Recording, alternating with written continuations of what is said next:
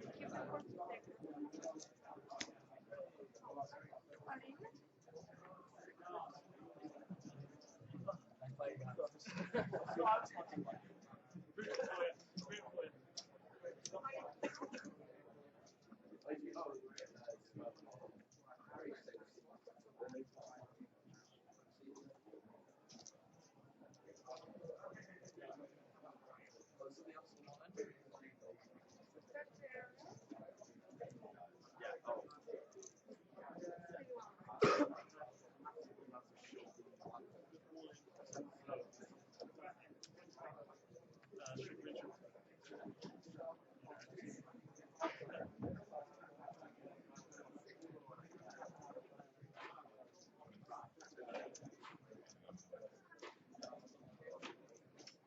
I'm not going to.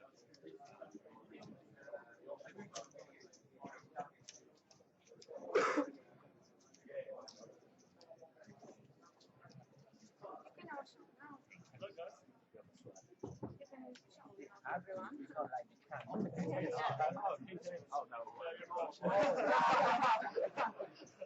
Wow. But you're talking to lovely diamonds. No.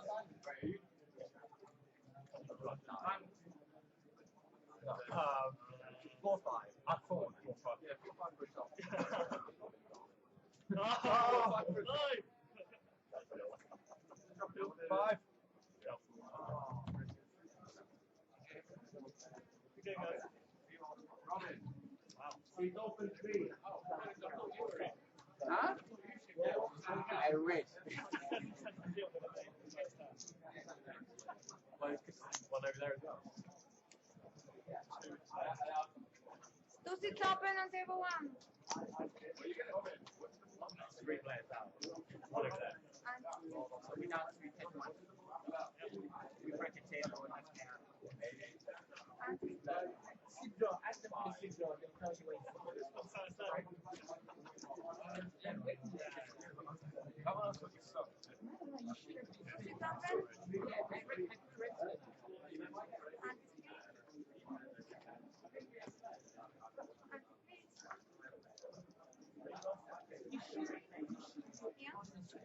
open. Sit open. Kelly hair. That's it. That's it. Kelly hair.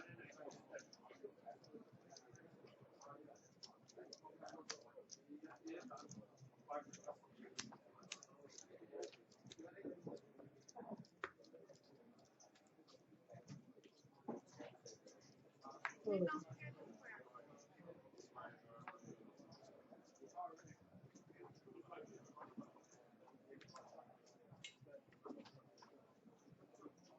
No shame in multitasking. No shame in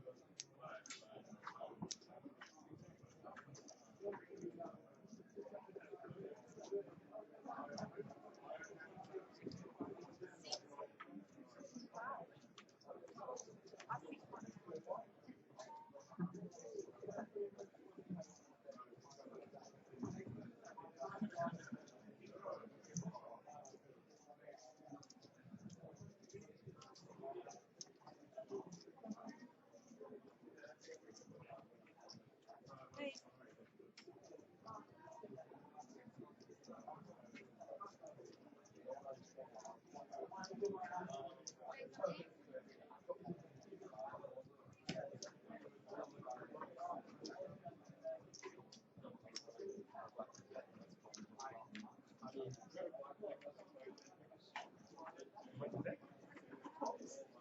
pretty much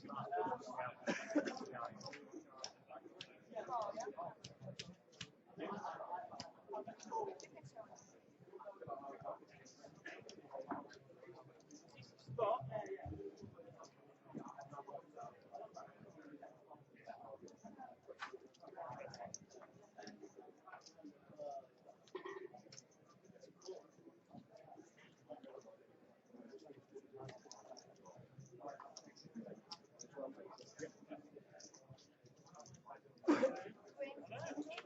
You say you thought of the best answer?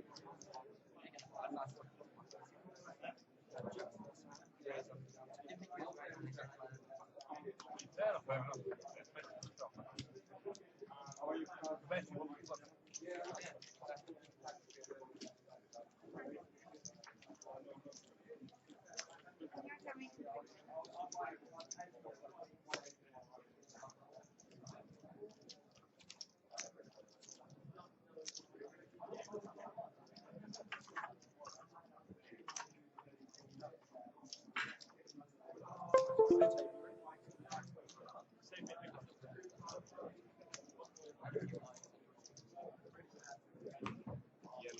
What do you want?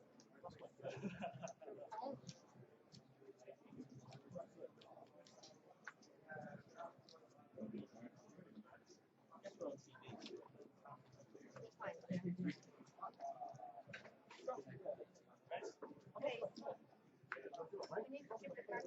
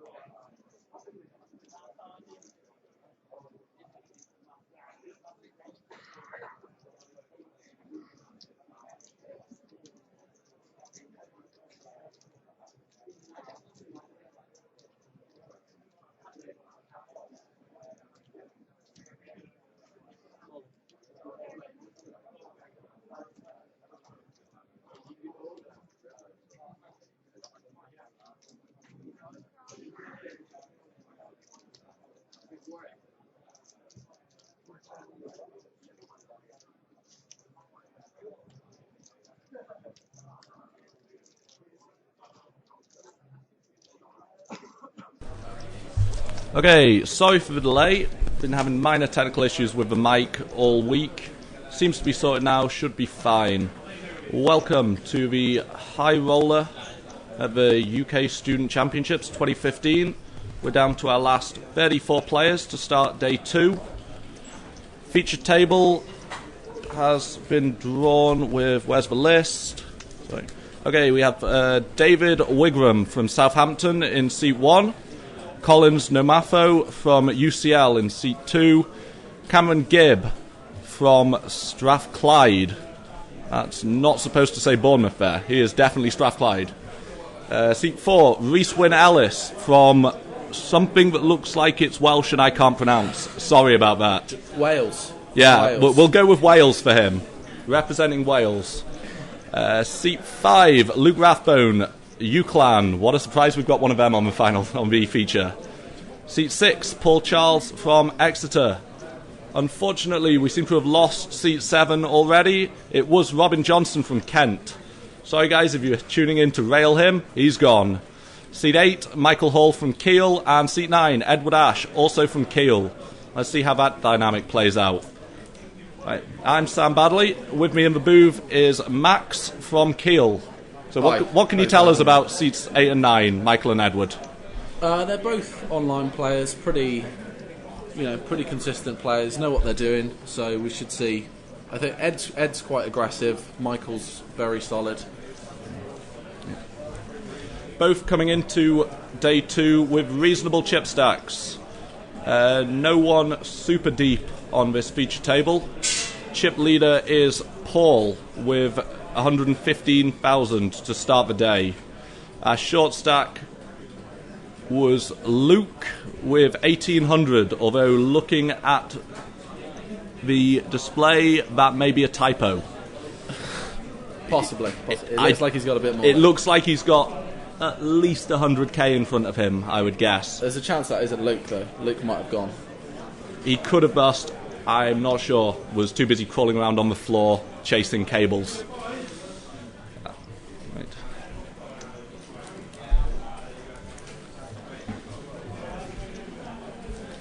Okay, remember, if you're listening, tweet us, hashtag UKSPC, at UKSPC_poker, at Students of Poker. All of those will come through to me. I'll be able to see it. Let us know. Who are you railing? What can you tell us about any of the players? Someone got a big score? Someone a fish? Let us know.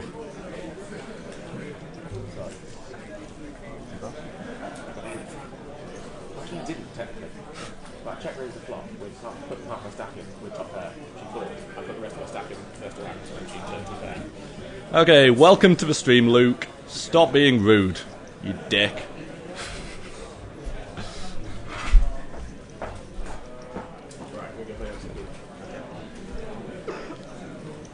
And you can't insult seat 3 because he saved me a ton of money on travel and accommodation, so be nice. That's Cameron Gibb, Strathclyde University.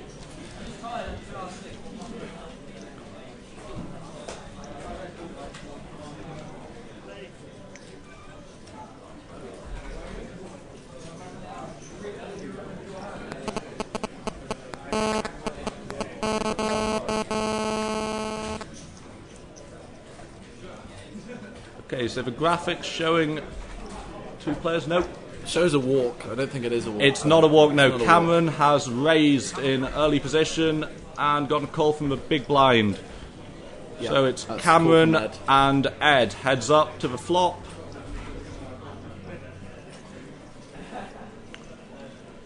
Doesn't look like we're going to get to see the flop. And we There's also definitely paint on there. looks like there could be some paint. For this hand, we are sweating with Ed, as we've not seen Cameron's hole cards. So, we know Ed has Queen 9 offsuit. And that's all we know right now. Yeah. Looks like it's check call on the flop there, possibly. No. Maybe a check raise, actually.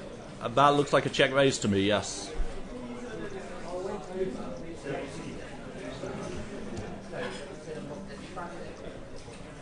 This would be a lot easier if we could see the flop. Right now, Ed could have top pair. He could. There's definitely paint on the flop.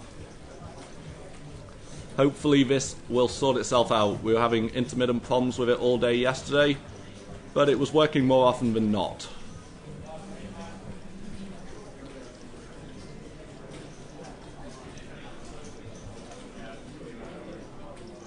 Okay, so Cameron's really thinking about this.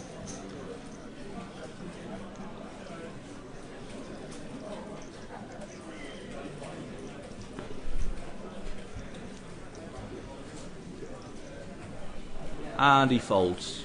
Gets it through. Yep. Ed takes down the pot.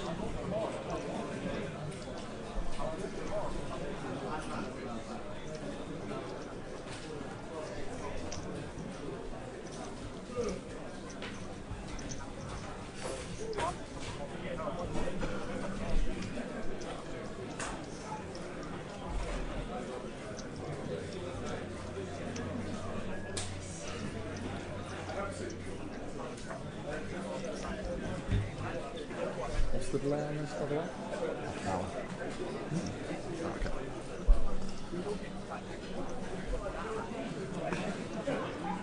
Okay, so Budden is in C8, Michael Hall from Keele University.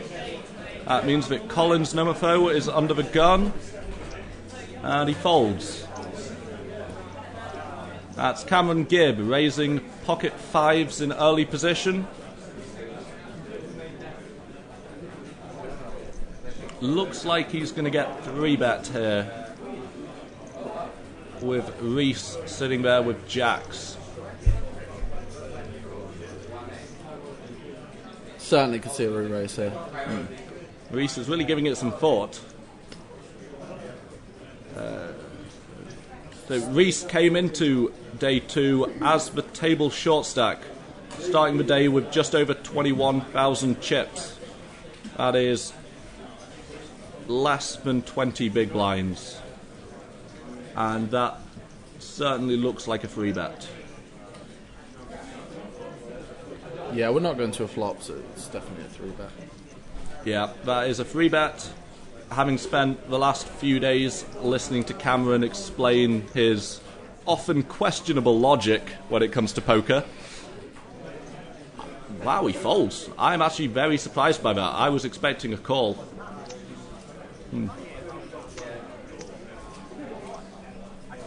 Obviously, without being able to see current stack sizes, it's really hard to see what odds he was being laid there. I can't see what the raise was to. The blinds are fairly sizable, so you imagine a 3-bet, he's not going to have the right price there. Yeah. Shove or fold. Especially starting with only 21k, and we played less than an orbit. Certainly not going to be more than... Certainly not going to be more than about 30. Yeah. Well, he might have doubled up, but he's still going to be short. Blinds 1,500, 3,000 with a 300 ante to start the day. We'll be playing 45-minute levels for the entirety of day 2. Depending on how we're looking for time when we get down to the final table, we may increase that to an hour level on the final table. That will be tournament director's discretion. Last year, final table ran very, very late, and we ended up being kicked out and having to come back the next day because the casino was closing. We don't want to be doing that again this year. That's why we've started it earlier. We played, 5 more levels yesterday, I think, than last year? Oh, I like that. It's a nice button open there with the 5-7 off. It's, The folded round has come through with a reasonable stack. Certainly wants to be looking to pick up blinds and antes cheaply. And Gets that's shoved on. a shove. Let's see how long he tanks this one for. Quick was fold. Quick yeah. fold. Not playing around, not going to pretend he had something. Yeah, none of that. Nobody's getting convinced by Yeah. that. No. If he has like a jack high, he's gonna call there. So One of the advantages of having all hole cards revealed on this live stream is that players know that Hollywooding is pointless. Everyone's going to find out half an hour later. get some tilt equity from that, though. I think if everybody finds out you've been tanking with air, then they've got an incentive to try and stack you. Interesting dynamic for most of these players.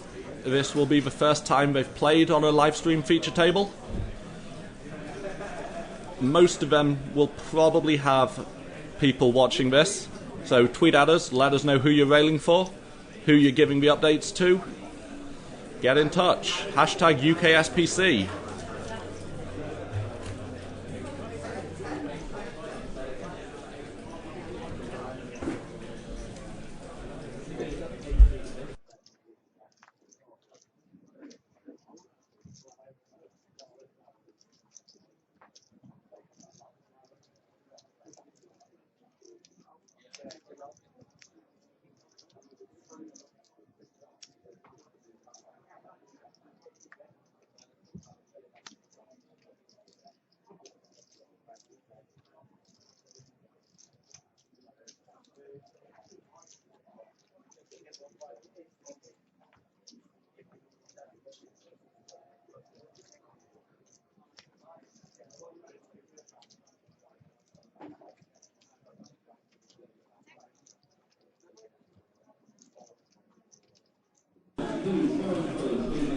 Okay, so action pre-flop. Folded round to Paul in seat 6, who opened ace-2 suited.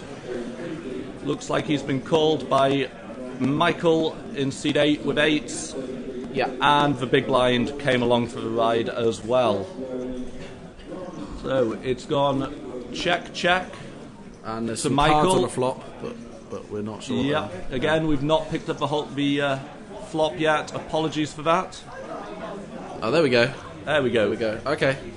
So it looks like Bottom pair for seat 6 and yeah. So the action on the flop. So the action on the flop went check, check.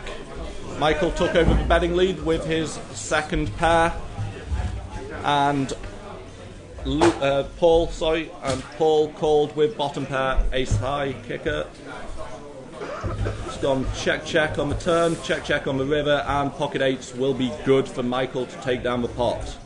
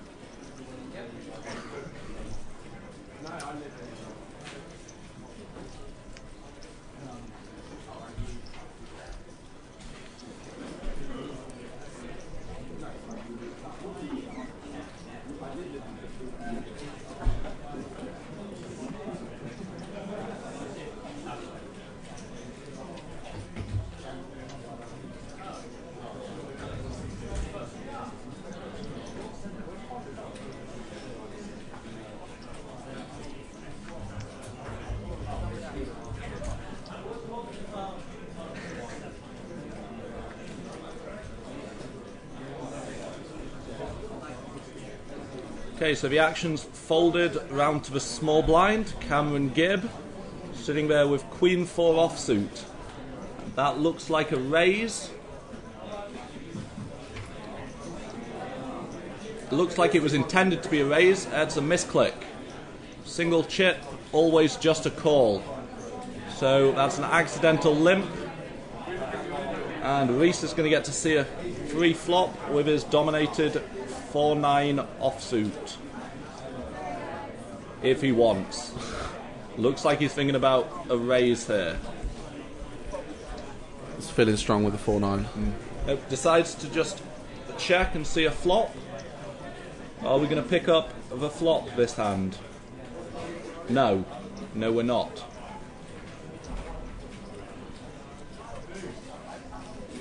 Looks like that might be a queen there.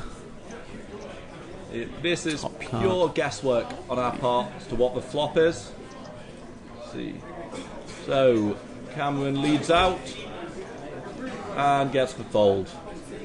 Pretty standard there, without knowing the flop, obviously.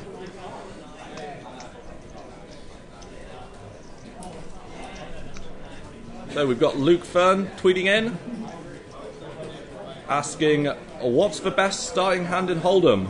Luke, you know my thoughts on this one? 8-6 of clubs. Pretty sure that's the answer you were expecting as well. I'm going to say Jack 5 of diamonds. Interesting. That one really is a weird favourite hand.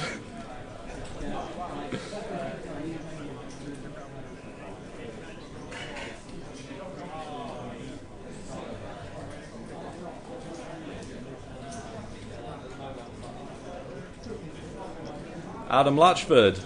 No, it's not 8-6 off. It's 8-6 suited. Suited. Remember, that makes all the difference. Okay, action appears to have folded round to seat 2. Collins Nomopho from UCL with pocket queens. We could expect to see some action here with... That looks like an open shove. Cameron now with a decision on the button. Ace-10 offsuit. Let's see, how much is that shove for? I think if he's open shoving, I think there's a decent chance he's going to get some action here for ace-10. Cameron laydown. correctly gives up the ace-10 suited with just the blinds behind, and they both fold quickly. Picks up the blinds and antes with that shove. looked like he had around 20k, but it is really hard for us to tell on the stream.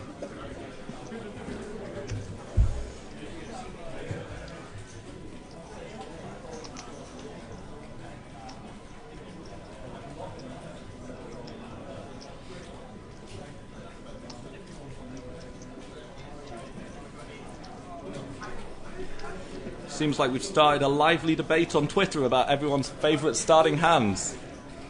Adam, yes, I remember when we were trying flipping 8-6 against deuces. Somehow you flopped a set 50% of the time, you luckbox. Deuces never win. Unless you have them.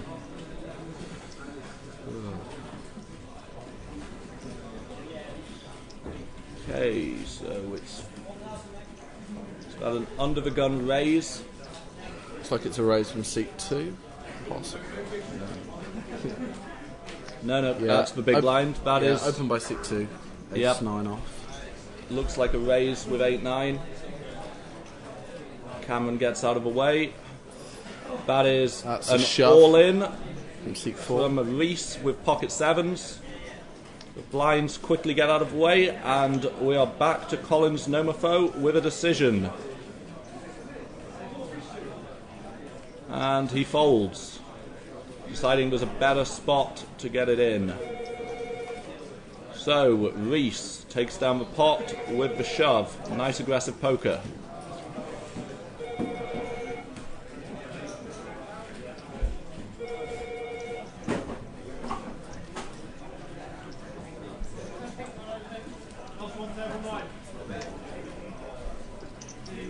Guys, remember, keep the tweets coming in. We can't see the flops. Guys, keep tweeting us. Hashtag UKSPC, at Students of Poker, at UKSPC_poker. All of those will come through to us. Get in touch, let us know who you're railing.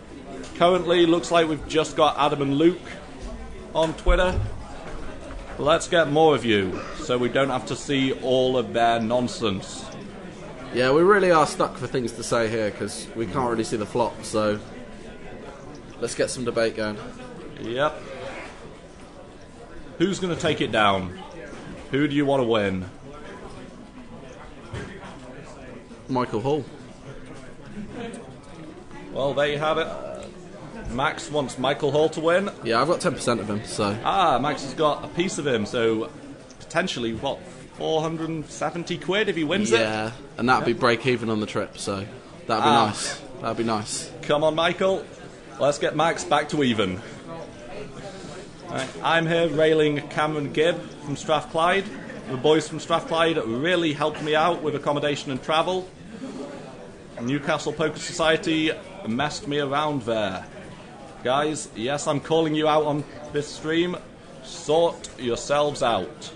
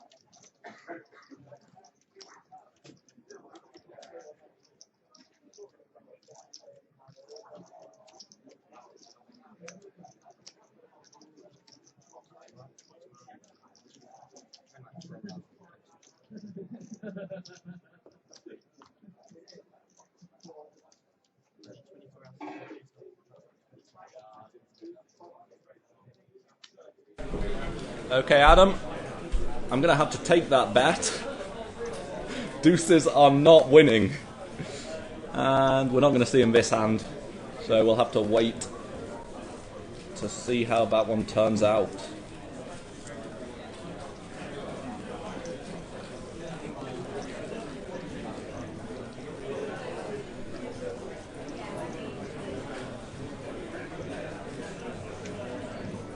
Yeah, I'm not too sure what's going on with the hand graphics here, but looks like we've got a raise from the cutoff. Yep, that is Flatted on the button, and Michael folds a small blind and big blind folds as well, possibly.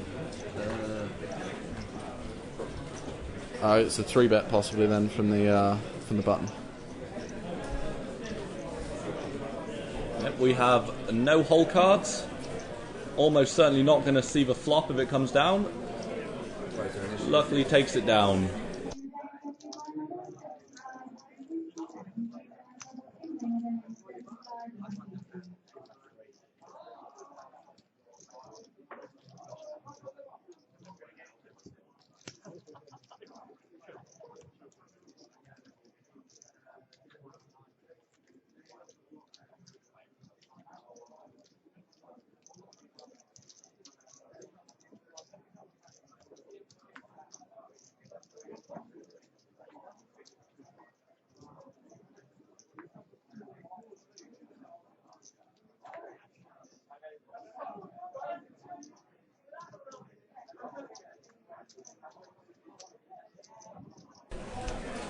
Okay, just had a word with the guy in charge.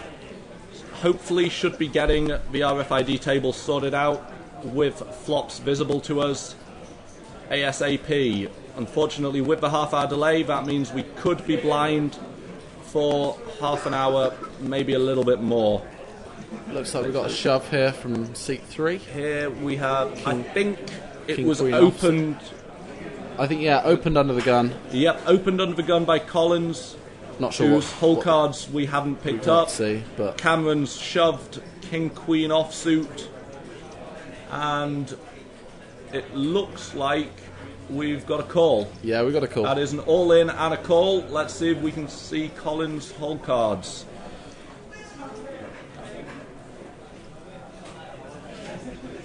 Dealer just sorting out the pot, and they are completely invisible. But Yes. we might. we don't have Collins' hole cards or the flop, so we're going to have to just wait and see who the dealer pushes the pot to. Doesn't look like King Queen's hit, so Sorry about this, guys. We are trying to get it sorted. Should hopefully be working properly in half an hour or so. King Queen against King Queen. That's what it looks like. Like a we chop. have a chop pot here. That's And no you know fun. what they say about chop pots? I don't know what they say about chop pots. I don't. I've got no idea. Apologies for I don't my get the co-commentator here. Callum, do you want to join me with help out with the harmonies? What do they say about chop pots? I don't know. Everyone loves the chop pot. Apologies for the terrible commentary here, but everyone loves a chop pot. Now you know for next time. Okay, I know for next time. Okay, fine. Clearly hasn't spent all of his life watching EPT live streams like I have. Okay, so after that chop, button is moved round to Ed in seat 9. So that's Cameron first to speak under the gun with 7-3 offsuit. Quick fold. Reese in seat 4, Ace King. He's got to be raising here, hasn't he? Possibly. I think you can go with the limp and juice, and then just shove over the top when you get raised. But it depends if you're a bad player. If you play terribly all day, you can do something like that, and it's just going to work. That is very true.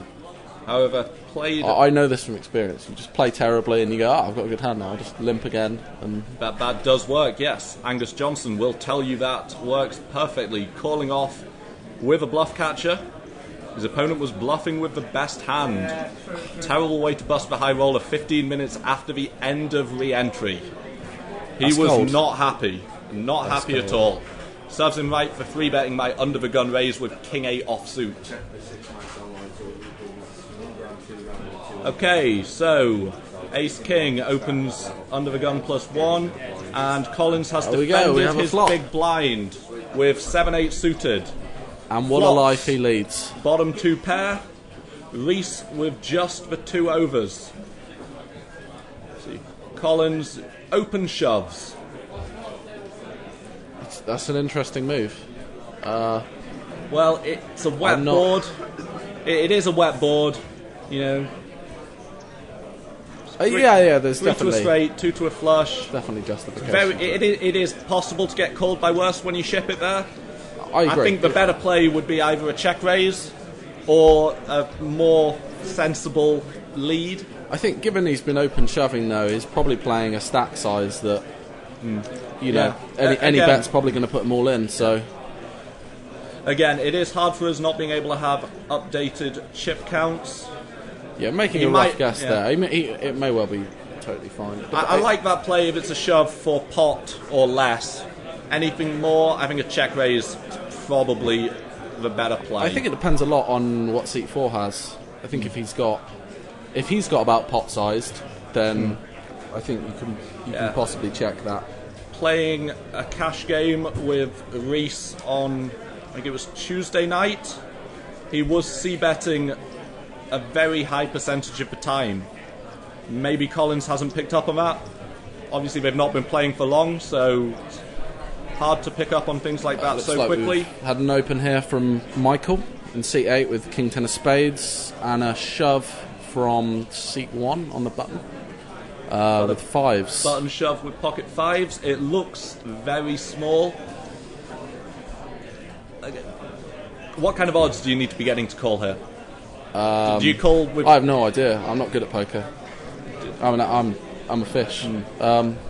So blinds still at... It's very difficult to see. as Oh. well. Blinds are at 2,000, 4,000 now. So let's assume he's open for 8k. Yep. There's blinds and antes in the pot as well. That's roughly another 10k.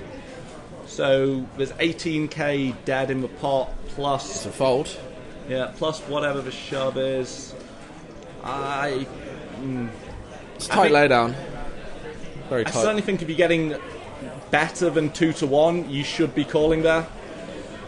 Yeah, absolutely. Michael's starting the day with plenty of chips, doesn't seem to have lost any pots, so can afford to get it in one of those 2 live card situations. Of course, perhaps worried Ace King, Ace 10 dominating hands, but obviously, depending on how short he is, his range opens up. The better odds you're getting, the wider his range also. Well, it looks like he's getting some advice on that from Ed now. How do you deal with Certainly having? wasn't sure. How do you deal with having friends next to you on a table? Because I was playing with Angus, one of the Strathclyde boys, and a fellow student of poker yesterday in the high roller. And luckily for me, he was bust pretty quickly, so we didn't get into any really awkward spots. I don't think it will have any effect really on Michael's game. I could see Ed possibly getting in some spots as a result of it. So you think Michael's the more sensible player? Yeah, more Michael's very experienced. solid. I mean, Ed's more experienced, but okay. but Michael's just your ABC solid player. Fair enough. Do either of them have any big results or any well- brags you want to put in for them? Yeah, Michael won the $1.10 30k guaranteed on $1.10 rebuy 30k guaranteed on PokerStars, which is not necessarily indicative of any skill, but you know it just means he runs good in crapshoots. Yeah, it's So once the structure gets really bad, once the blinds get small, he'll just crush. yeah. That's likely to happen. That's the He's kind going of to run good. tournament. Yeah. He's going to run good. That's the kind of tournament that is just brilliant to set you up with a bankroll that you can start Yeah. grinding properly. Well, it's actually interesting. He says, he didn't really know how to play poker when he was there. He was just, messing lot- around, and then he learnt how to play because he got you know, he shipped 5k. Yeah, a lot of players have similar experiences, especially playing micro stakes MTTs online. Angus Johnson shipped the big 880 a couple of years back for something in the region of 7 to 8k, and now admits that he was absolutely clueless, ran like a god, and also managed to donk off like 4k of it in a week playing high stakes online cash. Not the most sensible idea. But I mean, I suppose it works out occasionally for people when they do that. Just most of the time, it's a terrible idea. But you're going to think you're good if you win like an 8k tournament. Oh yeah, if you're just playing a few $1 buy-in MTTs and suddenly you find yourself with $8,000, you're gonna go on positive tilt for quite a while. It looks like we've got an open shove. Is that open shove from? That looks. No, no, it looks like Ed's opened ace-8 off. Yep. And has been shoved on from the cut-off, I think. Looks like it's folded back round to Ed.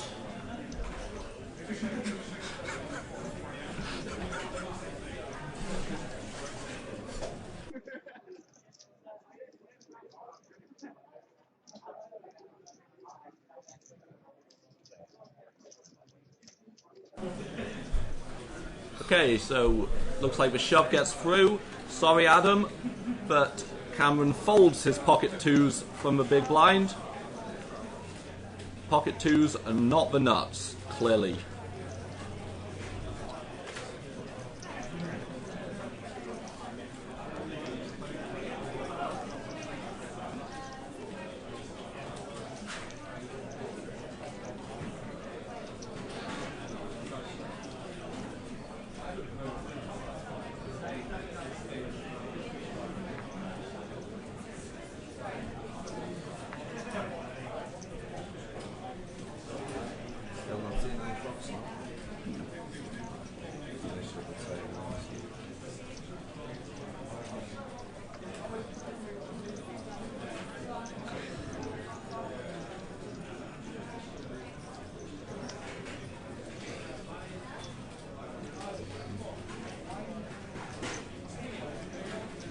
So we've got a shove, open shoving his button with something.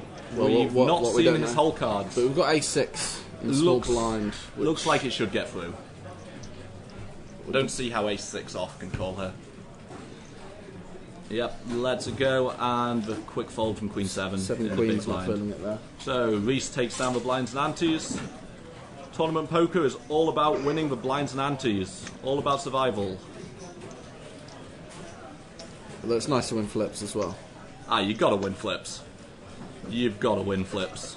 Currently I'm 0 for 4 flipping down in Coventry. Saving all my run good for a nice spin up at the end of late registration in the main event later today. Should be fun.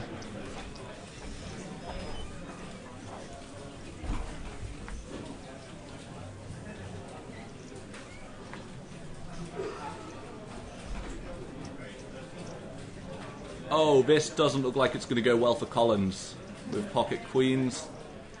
Pocket kings behind with Cameron with pocket kings. And one of his queens is dead as well. Yep. So that is just a raise. That's looking painful, that is. Collins apparently has chipped up to the point that he can now afford to raise instead of just open ship. Or he's just really, really wants action. Yeah. Well, obviously you do when you've got queens here. You're loving queens in this spot, really, aren't you? Looks like Cameron has shipped it, yes? Yeah. Cameron has a rebet all in, and a quick call. Collins isn't going to like this. Oh, that's the look of the guy. That's cold. That's the look of the guy who just got coolered. Okay, so assuming we don't see a queen or any funky spade / straight combinations, nice safe flop to kings, and it looks like Cameron is going to double up. You want to get in? Yeah. Just Yep. That is a double up for Cameron. Looks like Collins has him covered. Actually, Cameron's got him very short there. He's not getting up, so No. Collins definitely bit left. still in. Looks like he might be back to shove fold poker then.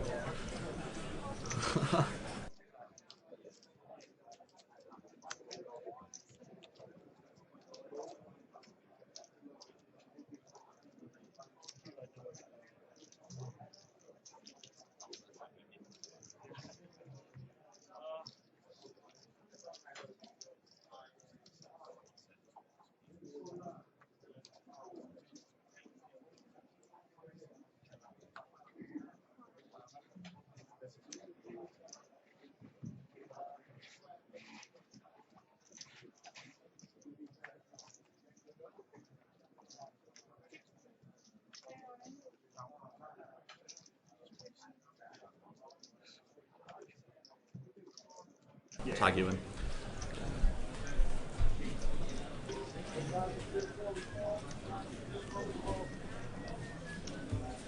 It looks like Collins has open shipped ace-8 offsuit under the gun. Decision now on Cameron Gibb with pocket 7s. Does he want to go and complete the job he started last hand? He's thinking about it. I mean, can you call her? it's tough to know without stack sizes, but I think you have to kind of. I mean, if he's just lost a big pot, there's a decent chance like pretty much any ace X could be getting it in here. Yeah. I think he's flipping a fair amount of the time, but yeah, I think it's okay to gamble here. So many players left behind. Cameron is on the looser side when it comes to poker, so I wouldn't be surprised to see a reshove here. I'd probably be inclined to fold if he's got more than sort of 20 bigs, I think. Cameron lets it 15, go. 20 bigs, and I think it's definitely a fold. Cameron lets it go, deciding there'll be better spots, not liking the number of players still to act behind. Looks like it's going to fold round to Ed Ash, in the King big 10. blind with King 10 offsuit. Again, without knowing the He's gonna size of the call. stacks. Yeah, he calls. Obviously, must have been a small shove. Makes the quick call from the big blind. And we're in a virtual race. Ace-8 versus King 10. Hopefully we'll pick up the flop. And It seems to be working on all ins most of the time. It could be okay. And then it doesn't. Jinx. Okay. Oh, the flop is ace Just a high. gut shot. And he misses his gut shot on the river. Collins gets the double up. Okay, I'm going to tag out of the commentary booth for a few minutes. Replacing me is Damien. Yeah.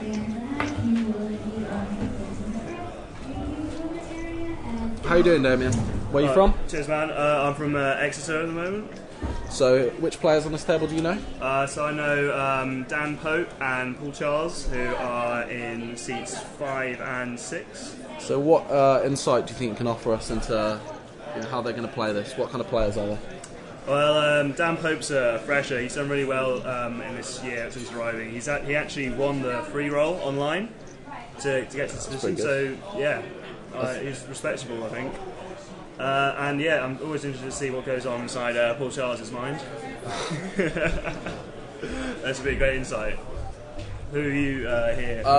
Michael Hall in seat 8 and Ed Ash in seat 9. Oh, I see. Where are they from? Both from Kiel, yeah.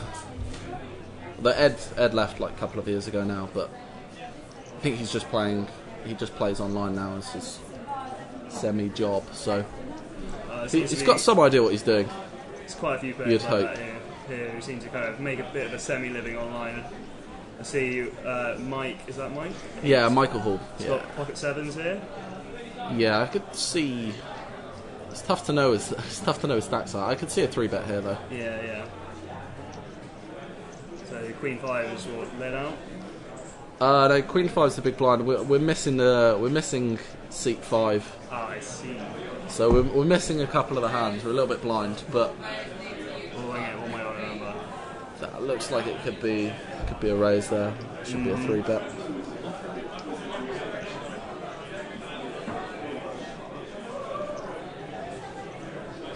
Hopefully the machine will pick up what Dan has now. That'll be nice. What's he gonna do? Alright, it's sweat with Michael. It's sweat with Michael. Yeah, yeah. Looks like we've got a call. We'll go to a flop.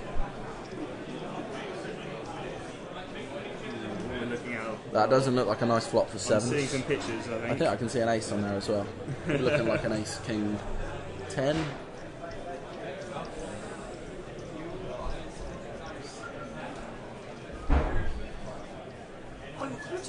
Right. Yeah, nice one.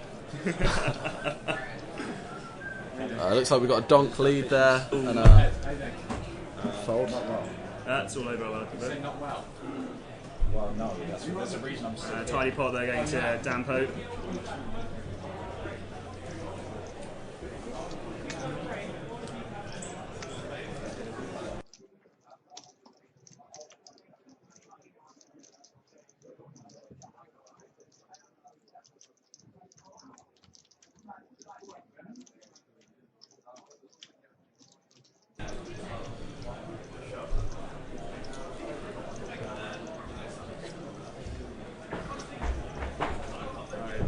Button is position 9, right? Or, Yep, yeah? seat 9. It's Ed. What's he going to do here? Do you reckon he'll just put in a raise if it's folded around to him? Yeah, he opened 5-7 off like not that long ago. So He's an ambitious player. So he's to speak. yeah, if he knows the guys to his left, then it's fine, isn't it? I mean, I'm seeing C1, Ace, Jack there. That's a. that could cause him some problems. Yeah. Yeah. What's he got? Looks like it has. Oh no, it's been opened by seat 6 Full with Charles. Ace-8 off. Could be some trouble for your man now, possibly. See, how is C1 going to. Is that David Wingham? How's he going to react here? He's just a He's yeah, shoved raise and fold. Predictably, Paul Charles has thrown that hand into the muck quite sensibly there. Pretty standard. Played itself really. Yeah. I mean, I guess he's all entitled to try and have a little peek with a hand like that, but if you really run into some kind of issue, you don't want to be called with that.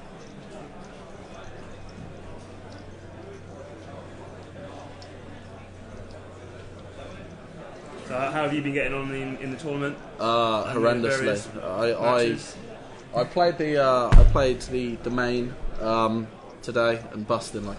Oh really? 11. 1C. Terrible. Do you have any more bullets left here? I might. Well, I've got 10% of Michael, so if Michael runs That fairly okay, then I'm. that could pay out quite well. That could be okay, 10% of first prize. If he min cashes, I'll rebuy. Yeah. Oh, I'm seeing Pocket King, seat 9. That's Doesn't look like he's going to get any action from anyone though. Oh It's, yeah, that's all right. Bit of a. That's a shove. Yeah. That's Blinds, look at the hands. Are seat 3 with a 5-8 suited is not feeling the call there. Yeah. Unfortunately. Not even those flying shades would be able to hide the weakness of that hand. Well, not on a showdown anyway.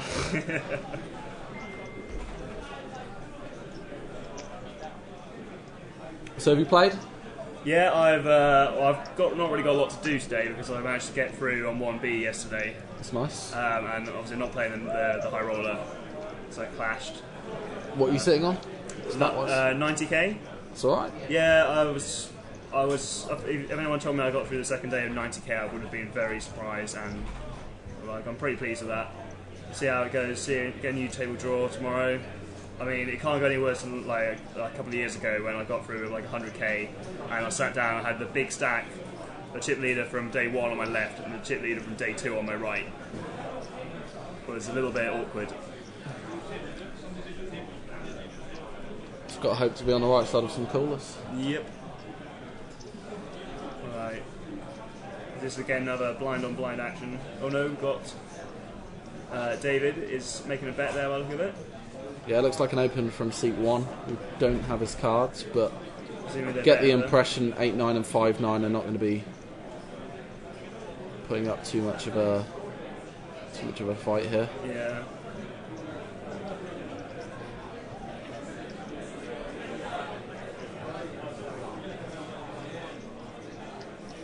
Okay, it looks like Is he thinking about it? Big Blind's thinking about it. He might try We and haven't- re-raise here, try and catch a pot stealer. Or is he just gonna take the right Oh, wait, decision? it's gone. What did the cut-off even have? What did seat 1 have? I think it was like What did David have? It might don't not know. even be David. David might have bust, but we're going to put it. Seat 1, I christen you David, even if it isn't your name. whatever he got- he think he gets away with it. Gets it through.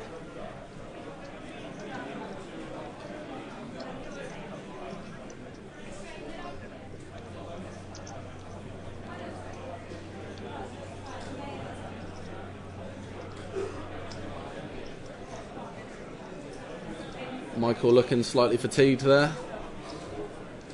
Probably been up until the very early hours in the morning playing cash or blackjack or roulette or one of those other Yeah, we had a delights g- that Casino have to offer. We had a good session on roulette. Oh really? He had a good session. I lost, but How much did you?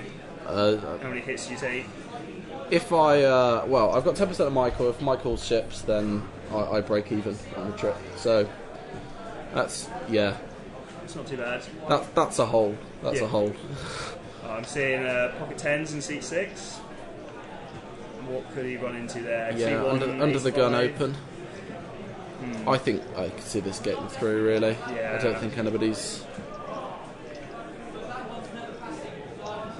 Looks like the ace-5 has gone, so yeah, just going to be a walk. Oh, I was expecting to turn up to the commentary box and get lots of action. I know, yeah, it's been quiet. It's been quiet. It's been quite. It's been a lot of raise folds. Yeah, and It's difficult to tell though what's going on without the chip stack sizes, because you're kind of looking at it going, well, take the flip. It seems like you've probably got the right price. You're going to be flipping a lot of the time, but it's difficult to know if you don't know how deep people actually are when they're shoving. I mean, there's a lot of yellow chips out there. They're worth 1,000, but the brown chips you probably won't be able to make out. They're worth 5,000, and so it really goes on whether people have got a large number of those 5,000. So it's actually whether they have a large stack or not. I think there's some reds in there as well. Yeah, 10,000 Might be chips. Those are. 10,000.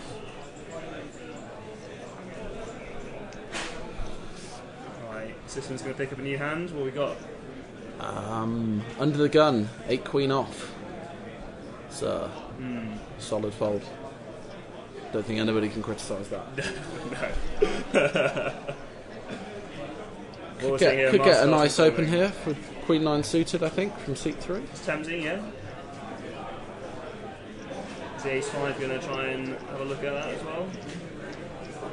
It looks like we may have had an open from seat 2, whose cards we cannot see. So sweat with whoever calls him. It's a fold there from Queen 9. Okay, nobody. Okay. Oh, it's just getting through. Yeah. Small number of chips is just being passed around the table here. Tetchy game.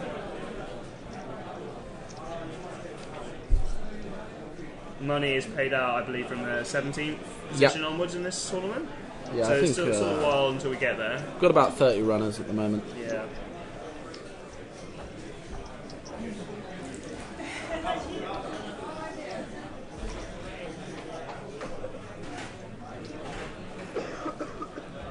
Clearly after that Queens versus Kings we saw 10 minutes ago, everyone's still in a bit of shock and they're not willing to play too much. In fairness, they're all pretty card dead. I mean, there's just been one clear hand in pretty much every pot that's been, the one that's going to raise and the one that's going to take it down. So Sometimes poker really is that straightforward, I guess.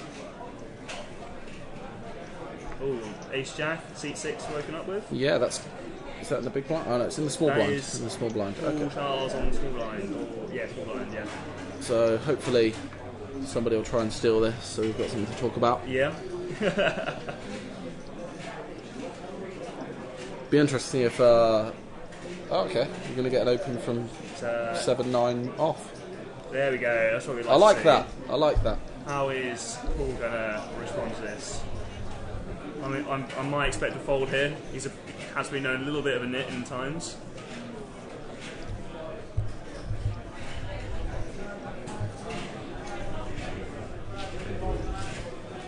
If he folds here,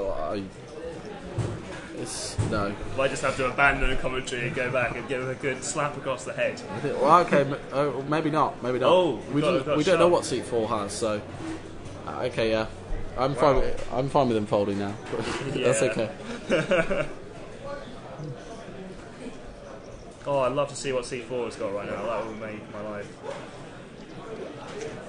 Don't think it's going to matter too much. Yeah. Cameron's going to try and maybe save a little bit of face here, chat about it a bit. Mate, you're on the live stream. We know you've got 7-9 off. Yeah.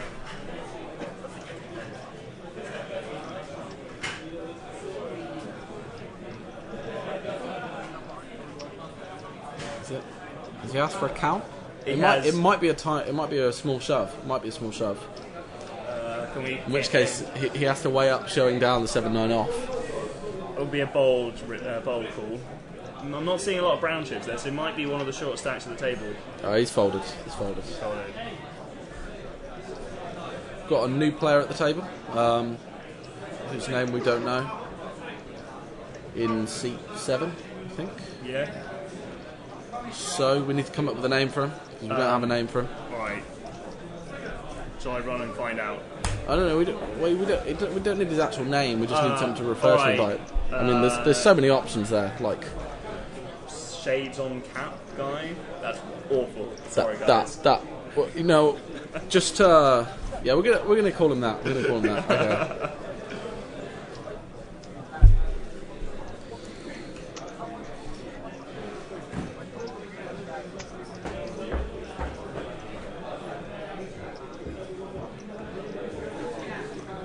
Button now around to Paul. The new shades on cap guy is going to be sitting out this hand, I believe. Yeah. And we've got lots of nice low cards, which mean no action. Yeah. Could get an open here from seat 3, King 10 off. It's not a bad hand to think about opening with. There we go. Looks like he's got a bet there. C4's got Queen 4 off. Probably not going to be calling. 8-9 of hearts. It's a nice looking hand. Yeah. I like that. I like a man who's gonna play the 8-9 suited. Is that a raise? I think maybe. Could be a raise. Yeah. So Paul is just gonna snap him off there by the look of it.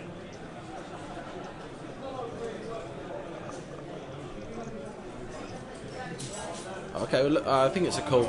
We've had a call on the button as well, and Ed is going to let the 3-4 off go.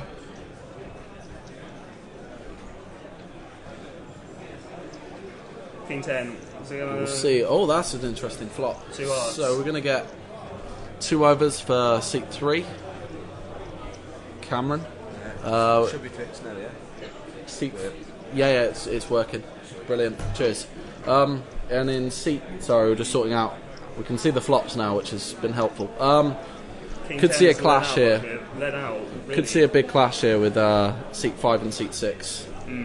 2x of the boys going head to head. Can't really see King 10 hanging around too much if a raise happens.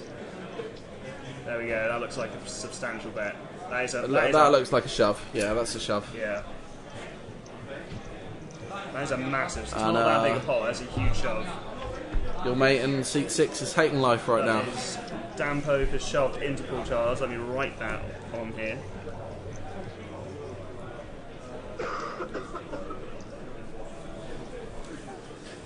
So. Oh, it's a fold. Just let it go. Thrown away. Really nice flop there for. I mean, he's got top pair. He's got the flush draw. I guess Paul has got the nut flush draw, but not really anything else. Can you really see him making that call at any point? Depends on how much is in the pot how much the shove is relative to that. Depends on Imagine how the often he down's got thinks. covered. Depends how often he thinks seat 3's overcalling as well. I mean, Yeah. if you've got a read on seat 3 and you're fairly positive he's just putting it in regardless, then you can comfortably just get it in with a nut flush draw, and you're always going to have the right price. I guess what were the other two hearts out there, he was less likely to get there at the end of the day. Yeah. So, bullet dodge, I suppose, for Paul Charles there. Hat and Shades guy is missing out on his first hand, by the look of it.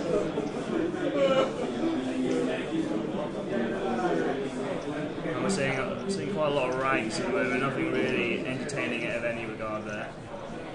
Yeah, it's been a slow session so far. But man with Shades and Hat is back.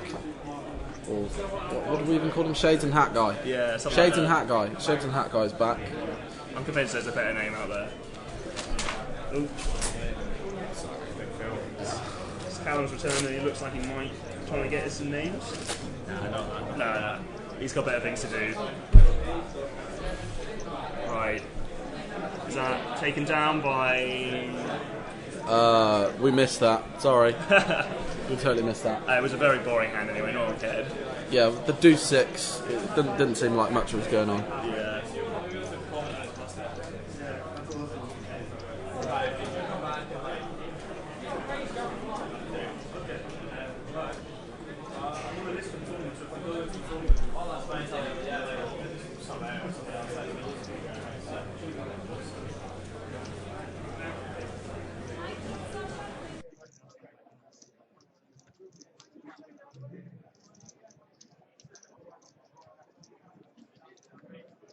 Cheers. Right, new hand. And another gun, seat 3, Cameron. Yep, he's folded. The deuce 4 parts. Yep, solid fold. Seat 1 has got classic, do 7 off. Yep. I'd really like to see a raise here. If it's folded around, Looks like it's going to be blind on we blind. don't see seat 8 and seat 9's hands here, so Yeah. it's tough to know. I think Ed is opening the button here with everything. Okay, Michael's opened Ah, really? in seat 8, but we don't know what he's got. That's an absolute disgusting. I guess you really want to know that. Seat 2, ace 9 off in the big blind. Got to think about. Yeah. I think you have to. You certainly have to at least call. And what kind of... Is that a You shove? can't. Might be a shove Yeah, it looks like something all in there from from Michael. Mikey. I thought it was deeper than that. Yeah. I'm not really seeing any coloured like brown chips in there, so maybe he's really he's been waiting for his opportunity, and now it's come. I'm not sure I'd be comfortable making the call with the ace-9 here.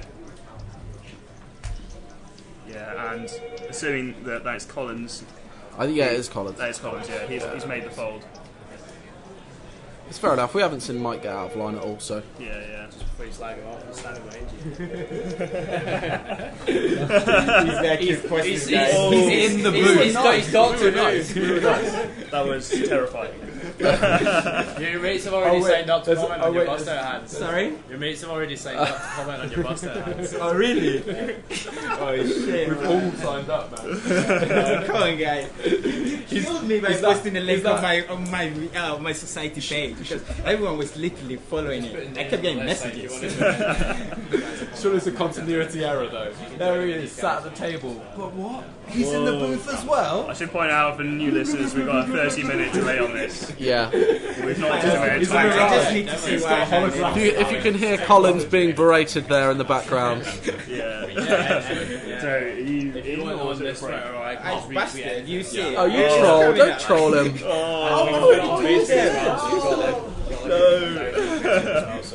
Alright, so we're probably going to see some action at some point in the next half an hour. We might see some action. It's unlikely though. I don't see it. It's the most unprofessional 30-minute delay in the stream ever. Yeah. Right, C1, ace 10. It's on the button by the look of it. Yeah. We've had an open from guy with Shades and Hat, who First action of the table. A7 suited. So I got through. The ace 10 has folded on I one. don't know. I think maybe not trust the hand graphic and just look at who's got cards. It does look like Ace 10 is folded though, which is. But I mean, he just folded Ace 9 off. Yeah. To Michael's shove, so. Well, we've got Ace 8 versus 8-3 if those graphics are to be believed, which could get messy. We've got a call, presumably, from yeah, call from the big blind. And a flop of. Seeing a flop, nice. Something. And stop and go there from the big blind. What I want to see now is an ace on that. That's flop. a nice shove.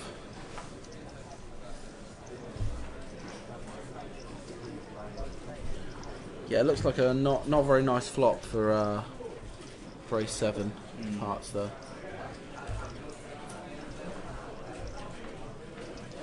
It's not an over.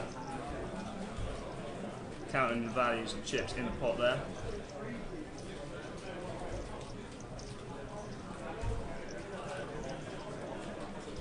Zoom in on that board would be very helpful right about now. We've got paint. It's a nice move. That's a great move. It's got through. That, I imagine, very much is a lifeline there for Cameron. Yeah, you'd imagine if he's just flatting single raise and then shoving the flop, that it's quite short, but yeah, it's well played. It's good short stock play.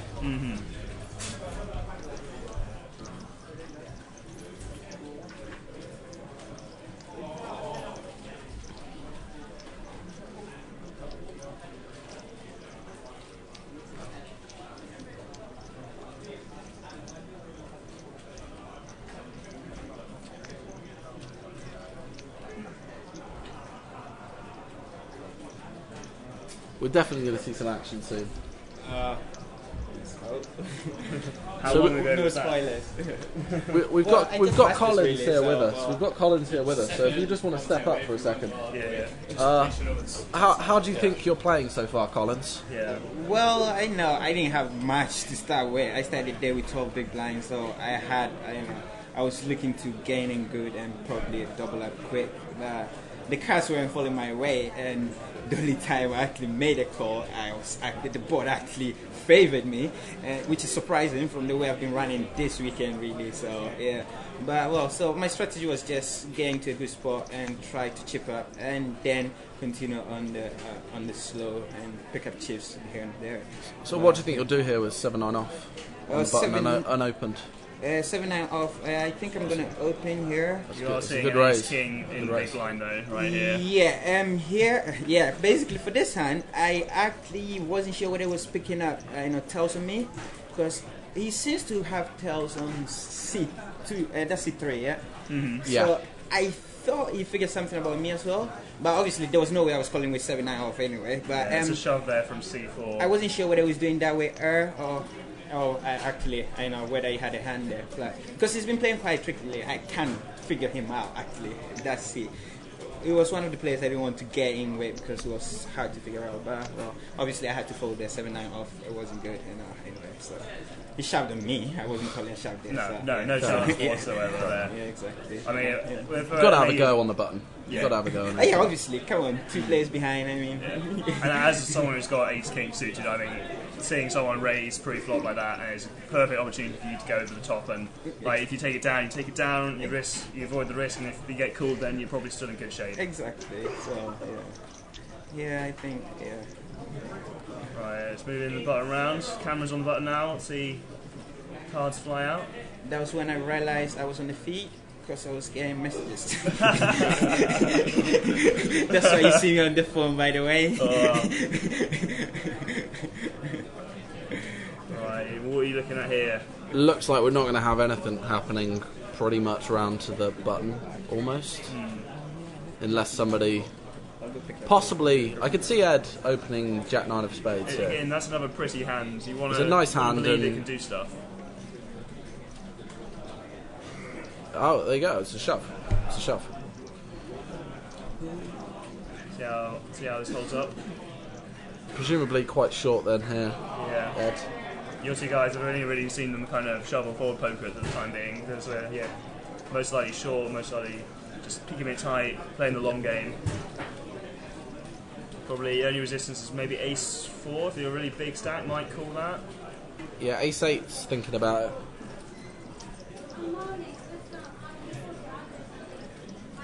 Could see a call here.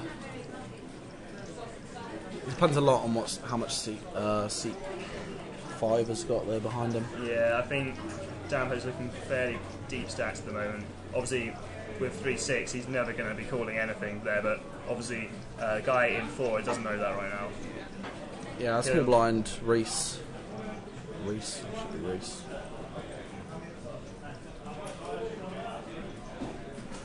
C4 has been quite selective in his calls and his moves, really. So, like I was saying, I know whether he's actually picking up tells on people, but yeah, he's been pretty selective. You just watch the hand and you could tell what's happening there. But, yeah, C4 is decent. Yeah, I give him the respect, really. So, if you can hear me, C4, but, yeah. So. Do you commentate?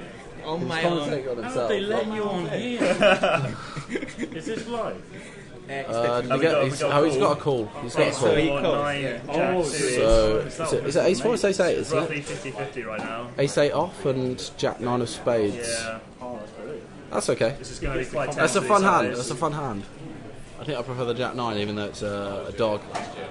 That looks like there isn't an ace on there, which is a king, I can see. There we go. Okay, yeah. Jack 9's feeling good. A few outs though. That's a straight for the ace 8. Wow. Not a fun way to lose. Ooh, so close.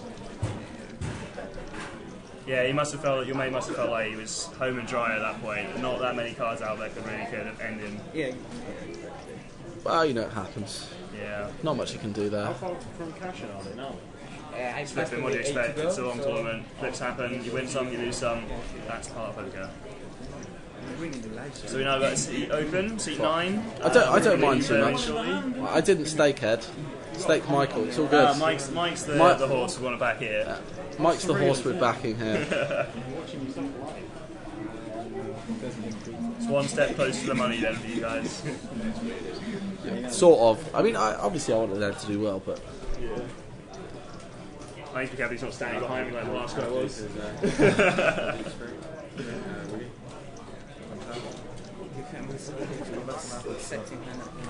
That's what I'm here.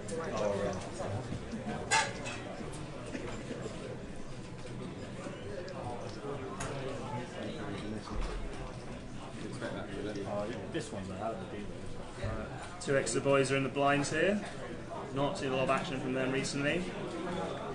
Mike's going to be eyeing up another opportunity to get it all in if he's got good hands. 6-8 off. Probably going to muck that one. Yeah, next time. I hope he is anyway. 6 has got probably ace 9, probably sharpest looking hand out there. Not a lot to really threaten him unless someone feels like this is an opportunity to steal the pot. Could be a stilt here, yeah. I think could be an open. That looks like a raise from seat 3 with the 6 queen off. Bit of a change. You've mostly seen this guy shoving recently. That's valiant, certainly. What's Paul going to do? I'm reckoning he's just going to call here. Oh, he's asking for a... I think he just moves in. Yeah, that would be the correct decision, I think. It doesn't look like Cameron is that deep here. I think it's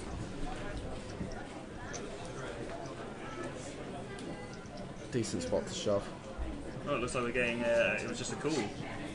Interesting. And Queen has got there by the look of it. Spikes the Queen. I guess Paul Charles has got the possibility of gut shot. Gut shot on the Nova. Yeah. And then And the shove, all in. yeah. He wants to end his hand right now. He's got the top pair. His kick is not great. He just wants to shut it down and take it. And it looks like Paul is going to let him do that. So, valiant play with Queen 6 off, and he's made it work. Paul's having a good laugh. And Cameron is also lurking right behind me. This is uncanny. Were any of you wanting to commentate? Is there any of you on the list? We've got a list of people. No, Liz watching.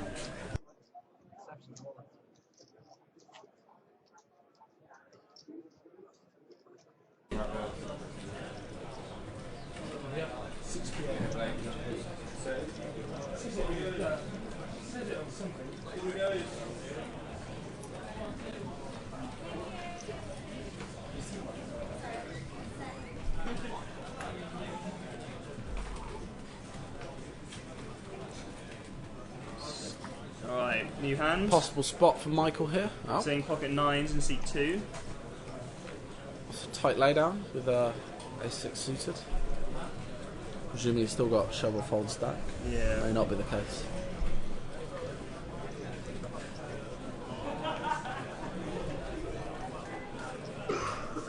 Collins has moved all in with his pocket 9s. Let's remove. Seeing a lot of folds. Just going around to Shades and Hat guy. Shades and hat guy with the 3-5 off. And the big blind Strong there. hand. I love to see a snap call here, Collins. I love it, Colin too. He's thinking about it, he's in the tank there. Obviously likes the 3-5 off. A little bit. Feels it might be in good shape here. I mean, he's got 25%, but that's probably May good have for some players. May have a read here on Collins. Got him on the 5 deuce. Yeah. At that point, I think I had about 25k stack really, so I Okay. was just in push of full territory. Yeah. Lines were already 4k, I think. Yeah, so yeah, I had about 5 bigs. Yeah, so Yeah, that's really limiting your options quite a lot there.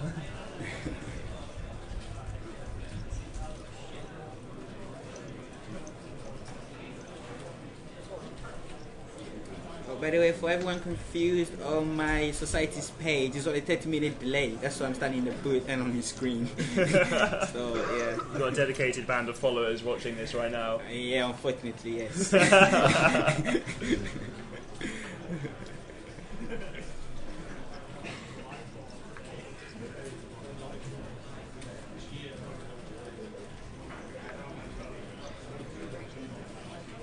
Oh, we've got Ace Queen. It's working up in C3. That looks like a shove. Yeah. Not a huge amount there that can really trouble it if this guy really gets aggressive early on, I reckon.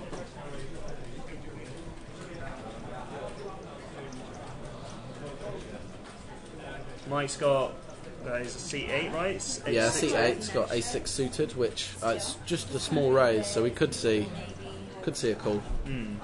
Certainly could see a call from King 10 as well. Good, tight lay down. That guy's got 7 Queen suited. What's he going to do here? He's just going to check he's still got those cards? Yeah, they're no good. Yeah, guy with shades and hat makes the right lay down there, and I think see what Michael does here. I could see him making a call here.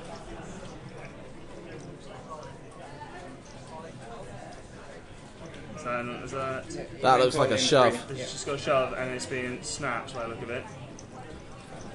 So we got Ace Queen versus A6. 10% is on the line. Okay, yeah, that's true. That's true. I mean, I think we're in trouble here, but I think Michael may have him covered here. I'm not entirely sure, but Both look it's going to be fairly close. sure. It's going to be close. Looking to see a whole load of diamonds or some sixes.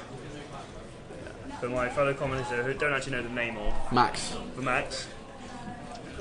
If he's going to get some cash out of this, he's going to need to see some of those cards. We'll take a chop. Double paired is fine. Yeah. Double paired is fine. Let's just keep the sweat going. Yeah. Let's just keep the sweat going. I'm not even going to call for the win. I'm not greedy. Right. That doesn't look like there's a 6 out there. Ah, there is a 6. Six has made it. 6 ball. And the rivers. and Oh wow. he's doubled up. That's cold. Oh. I mean, you know. Well played, Michael. Good shove. Michael, he's not. Great shove from Michael Hall there. Just read the dealer, knew the 6 was coming on the board, and just. Sorry, I've got a piece of him. Oh no. Let's bring Cameron in. How are you feeling after that? You haven't realised I'm not quite stacked at this point. He leaves me with about 1.5 bigs. Ooh. You're about to watch me attempt to chip in a chair. That's always entertaining. The fact that I'm here telling you I'm about to chip in a chair may be a possible spoiler. But try and guess which hand I bust on, guys. Tweet it in. I'm backing you, don't worry. Oh, actually, yeah. I've actually not. I've just run up such a massive stack that I can take 5 minutes off to commentate on my comeback. That's confidence. Yeah. Do let us know when your bust out hand is, and you can give us some analysis. Oh, okay, fair enough. It could be very shortly, I imagine. It is fairly shortly. But it's like within half an hour. Oh, did you bust as well? Yeah. Oh, okay. no. Mine came before. The suck out king there. The suck out king. We're ruining the live stream. Oh yeah, he He doesn't know who we're referring to. We got you action assume here. Michael, right? Ace Queen C8, versus yeah? Pocket Kings. The guy who just won it with A6. C2, Yeah. He won Collins. the PokerStars 30k guaranteed $1 This is ten the rebuy. very hand. The is the crap reason shootest why I'm in the tournament in the boot. world. I was gonna He's- come and he's- he check runs when I very made good. a good He lay runs down better than here, anybody I know. basically. Oh, wow, he's That's got really the kings. reason why I'm in the boot. King's here from C8. So from what I'm Oh, well, that's seeing, unfortunate. it was. That's unfortunate for Collins Can't here. avoid this one. Is that... It's just a setup. It's an absolute setup. I feel for you. Well, I would if I didn't have a piece of Mike. But So Mike has just doubled up and he's now immediately got himself Constantly kings. looking away. So he's loving life right now. little look away from the table there from Michael. Yeah. I love it. It's disguising the fact that he's just pulled out a monster. Dampo thinks he's going to get involved. With something, whatever he's got there. Yeah. We don't know what he's got. He He's could not- be. He could have aces. He's got his we never cards saw the his long way around. cards. Yeah. What? His cards are the ones that interest me the And most. Michael looks like he's 3-bet, but Raised, not yeah. shoved. Yeah, so I Does look like a opened. three. I got 3-bet by the guy in the red t-shirt, and then Colin looks at his ace queen. He thinks Could this be is good. the time. yeah. Also, yeah, the guy's already shoved, right? I see. He looks like he's raised. C8. Yeah. Yeah. He's already shoved. Yeah, so he moved all in basically. So he's the done all in. decision was on me basically. That's a But- tight fold. It's a tight fold there. But well, after, Well laid down, after Collins. I opened with ace queen and got 3-bet by red t-shirt, and he shoved off the top. Red It's not t-shirt. done that lightly. is a- Sorry, I don't know. There's I didn't Dan. his name. Dan. That would be Dan. yeah. We've been calling the guy with the shades and the hat. Guy Yeah. with shades and hat. So Exactly. Yeah. it's fine. So at best, I thought he had a bigger ace. We still didn't see his card, so I thought he had an ace as well. So against this shot, we weren't looking good. So I mean, I think certainly a large number of people I know would not have been able to make that fold there. well, and he hadn't been doing that lightly anyway. So I know C8 hadn't been doing that lightly. Exactly. I was just watching that there, and I'm thinking, I didn't see anyone with kings. And wow. Yeah. I mean, what a laydown. So that's the very hand for which I came to the booth, really. So I just had to see it. Oh really? So, That makes you feel a bit better, I, right? I do feel better. Definitely, I do now. It's a very good laydown. I mean, Yeah, that's when I folded 5-3, I think. So I think I'm. Yeah, we still didn't get to see Dan's cards. I guess we'll have to wait for him and ask him. But I need to go tell him to turn his cards the other way around when he's Yeah. playing on this table.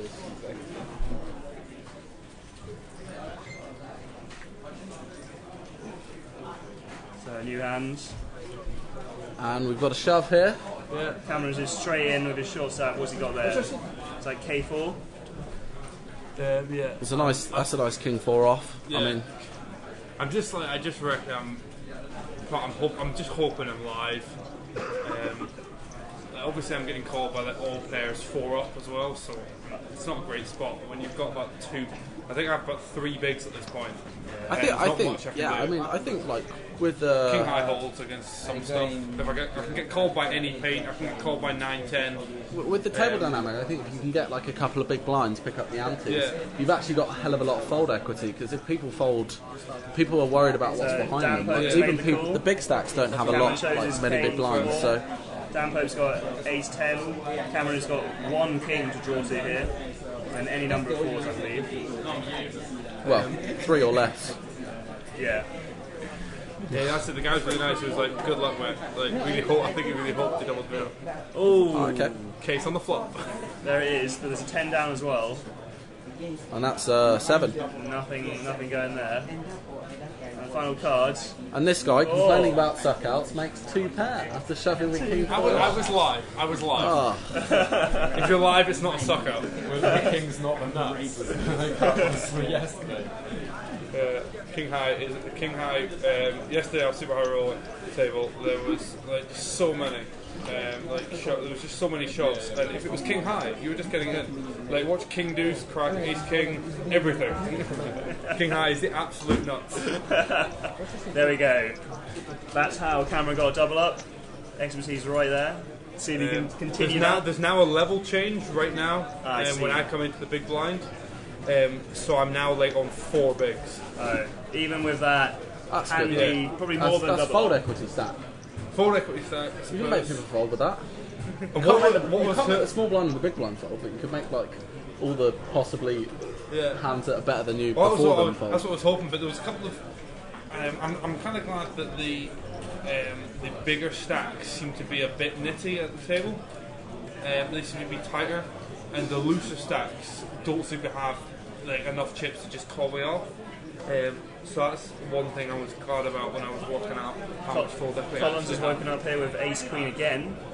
C8 is up against Ace Jack. This feels as though Collins might be getting it in here. I think He's on possibly an small blind all-in right against now. Michael.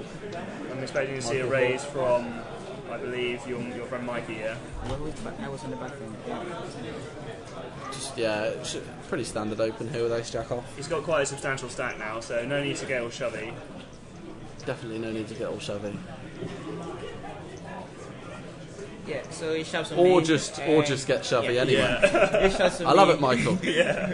I'm still on a 5 big blind stack, I think, at that point. Yeah. So Snap roll. There's a snap roll there. And yeah. So it's going to be flip showdown. my cards, they didn't flip, they hit my opponent's hand, I think. So We've got the Ace Jack here against the Ace Queen. Ace Jack here is a considerable Queen. underdog at this point. Getting good, feeling good at this point, thinking Yeah. the double up coming up. Let's go. And here we go. But there is that Yeah, solid we go. 23% for the Ace Jack.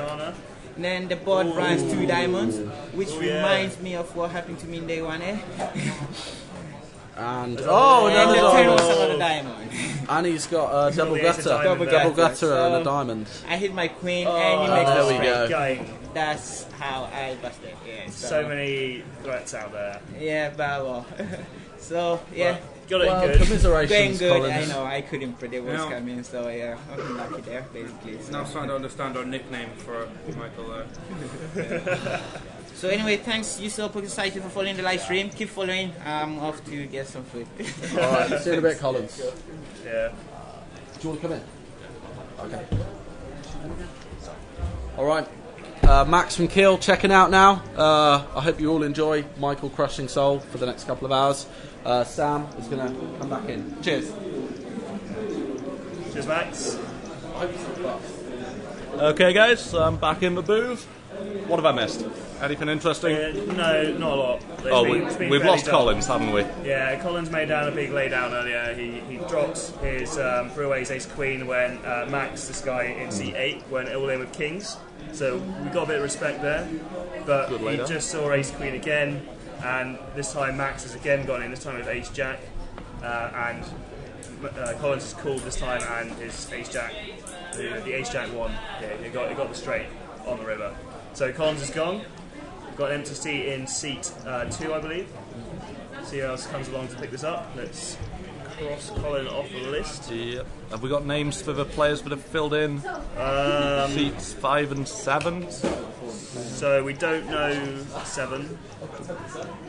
Not sure about 4. I'll break even on the trip if you win it. I think 4's the same guy, yeah. same guy. Yeah, Okay. Reese is still in seat 4, so we don't know seats 5 or 7. Guys, if you're listening and you know who's there, get we in do touch know on 5. Twitter. 5 is Oh, Rambo. sorry, we do know seat 5. Yeah.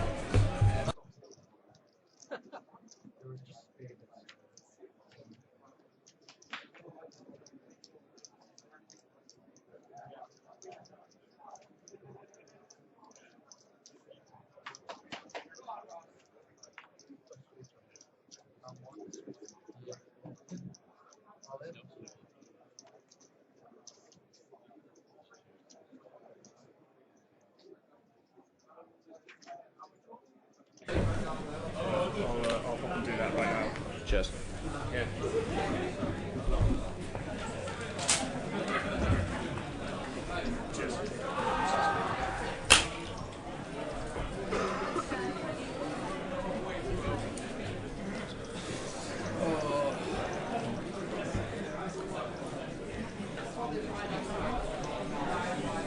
Okay, guys, if you're listening, get in touch on Twitter, hashtag UKSPC, at UKSPC_poker. Or if you want to tweet directly at me, it's at S12AMB, S12AMB, or at Students of Poker. That is Students of Poker. All of those will come through to me. I will see them. Unfortunately, we've not got the chat roll open at the moment, but we are working on it.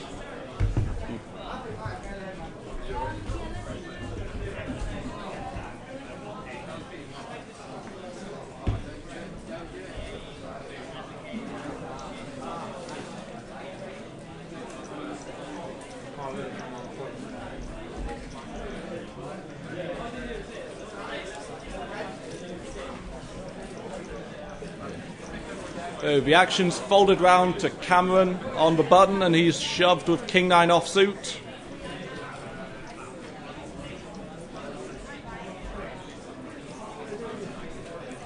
Doesn't look like it's for many chips. At this point, I'm shoving. I think I'm shoving about 7 big blinds at this point. We've got Cameron in the booth now, saying it's a 7 big blind shove with King 9 on the button. That is perfectly fine, but anything less than a shove there would be terrible. So, takes it down, picks up the blinds and antes, and survives for another hand.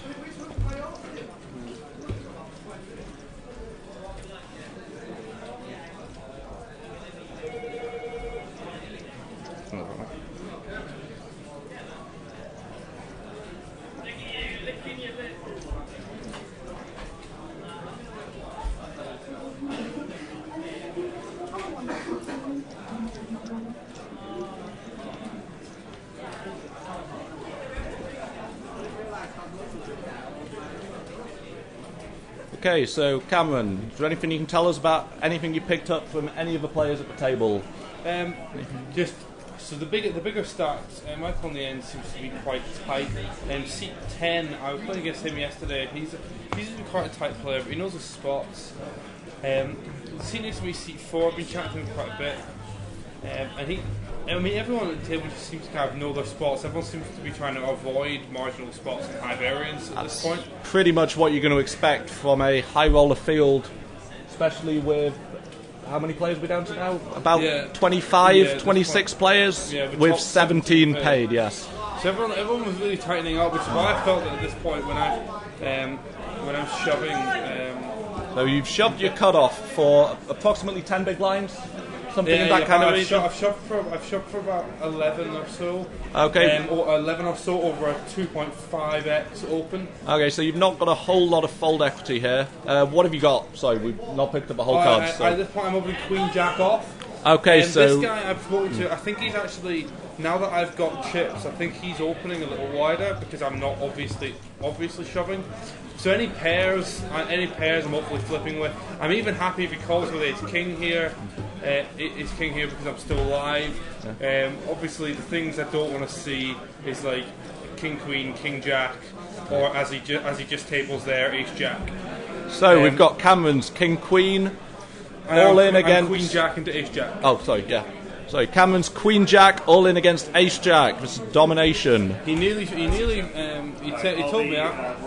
told me afterwards he nearly folded, but next person on the list, or do you want me to stick around for a bit? Oh no, just stick around. Yeah, I don't think they're coming in. I'm just going to hold it. Obviously, you can't see the board, but the board has just run out of brick, and then he hits an ace on the river.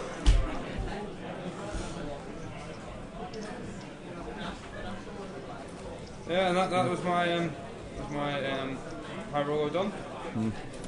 Unlucky there, Cameron. Not a lot you can do when you're 10 big blinds deep. Yeah, I just think it's one of those things that I'll think back to the Ace Queen to Ace 6 as a turning point. Yesterday I got into a lot of those spots, and I got sucked out on, but it just wasn't for my stack. I know. Yeah. It was just so crippling. After that, there's not much I can do. I think I played some really good shover fold poker up to that point, and I just don't think I can lay down Broadway type hands at that point. Especially as I think he is folding like pairs below sevens and all his suited connectors to that shove. I think another consideration you've got to make here, we are approaching the money, and with £210 for a min cash, some players will be trying to fold their way in. Other players will be targeting nearly 5k up top for the win. Clearly you were playing to try and win it all. Yeah. Not interested in a min cash there, you don't want to just blind your way in. That sound about right? Yeah, obviously it was also the fact that I thought even if we were just going through hands so quickly because the table was so tight. So even if I fold in that spot for like my 10.5 bigs, a 10.5 bigs, I think I've only got like one more seat afterwards, and one more seat afterwards that I can squeeze from. After that, I just think I'm too early. I just think I'm too early, so I'm going to have to see the blinds again after that. Yeah, I'm short of picking up a hand. And then I'm down to 7 bigs anyway, and at that point I'm just back to being card dependent. I think it was a good shove, and I get called and hope I'm live. I'm not, and some of us can't suck out. Right, I'm away to play day 1C. Best of luck, guys. Okay, good luck, Cameron. Thanks for talking to us. Okay, so the action here seems to have folded round to the small blind, and nope, sorry, Reese has opened ace-8 suited in the cutoff. Decision on the big blind. Sat there with 6 deuce off.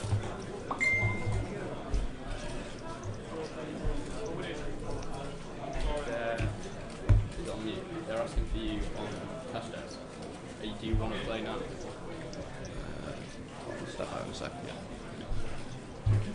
Okay, so I've just been called for my main event seat. I'm going to go and try and delay it a little bit. Be right back. So I was going to say, Yep. Damien, you can take over for a minute. Does anybody want some donuts? Donuts? Yeah. I'm okay, I've got food coming, thanks. Huh? I've got food coming, thank you. Oh, okay.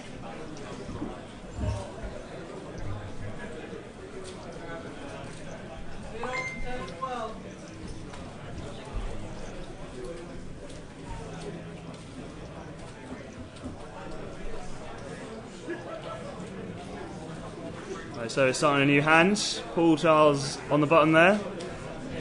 I've gone out and I've managed to acquire a name for Shades and Hat guy. We're now going to be calling him Luke Jackson from UE.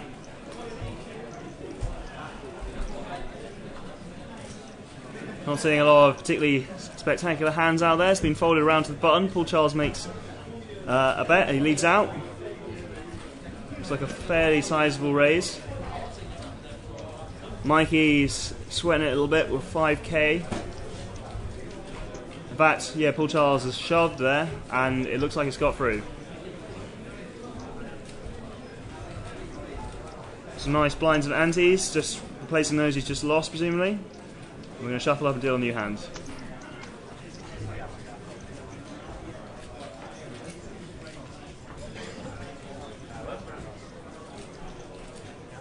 That's okay, how you doing? Yeah, but if there's anything you need, I can probably do it.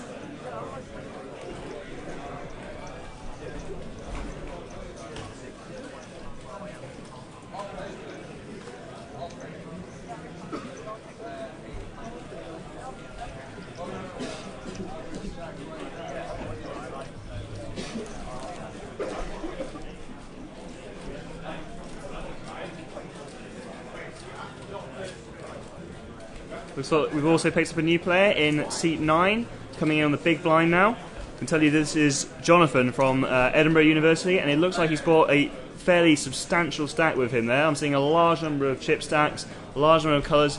The brown value chips there are the largest value chips at 5,000, and the yellow ones are the next largest, they're about 1,000. So I would roughly estimate he's probably got in the order of 150,000 there maybe.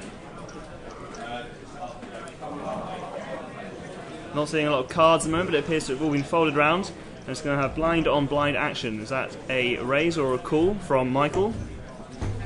Okay, I'm back.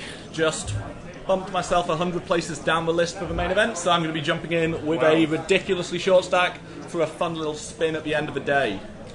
Should be fun. Some people might say I'm crazy.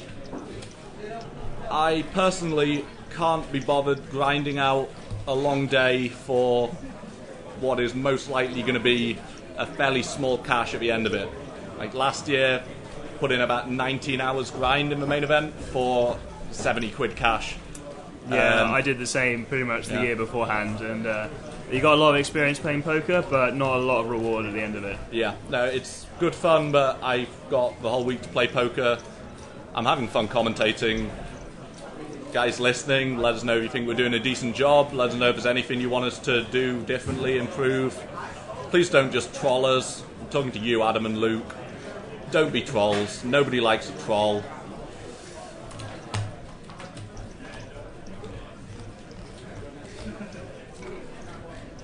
Okay, so it looks like the action's folded round to the small blind, and I think he might have just open shoved small to big. Can't see. Both players look pretty deep. No, not an open shove. That looks like it. On Twitter. No, no. Yeah, we're getting some abuse on Twitter from Dust Till Dawn employees on the chat box. So if anyone wants to help them out, just give you your own peace of mind. Has the I've been tweeting him Taylor Swift videos, so Nice. priorities, man? Right, so Okay, it looks like Michael's got through with that. I think that was a 4-bet shove actually. Looked like it might have gone raise, shove, and it gets through. So it's great. Yeah. Okay, good.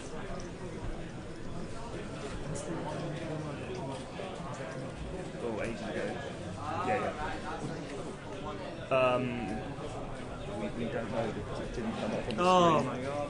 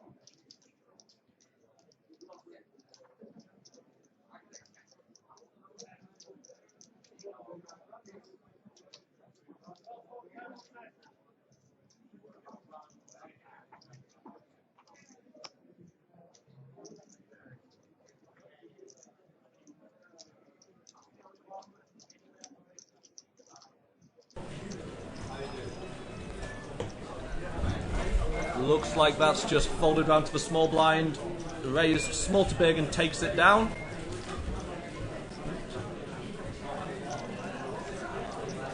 Been some fairly nitty play from a lot of the stacks recently. Not seeing a lot of action, not really a lot of post-flop action to talk about. Guess it's getting to that stage of the tournament where steering the blinds is quite important, and no one really wants to be the first person to slip up and commit their stack and then be called by a monster. We've seen that happen a couple of times. We've lost a couple of players recently when kings and ace queens and stuff were called out, but everyone's kind of retreated a little bit into the shells, just want to consolidate their positions and wait for those good hands to turn up. Remember, we are approaching the money bubble. Once we get down to 2 tables, we will be playing hand for hand, I believe, down at 18 players. Yep, 17 cash, so should get down to 2 9-handed tables for hand play. Last year it really dragged out. No one wanted to be the bubble boy. Can you blame them for a £210 min cash? Yeah, it's an investment to get this far. Yeah. I don't care who you are, it's better to have £210 than to not have £210, isn't it? Yeah, I can't agree more. We've got ace king on c7, so we might see a little bit of a lead out here. So, yep, looks like he's opened his ace king, standard. 7-8 suited on the button here for Ed. Still Ed, isn't it? On the button 1, I don't know who that is. C9. Oh yeah. Ed lets the suited connectors go.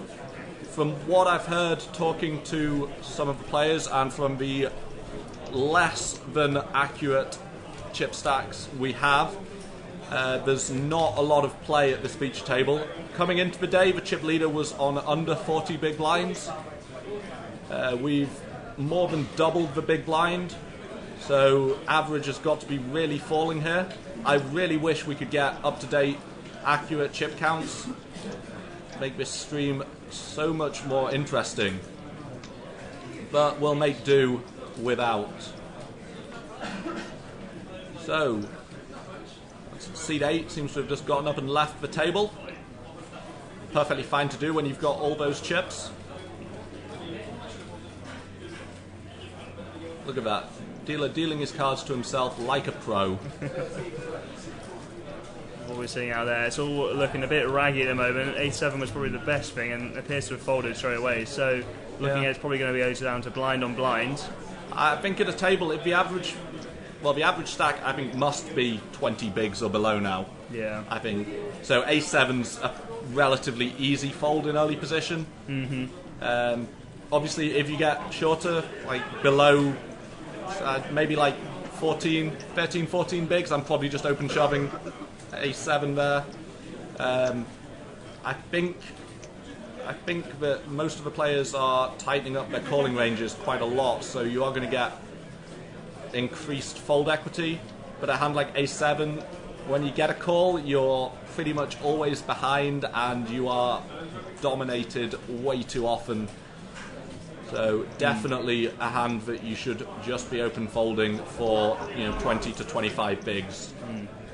I mean, I've been watching this table for a good few minutes now, and I've not seen a lot of players really want to kind of try and 3-bet action pre-flop with, let's say, a not particularly great hand, just trying to stop those people from stealing the blinds. So if you want to raise pre-flop in this table, I think most of the time you might get through if no one else actually has a competitive hand. But like Sam says, if you're going to see any kind of like opposition with a hand like A7, yeah, I think you've got to bin it at that point. And playing stacks below 20 big blinds, you don't want to be open raise folding very often. It's very minus EV. Obviously, late position steals, perfectly acceptable. If you're playing 20 bigs, you raise and you get 3-bet, you're in a really awkward spot, committing over a quarter of your stack pre-flop. Oh, looks like Paul Charles, has moved all in. All in with King Jack offsuit for not a lot of chips by the looks of things. Looks like he's maybe got, rough guess, maybe 40, 50,000. Yeah, I go along with that, yeah. I can't see how it could be a whole lot more than that. So we're looking at Reese now about whether he's going to make the call or not. 10-7 offsuit. Tried to steal the blinds, he's been caught. He's going to sit there in Hollywood for a little bit so that the rest of the players at the table don't know what he was doing, and then I'm pretty confident we're going to see a fold. Unless that shove is for less than 10 big blinds, I think you get to the point, you're getting a decent price to call, you're going to be live, like 2 live cards a lot. I mean, the kind of thing, Paul is quite a nitty player, so the kind of thing he's probably shoving there would be anything upwards of JK, so something like 10-7 would be definitely live. Yeah. Another consideration for Reese there would be his stack and the percentage of his stack that he'd have to commit for that. Obviously, I think for less than 20% of my stack, if the shove's for less than less than 15 bigs, and if it's less than 20% of my stack I call, I don't see how it could possibly be. I don't see how he could possibly be getting the right price to make the call here, unless he is a lot deeper than it looks. Just getting a nice count here. Yeah, he's asked for a Reese count. is really taking his time over that one. He is really Hollywooding this one. I don't know, is he seat 4 or seat 5? Because I think maybe that 10-7 is the folded from Dan Pope, so we're not seeing what seat 4 had, so they might have a stronger hand than this. Apologies for that. Reese in seat 4 on the bun doesn't have 10-7 offsuit, so that is the small blind who has folded. We've not picked up Reese's whole cards. So, what kind of hands is he thinking this hard about? Like ace rags, like ace 5, ace 6? I mean, he's like made that? the initial raise from the button, and then he's being shoved into. And he folds, yeah. He makes it fold. I don't see how he can be folding like anything better than like ace 9. Yeah. Kind of, obviously, all pocket pairs he's pretty much snapping. Yeah, I agree with that. Hands yeah. like king, queen, you know, I think king, queen's a call there. Yeah. Pocket pairs, big aces. Well, I think our original estimation of he's attempted to steal the blinds from the button could easily be quite accurate here. He might have a better hand than 10-7 off, as we initially thought. Maybe he had some kind of medium suited connectors of some kind that might play well, but it was a long. He had a long, hard think about that one. Yeah. And now, if we cut back to him, you'll see him just counting out his stack, trying to figure out how much that cost him, how many big blinds he's got left. I'm seeing in this new hand, we've got C5 has got ace 10 off, and we've got C7 is working up with queen, pocket queens. Pocket queens in the big blind versus ace 10 on the button. Depending on stack sizes here, this should get all in free. It's all been folded around, so Dan Pope's looking at Luke's stack, asking how much he's got. It's looking quite short at the moment, I'm not going to lie, though there are some browns in there. Yeah. Is that Yeah, that must be a verbal all in, Yeah. and it looks like a snap call, yes. So, the queens versus a 1 overcard for now. Just wants to dodge an ace on the flop.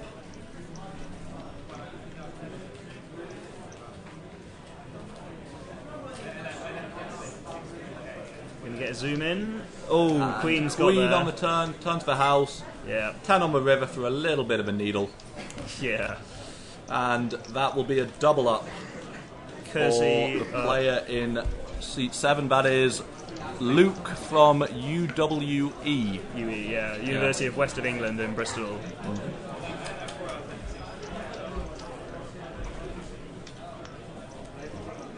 Dealer just sorting out the pot, and we're ready to move on to the next hand, I think.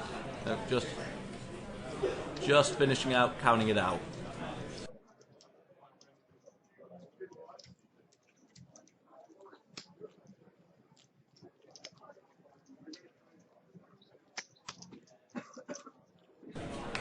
Okay, so Luke with the double up on that last hand.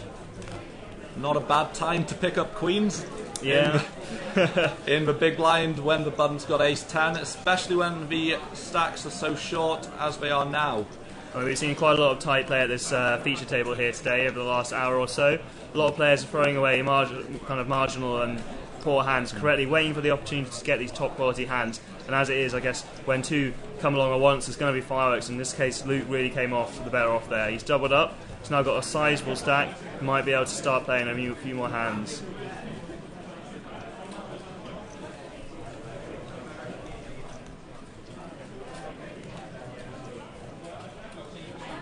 So Luke, after getting that queens, has now got king, queen. What's he going to do here? He's in the small blind. Mike next to him has got the only competitive hand of 9 ace suited. It's going to be another Again, blind on blind. Always raising king, queen, small to big here.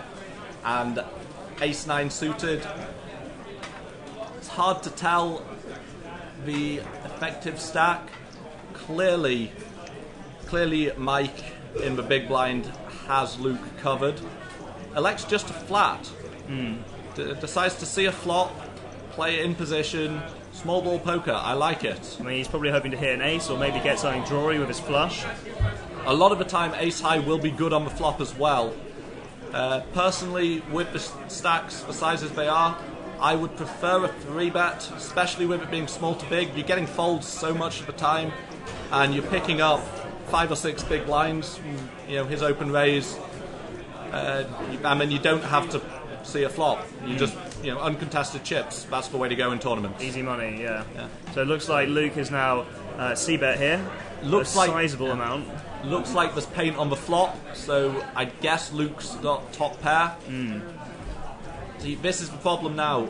Got to lay down the ace high with no real information on where you are. Yeah. That's why I prefer the 3-bet pre, and then depending on stack sizes, possibly folding to a shove. But most likely, I think for less than 20 bigs, I'm probably just putting my opponent all in that spot, force them to make the decision, and it's obviously hard to tell, but would have been calling off behind if he had made the call. Put your opponents to the test and make them make the mistakes. That is the best way to play. 10 minutes. Adam disagreeing with me on Twitter, saying small ball with ace-9 suited there is the better play. I really, really wish we could see the stack sizes, because I would love to really go in depth on that. Unfortunately, we don't have up-to-date stack sizes just yet. We will shortly be able to get our hands on them.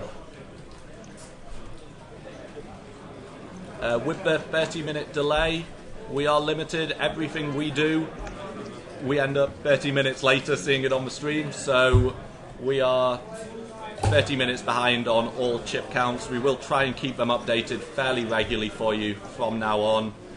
Should be able to get reasonably accurate chip counts in about 10 minutes for you. We got a all-in and a showdown here. Looks like Dan Pope has got it in. Can't quite see what he's got here. So he's up against our C1. graphics are... I think our graphics are wrong here. Yeah. Yeah, seat 9 isn't in the hand. That looks... Yep. Dan, but I'm seeing picture cards on his all-in, and I'm seeing picture cards on the flop, so it looks like he's probably hit something. And I think he's got seat 1 covered there. Yeah. Hopefully we'll be able to see what that all-in was.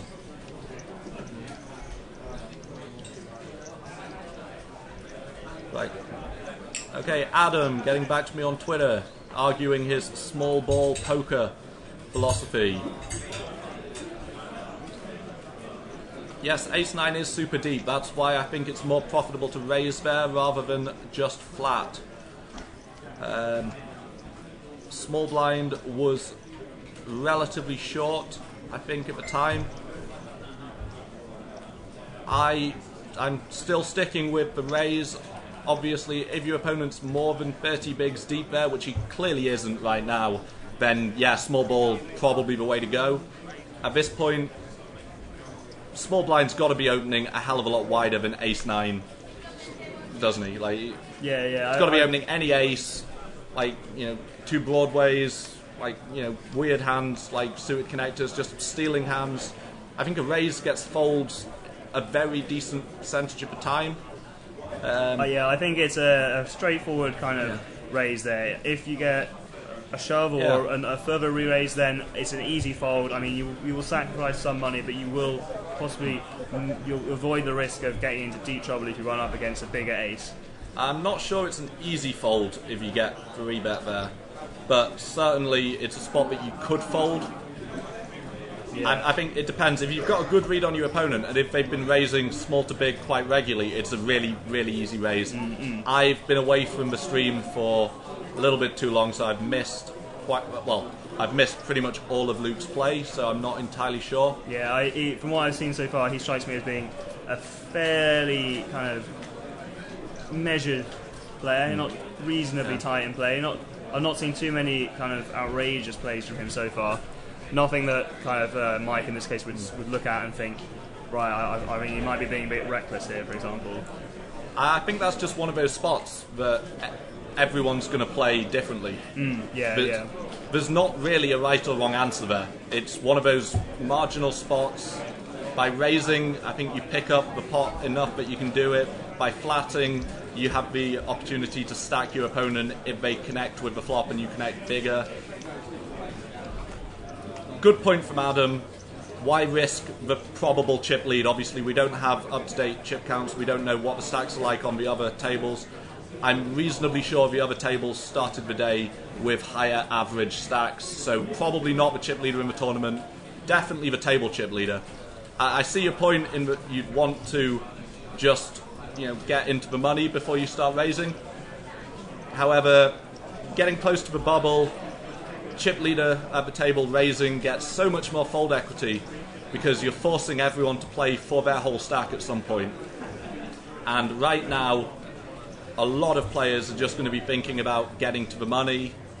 Obviously, they're still going to be trying to double up, but possibly folding flip situations. Like, what do you think? For this close to the money, can you start thinking about folding hands like Ace Queen and Ace Jack for shoves pre? I think we've already seen that happen several times in the last hour or so. I guess that answers my question then. From a few of the more nitty players, but I know many players out there who would not think twice about kind of seeing a showdown in that situation. So I guess it really comes on personal preference. I mean, personally, I think in these kind of situations, I'd always have one eye on the kind of the end game, which is kind of getting into the money. Once you're in that position, then you can really start upgrading what you want to do. Can you compete for the win? Take that kind of one step at a time. Think about getting to the cash, because you don't want to be that guy who goes back to your university society and said, I throw it all away, 2 or 3 positions from the money on a silly hand that I probably should have just given up on and made a mistake on. Yeah. But that's my personal preference on the issue. You can't win a tournament if you don't cash first. Yeah. However, the spots like these, good time, with there being a reasonably large bubble, this would be a really good time if you are rolled to play this kind of game. Obviously, because it's a student event, a lot of people aren't going to have big enough bankrolls to be able to play £100 buy-ins and not worry about a min cash. If you're one of the few players in this field that sat there thinking, yeah, this is just another day at the office almost, then I think you should definitely be trying to exploit the looming bubble here. Yeah, Chip up. When you get into the money with chips, then you can you've got a real chance of going deep. Whereas if you're just blinding your way in, you're going to have to win flips. You're going to be lucky to get past that min cash. I think what we've seen here today at the table is very much reflective at this stage of the tournament. A lot of players are really kind of closing down, becoming much more nitty in their play. They are attempting to kind of grind out that money place, which does give an opportunity for those players who are more aggressive to really make the most of this kind of tight play and kind of steal more pots and kind of push people off hands they're not really 100% supportive of. Not a lot to really speak of in this particular hand. C9 appears to have made a bet with Queen King. No, 8 King, sorry. And looks like it's got through. So there's a classic example. Everyone here is thinking nitty. They're not thinking of really kind of trying to attack the person who's made that initial bet, not trying to steal them and trying to stop them from stealing the pot. And he's got through with it, and that is going to kind of make the difference in the long run. If they can keep that chip stack ticking over, keep the money rolling in, and they're not going to get too low. They're going to have to start shoving and risking things with flips. Just back to do you start going for the win now, or do you focus on the min cash? Just had a look at the payout structure, and with 17 places paid and £210 for a min cash, 11th place is only getting 260. So even when you get into the money, there's still quite a lot of work to do to ladder yourself up to a significant payday. Looking around the payout structure now, is a 210, 210, 220, 220, I think that's 230, 250, 260 for the first 6 people to bust in the money. Yeah. Then once you make the final table, guaranteed 340. If you can get yourself to 7th, you're going to get yourself 450. And I believe it's the top 3 players are walking away with well over £1,000. Top 4 players are going to get over £1,000 with 4,700 odd up top, nearly 5k up top. That is a substantial amount to be playing for. Certainly a lot more than you would get for the min cash, or even just shy of a final table place position. So it's really worth pushing for. We've seen here, this is Reese, I believe. He appears to have gone all in. We can't see his hand because he's not put it in the square box correctly. He's doing that repeatedly, and it's getting a little bit irritating. He's folded to the big blind, who has 7-8 suited. Not getting a lot of opposition with that hand. No, Reese looks to have a lot of chips. Though a lot of them are just the green 500 chips, the lowest value chips in play right now. but he still looks to have a decent stack. 7-8 suited in the big blind. You're definitely not getting the price to call there. Easy fold. Yeah, easy. And I think that's something we're probably going to see more and more of. I mean, we've got a relatively light table here, missing 3 players. So that's going to be 6-handed, I believe? No, 7-handed, sorry. Have I got that right? I believe we're playing 6-handed now. Yeah, 6-handed. So more aggressive play here is really favoured, but those kind of shoving is quite nice. And I believe we've just got an update on chip stacks. So we can see Reese in seat 4 is playing under 100,000. Don't have an exact stack for that, but let's say around 90 to 100k we think for him. Dan in seat 5 playing about 135k. Paul playing 95,000, Luke playing 200k, Michael playing well over 200k, yes? Yeah. And Jonathan, a new player, or at least one that I haven't noticed, from Edinburgh in seat 9, playing about 160k.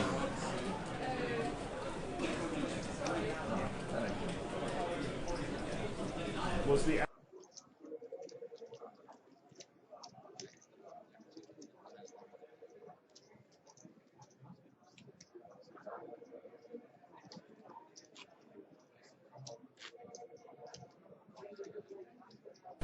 Okay, so blinds currently at 3,000, 6,000 with a 500 ante. So a lot of these stacks reasonably short. There's 20 big blind stack at the moment, be 120k. I mean, it's definitely been a feature of the tournaments this week, and especially in the main event.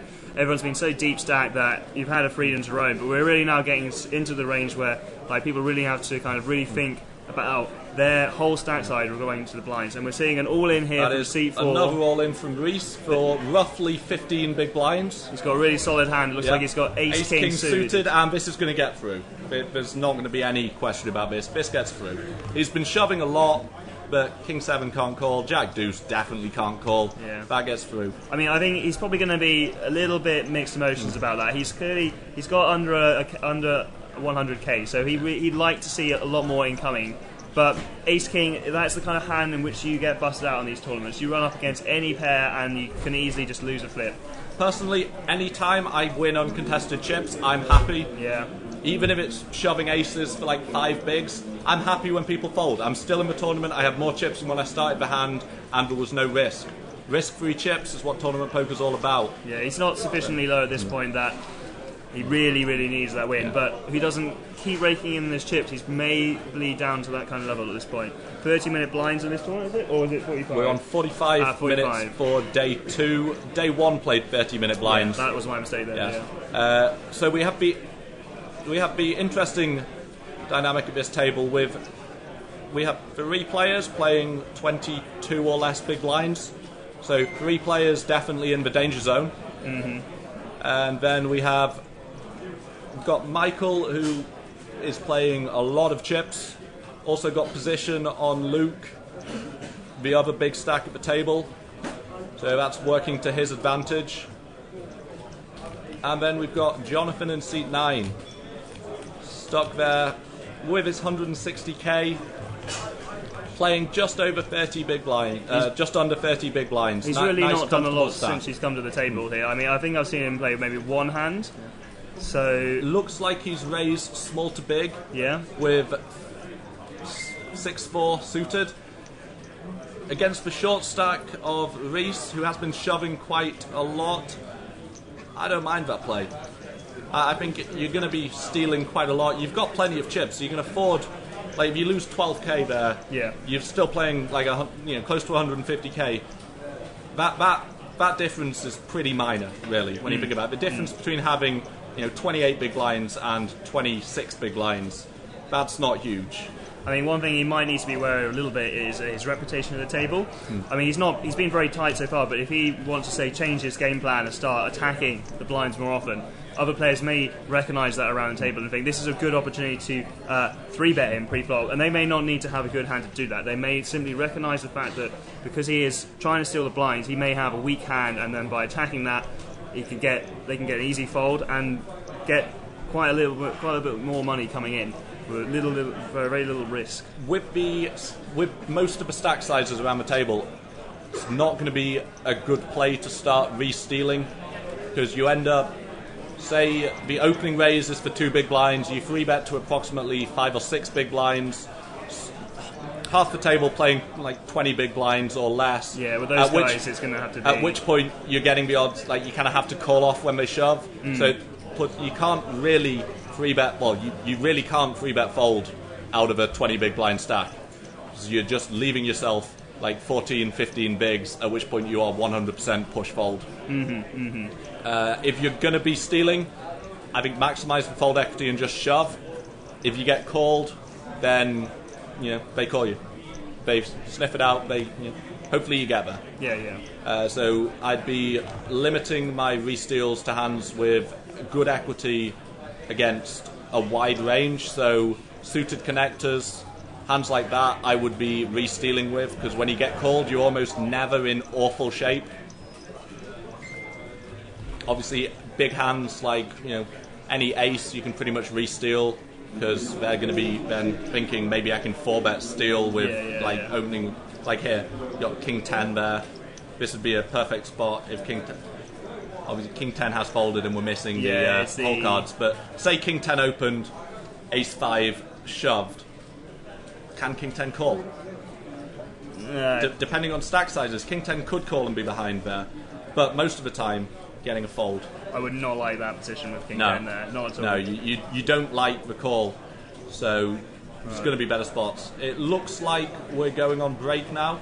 Players are leaving the table. Looks like the dealer is just about to race off all of the 100 chips that we still have in play, all hidden in Michael's stack. So it's about a 20-minute break or so, I reckon. Of course, now the ante's up to 500. We no longer need those 100 chips, so we just get rid of them. Makes the table much less cluttered, easier to see what everyone's got. There's nothing worse in poker than having a million chips and still being really short. It's an absolute nightmare. It makes our lives quite difficult, because we're looking at huge stacks here and thinking we might easily get confused if we don't have kind of up-to-date chip counts. Those kind of brownish looking chips, those are the really high value ones there. They are the 5,000 chips, and the yellow ones are the 1,000. Everything else out there is you can pretty much ignore. I believe we also have some red 10k chips. Yeah, which are very similar to brown and difficult to see. And I'm guessing that this is probably the chip base, but we might introduce the black 25k chips. Yeah, that would be a good addition. That would hopefully make it easier for us to see. Unfortunately, the colours aren't very vibrant on our screen, so the difference between the brown 5Ks and the red 10Ks, it's hard to tell the difference for us. Luckily, there's not a whole lot of difference between them. Not really. It's 5K a chip, so margin of error, we could be 100% wrong, but hopefully we'll be able to see. If we can get the 25k chips in play, it should make it a lot easier for us, especially with the short stacks playing, under 100k. Yeah. If we can see calls being made with just the 25k chips, we'll be able to estimate the stack sizes much easier. Okay, so we're going to take a little break now with the tournament on break. How long have we got for the break here? Okay, it's a half-hour break, so we will see you back here in about 25 minutes.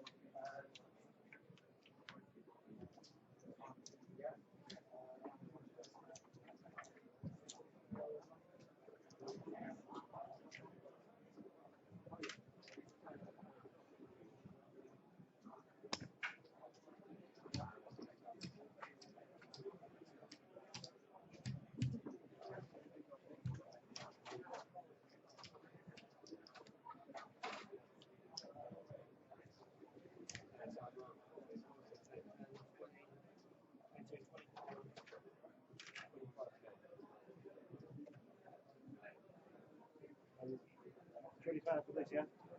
Yeah. Is that right? 25k here as well. Yeah.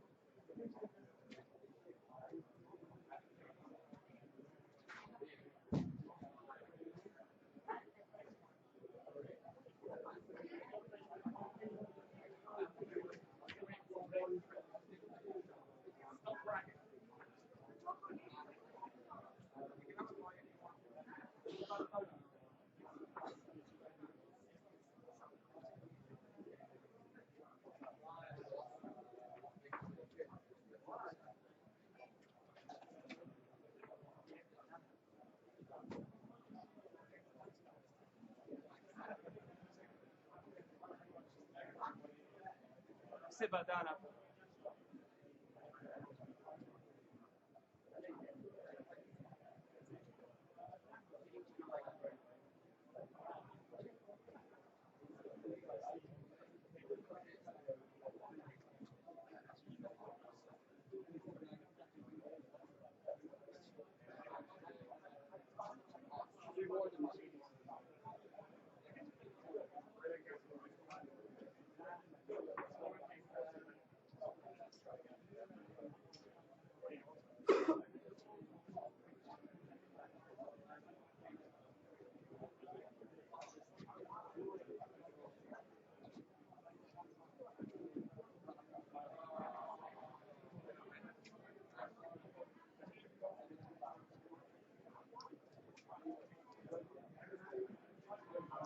All your stats of 100 for 19. I was surprised. This guy had 20.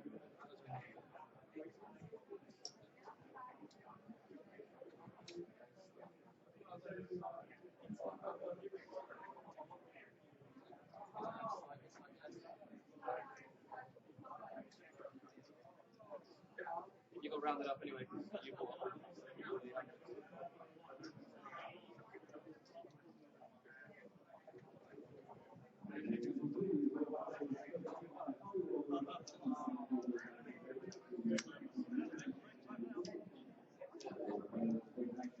There'll be a break at the final. There'll be a break at the final. Take points, me. No, I said make or break. I said no more breaks. Will play.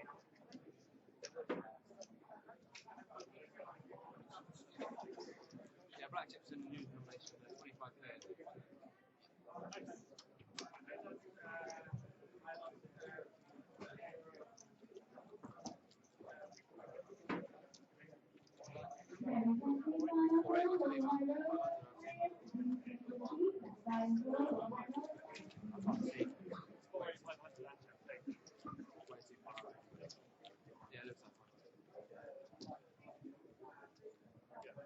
new denomination chip in place.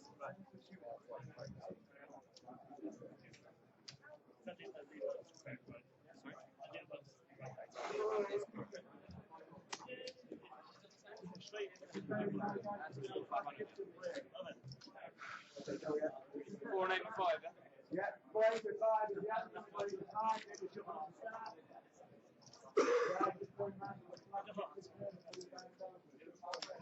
Same amount of flat chips in play, guys, at 25,000.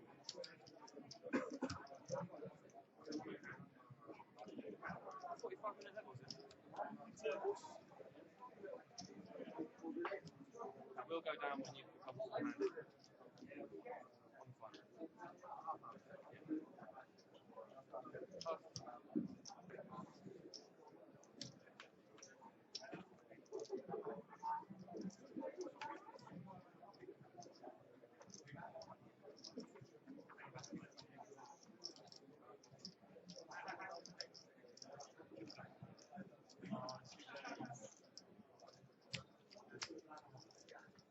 Yeah. I don't know why they've been left there. I'm going to get them moved in a minute before you keep your eye on them. Bear in mind, I know how many blacks are on this table and who haven't.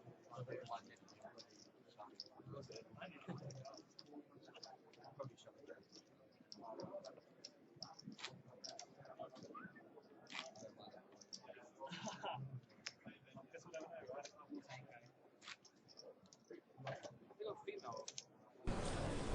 Okay, welcome back to the live stream coverage of the UK SPC 2015 Student Championship High Roller event. It's a £110 buy-in. We've had 180 entries, I believe. And we're going to jump right back into the action. Button is on seat number 5. That is Paul from Exeter.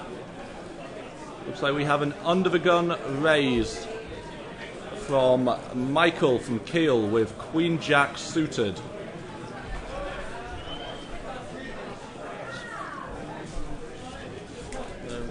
Don't seem to have picked up the big blind's hole cards. Small blind folds, ace-8 offsuit. Nice tight fold. We are approaching the money bubble, so players are going to be playing a lot tighter. Desperately trying to get that £210 min cash. Don't care what you say, £210. I would much rather have it than not have it.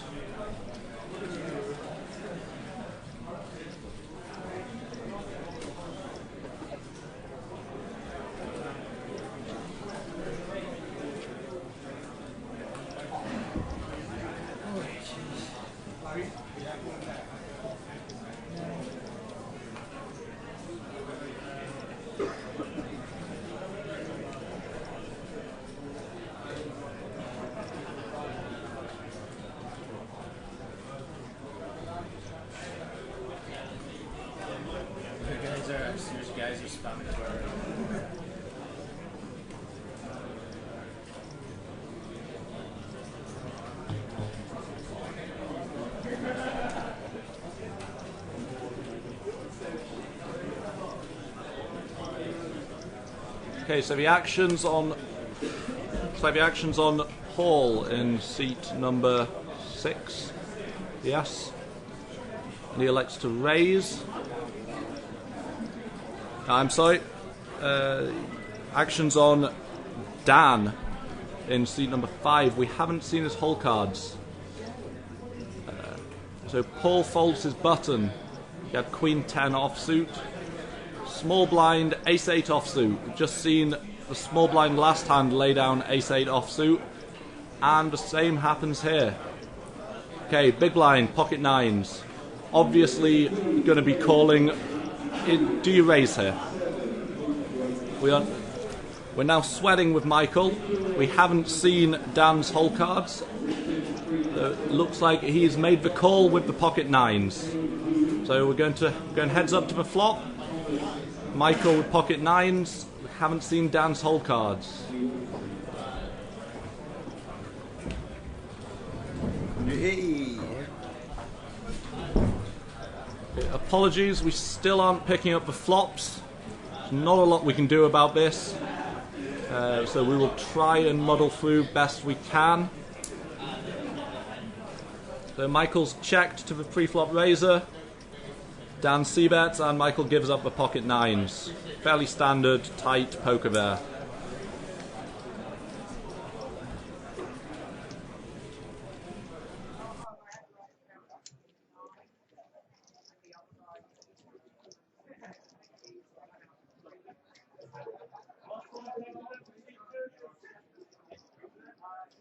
Okay, I'm now joined in the booth by Joe from Kiel. Yes?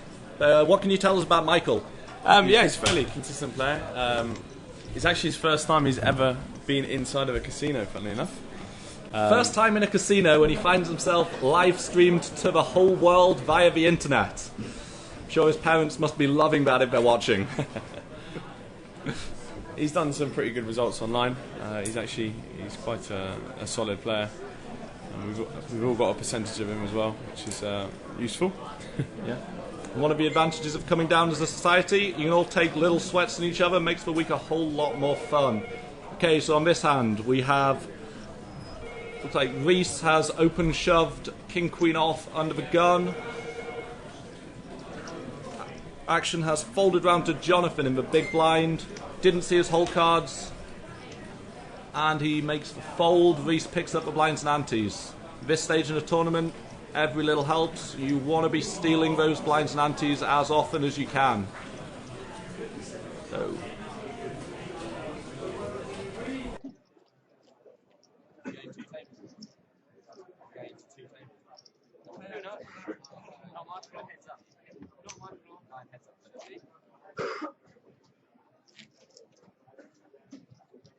Ian, are we hand for hand now?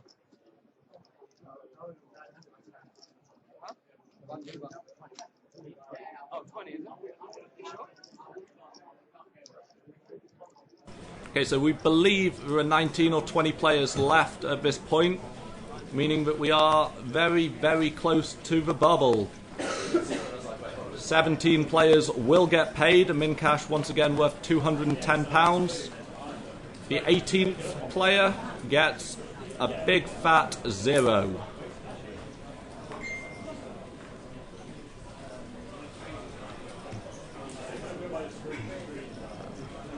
This hand looks like it's going to fold round to the button. Michael wakes up with ace queen. It's going to be a raise and take it here, isn't it? Yeah. So here comes the raise. We don't seem to have the big blinds full cards. Ace 4. Oh, now they've shown up. Ace 3 suited. And that looks like a shove, yes. And he's going to get snapped off, and he is in terrible shape.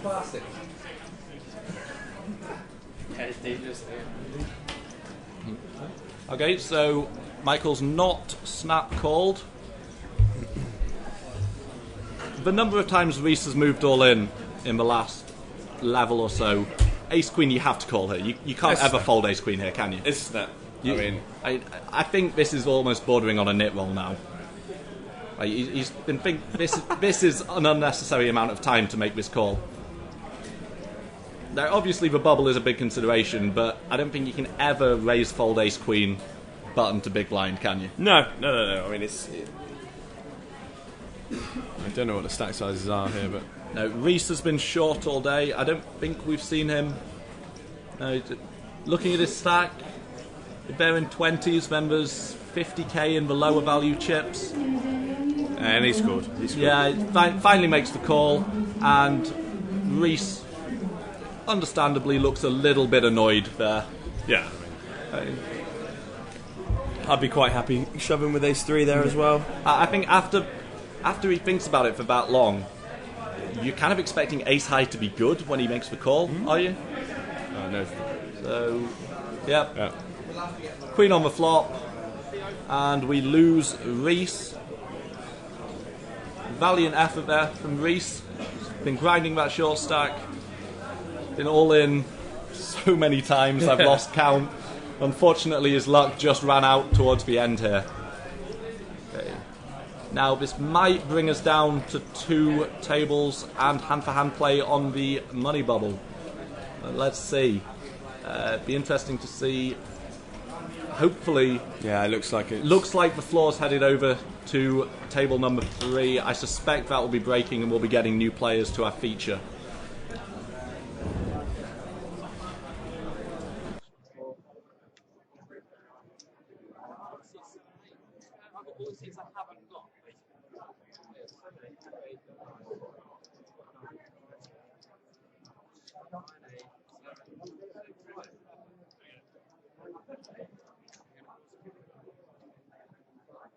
Hand for hand, yeah?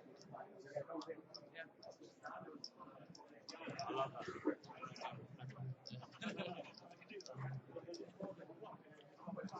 That is something I'm willing to do. Okay, looks like we are ready to go. There seems to be some kind of hold-up. I guess we're waiting for play to conclude on the outer table so we can break it. Interesting discussion in the booth just now. In the main event, I'm looking to get in with a very short stack right at the end of late registration and spin it up. We have a debate going on. How do you play it? When you're on a list that long, at what point do you just abandon getting in and give up? I mean, for me, I think 30 big blinds, I quite like to enter at that and see what I can do with it. Now, you're slightly different. Last year I put in 19 or 20 hours grind in the main event for a £70 min cash. I really can't be bothered doing that. I'd be much more profitable if I just played cash games if I'm bust out. So I was 62nd on the list. That got called good hour ago, and I just moved my name back to the back of the list because I'm perfectly happy with just a little spin. It's a 35 quid tournament. Exactly. Just have some fun. Obviously, other players, 35 quid buy-in might be more significant. I don't know. I mean, at the end of the day, we have to remember these are students, so not everyone can afford to play the high roller. Not all the loans stretch to an extra £35, especially if you're, say, a medic. You have to pay for everything. Yeah, that is completely understandable. That's one of the great things about the student championships. There's so many different types of players, all with different expectations, different experiences. Like right here, we've got a guy on the feature table who's never been in a casino before. I mean, with online poker, that doesn't mean that he's a fish. Probably means he's better than the average player in this field, actually. We see it time and time again, people who move from online to live absolutely killing it. And I'll just look at Christoph Vogelsang. Yeah. Just decided, I'm going to start playing some live tournaments. Pretty sure I've got a skill edge in the super high rollers and the one drop, so why the hell not? And it's worked out pretty well for him, hasn't it? Exactly. Obviously, I don't recommend making the one drop your first live tournament. $1 million is pretty big for a first attempt. But each to their own. Just an online sicko, isn't he? Okay, so we have broken the third remaining table. We're now down to 2 tables, which means we are going to be playing hand for hand with 19 players remaining. 9-handed on the feature table, 10-handed on the one remaining outer table. So we will not be playing hand for hand. We will have one more elimination and then we will play hand for hand. Yeah. I actually recognise seat 2 here. He, I think 2-3 years ago, he was on the final table of the high roller again. So we're hearing seat 2 has previous experience final tabling a high roller here. It's Joe Thomas. Joe Thomas, right. Got 10% of him actually. And another percentage here. You're doing okay here, aren't you? I'm doing fine, yeah. You can just sit here and just watch the money pile up. That's the plan. Okay, cards finally in the air again. As you can see, all the new players in on the small blind. You can't do that, so they will miss this hand, and we will play 5-handed here on the feature table for 1 hand only. Could get juicy. Don't mind a bit of 5-handed. Yeah, 5-handed. Hand values are massively increased, so I think Ace 5 should see Yeah, we have an under the gun raise from seat 7. That is Yui's Luke. Unfortunately, we don't seem to have picked up his hull cards. A bit of a tight fold there from Jonathan. Ace-5 suited on the button. Decided rather just save his chips, get himself into the money. 10 king, I think we probably should have seen a flop there as well. Aye, king 10 from... 5-handed. Yeah. King 10 from the small blind, I think you can easily call. Obviously, we've not seen what Luke was raising with there. Reasonably confident that it's going to be fairly wide 5-handed, even with the bubble to consider.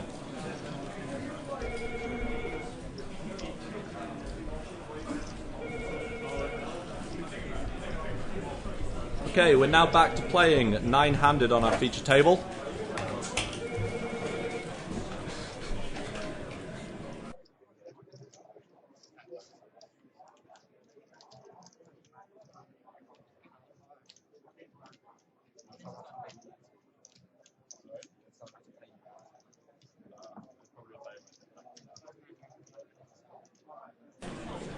Okay, so it looks like we are playing hand for hand now. Dealer is waiting for play to commence on the outer table before dealing the next hand.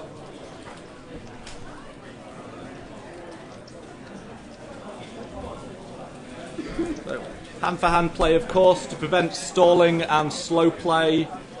Ensure that all tables have a fair chance playing the same number of hands, paying the same amount of blinds and antes, and just keeping the tournament nice and fair for everyone. It's a nice place to pick up some chips. A lot of people have knit it up. Oh, definitely. I remember last year on the money bubble in this, we were there for a good 45 minutes to an hour. Yeah. And I think we were 5 or 6 all-ins and survival, and double ups. Unfortunately, last year, Angus Johnson, who has helped me out massively with accommodation and travel this year, was our high roller bubble boy. Oh, it hurts. Yes. I seem to remember he shoved ace 6 off on the button for like 5 or 6 bigs and got called by some kind of pair and didn't hit an ace. Can't remember the exact specifics. If I see him, I will ask.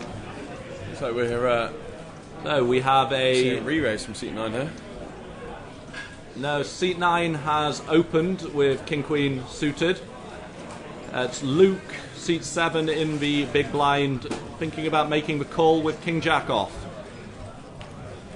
What do you think here? I think you can peel. I mean, I'm not sure. He's got enough chips. I think we're at 3-6. Is that 2 stacks of the brown 5Ks there? So I think he's... So he looks like he's playing around 200k. That fits with the last chip update we've had from him. He's been reasonably quiet, no massive pots since then. I think we'll see a C-bet and just take it down here from seat 9. I would expect it to go check, bet, fold a good... He checks it back, decides 2 overs might still be good, doesn't want to bloat the pot. Oh wow, with check a again marginal on hand. No one wants to take a stab. Okay, and the board double pairs. This will be a chop unless someone bets it.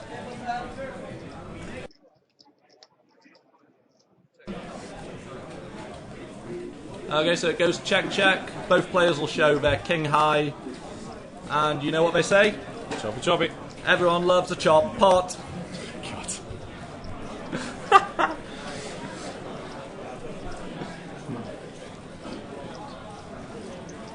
Hopefully we'll move straight on to the next hand.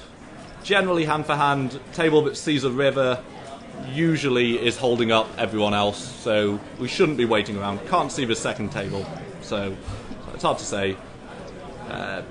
Dealer will shuffle up, cut the deck and wait until he gets the announcement from the floor to deal the next hand. Looks like the secondary table is waiting for play to conclude on the feature. So yep, dealers pulling in all of the antes, and we should be good to go.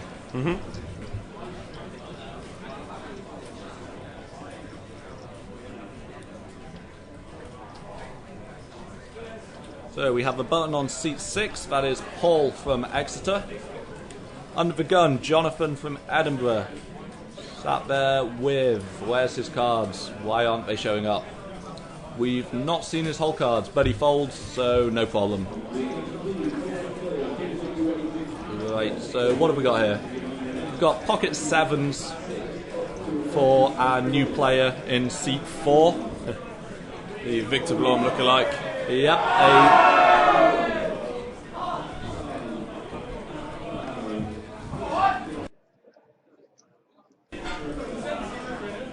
Okay, it looks like seat 2 has opened Queen 10. Apologies, we do not have a name for seat 2 right now. We will try and get one as soon as possible. Seat 4 also without a name. If you know who these players are, please tweet at us. Let us know names, universities, interesting facts, brags, anything you want.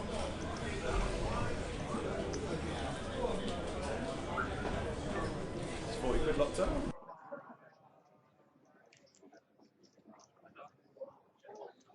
Okay, so we have a 3-bet there, by the looks of things, from seat 4. Actions folded back round to seat 2. Queen 10 offsuit. It's got a lot of chips. Are those red chips? Is that 30 or 40k? Looks like he's made the call. Queen 10 offsuit. I might know, a little bit loose. Yeah, he does look like he's got a lot of chips, so good opportunity to play a wider range of hands, especially on the bubble. Camp hand, you can take advantage of it. And look at that, flops top pair. Neither player with a diamond. Top pair is in a commanding lead right now.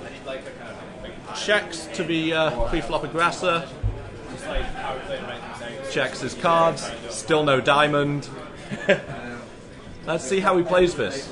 Does he turn it into a bluff now, or does he just check it back? He checks back. So pot control, and maybe he might end up getting a free showdown and being good. Not the worst.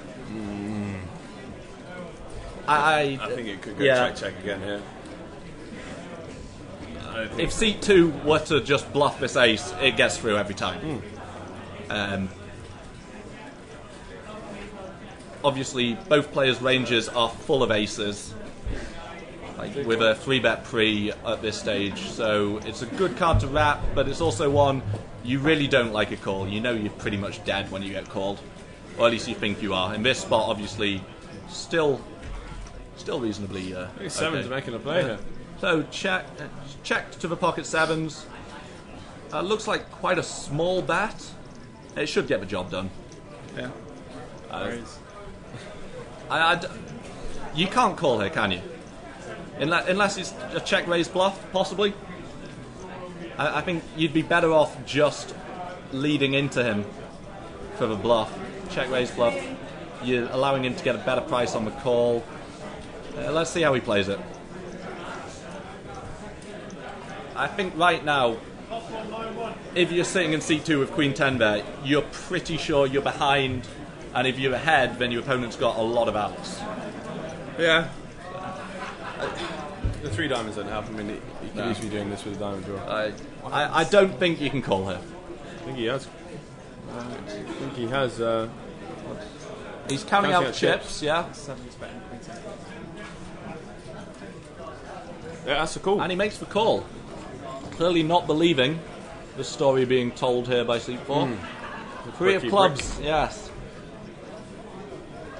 I think this goes check a lot of the time here, doesn't it? I think sevens good far out a continuation bet. I mean, yeah, it's just where the sevens think that they're going to be able to fold out an ace, which is what you've got to be putting seat 2 on. Do you think you can get an ace to fold after the diamond, big diamond draw missed? The amount of time that it took for seat 2 to call, I don't think that he has. I mean, he can have an ace in his range, but I don't think that's the only possibility. I also think, given how long he took to call, you can also find a fold here. So he's checked it to the sevens. I like that. And this is a pure bluff here. This is 100% needs a fold. Knows he's no good if he gets called. Enrique Iglesias is echoing in Joe's mind in seat 2. And he gives it up. I think if you call turn, I think you kind of have to call the river when it breaks, don't you? Yeah. So I'm not a fan of that line there.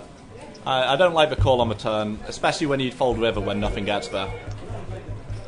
but nice play there from seat 4. Taking down a decent sized pot.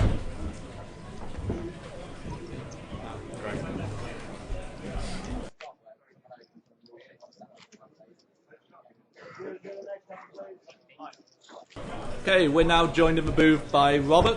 Do you know anyone on the feature table? Anything to say? Yeah, Michael Hall. See. A. Yeah. Ah, so you're another Keele. Yeah. Keele. Another Keele student. Ex-Keele alumni. Ah, graduate. Well, what did you graduate in? HR management. Ah, management.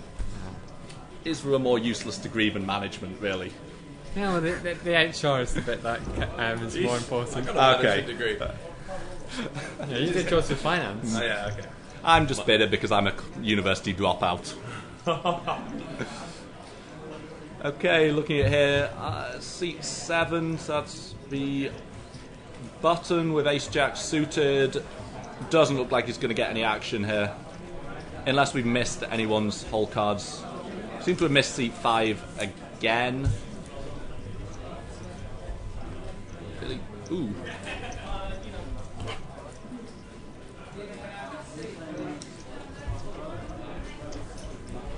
So that's a raise there with 7-8 offsuit in mid position there from seat 4. I like this play. It's taking advantage of it being hand for hand on the bubble. Yeah. Really opening up his range.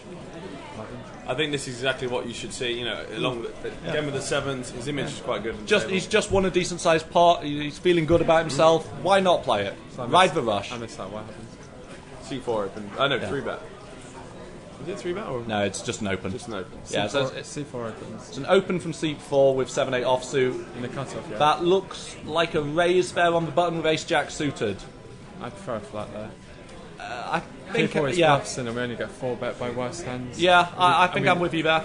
I mean, unless you're also really short and you just rip it in, but on the bubble here, you're kind of looking at less than 10 big blinds.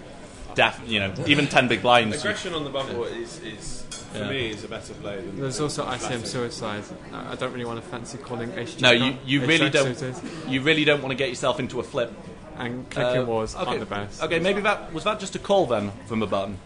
I think it must have been just a call because I can't see how seat 4's calling the 3-bet out of position with 7-8 off. No, unless the guy clicks it back. Although it should be 4-betting. Maybe yeah. So let's see how he plays this. We've not seen the flop. This has been a running problem all day. I apologise for that.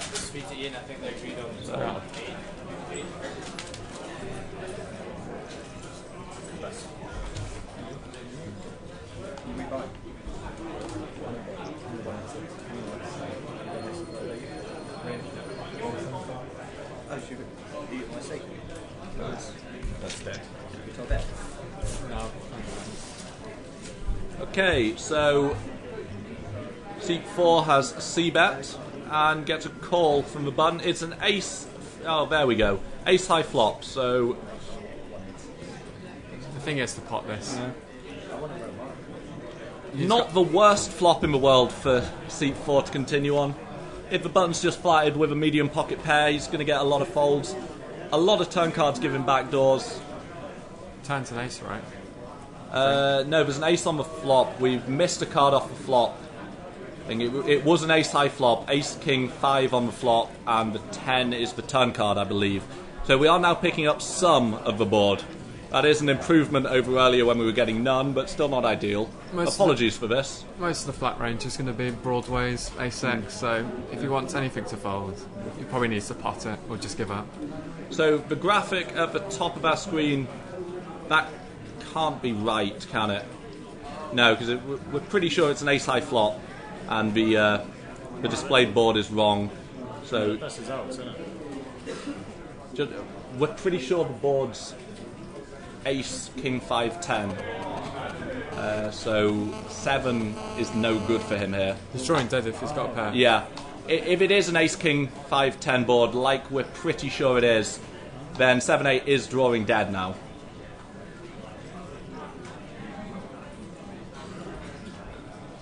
So he's fired at it again. Looks like a fairly sizable bet, and he gets to fold.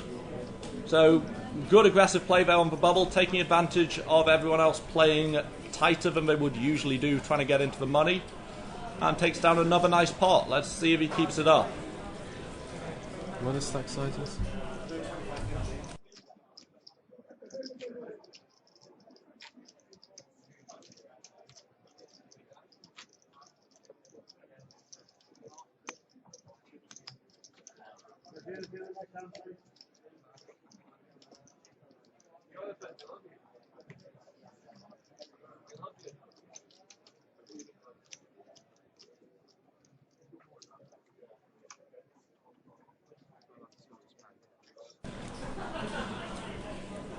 Okay, so once again we were the last table still with action. Obviously, when you've only got 2 tables playing hand for hand, a lot of the time it's just going to be raise and take it pre-flop, so the hands aren't going to take too long. The hand does go down to the river, it's almost always going to be holding up the other table. It's hand for hand, right? Yeah, we are hand for hand on the money bubble with 18 players remaining. 17 get paid, £210 for a min cash. Open by ace 3. It looks... No, ace 3 is in the big blind. So, yeah, seat 4 has really decided just to try and steal everything. Opening queen 3 suited here. Looks like he should get folds. I can't... Looking at the big blind stack, I can't see how he can get involved with ace 3 suited here. It's all in or fold, definitely. You can peel off 12 big blinds quite easily and just go into check shove, or yeah, you can donk call. Yeah, no, with a sort of 10 big blind stack plus, then you can start thinking about the stop and go. You can get more creative. Looking at his stack, I can't see how it's possible he's got more than about 4 bigs. I can't. He looks very short. It looked like he was shuffling his entire stack in one hand. So even if all of his chips were the highest value red 10Ks that we've got, you're still looking at quite a short stack. Right, so dealer will shuffle up, collect the antes, and then wait for play to conclude on the other table. Looks like they're just about ready to start as well. Dealer collecting in the antes. Be interested to see how the chip lead changes his play once the bubble breaks. Will he just keep on pushing, or I think cut down his relentlessness? I mean, once you've been abusing the bubble so much, you can definitely tighten up when you get into the money. And if you start picking up hands, people are going to give you so much more action after you've been raising everything for the last level or so. It's definitely an opportunity I'd start to tighten up in the money. Got a few hands there. Yeah, we've got King 10 suited, King Queen off. King 10's and open. Again, hand for hand on the bubble. King These 10 hands just open folds. Yeah, a bit tight. These hands, players just want they want to cash. I think King Queen opened. Yeah, that looks like an open shove from King Queen. Can't see his stack properly. That can't be more than 10 big blinds, surely. No, it's 1K's, a few 5K's. Maybe. Yeah, I guess 40K. Yeah, roughly, maybe. 40K, and we're still playing 4-8 at this point. I think so. No, yeah. 6-12. No, no, that's the bottom one. Yeah, but we're half an hour behind. Remember? All right. Yeah, I think we're playing 5K, 10K blinds with a 1K ante. So that shove, even if it is for over the 40K, is still only for single figures of big blinds. We haven't picked up seat 2's whole cards here. What kind of hands are you calling with here? If it's 10 big blinds, he was shoving the cutoff. Yeah, 6, 7, 8, 9. Any ace, King 7 suited, Queen 8 suited, Jack 9 suited, any pair. I think it looked like he had. Yeah, he's got a lot of chips, so he was. Probably flicking with. Actually, maybe I think you can call it like 5, 6 suited, any suited combination. Of yeah, hands. that must have been a really bad hand of a big blind to just fold there. You get it. Looked like a very small shove. Probably offering pot odds of, decent pot odds, close to 2-1 almost maybe. So I think that must have been just some 9 deuce or something trashy like that. There's not a lot you should be folding there, especially with the opportunity to get yourself into the money. But people won't be calling correctly. If people start shoving Nash, then you're going to be just overfolding so much. These guys are just going to relentlessly shove. That's, I think, one of the most important things for players to be doing now is trying to pick up on who's looking to min cash and who wants to win it. Because there's going to be a lot of players still in at this point that £210 is a lot of money for. Guys that might have, satellited in through their societies, through the online satellites, guys that have sold pieces. A lot of the guys are going to be in for less than £100. So this £200 min cash could be a significant ROI for them. Could have an all-in here. Seat 6 is short and he's got King Queen. Could Yeah. get called by Ace 4, Ace... Seat 8 as well, with Ace 9. Well, Seat 9 might flick This it with is an Ace interesting spot because last hand he shoved King Queen. Yeah. This hand with the under the gun raise. He folded. Yeah, he folds against the under the gun raise. I think that's the correct fold. You're getting virtually no fold equity. He doesn't know just how wide under seat 4's been playing, does he? And I think it's okay to open shove, knowing that you can get folds. After an under the gun raise there, you're getting called like 90% of the time. Do you want to risk your tournament life on the bubble with King Queen? I like that fold. After seeing his opening King Queen 3 earlier, I've been flicking it in. Obviously, we can see just how wide seat 4's playing, opening, but he hasn't shown down any of those hands. So, for all the rest of the players at the table know, he's just been picking up monster after monster. Yeah. So it's very difficult. Like, you might suspect that he's opening wide, but he could still be opening like ace, rag. He could be ahead. Safe and value positions, probably opening a good 35%, 30% of his range. Yeah, but the way he's playing, obviously he's opening wider than King Queen. But the information for the players at the table is obviously a lot less complete than the information we're getting, seeing all the whole cards on every hand. I think there's an all-in on the other table. Yep. Players standing up and leaving the table. Must be action still taking place on the secondary table. And they're walking back over slowly, looking fairly disappointed. Probably nothing come from that. Everybody loves a chop pot.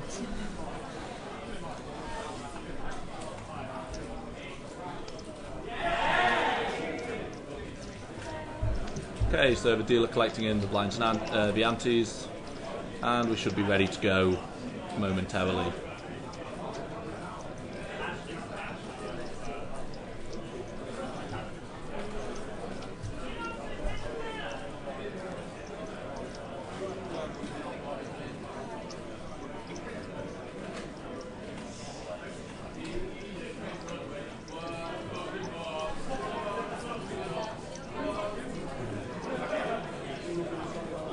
Okay guys, remember, keep getting in touch with us on Twitter.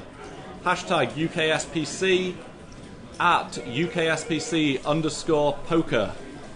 All of that will come through to us. We will do our best to get back to you.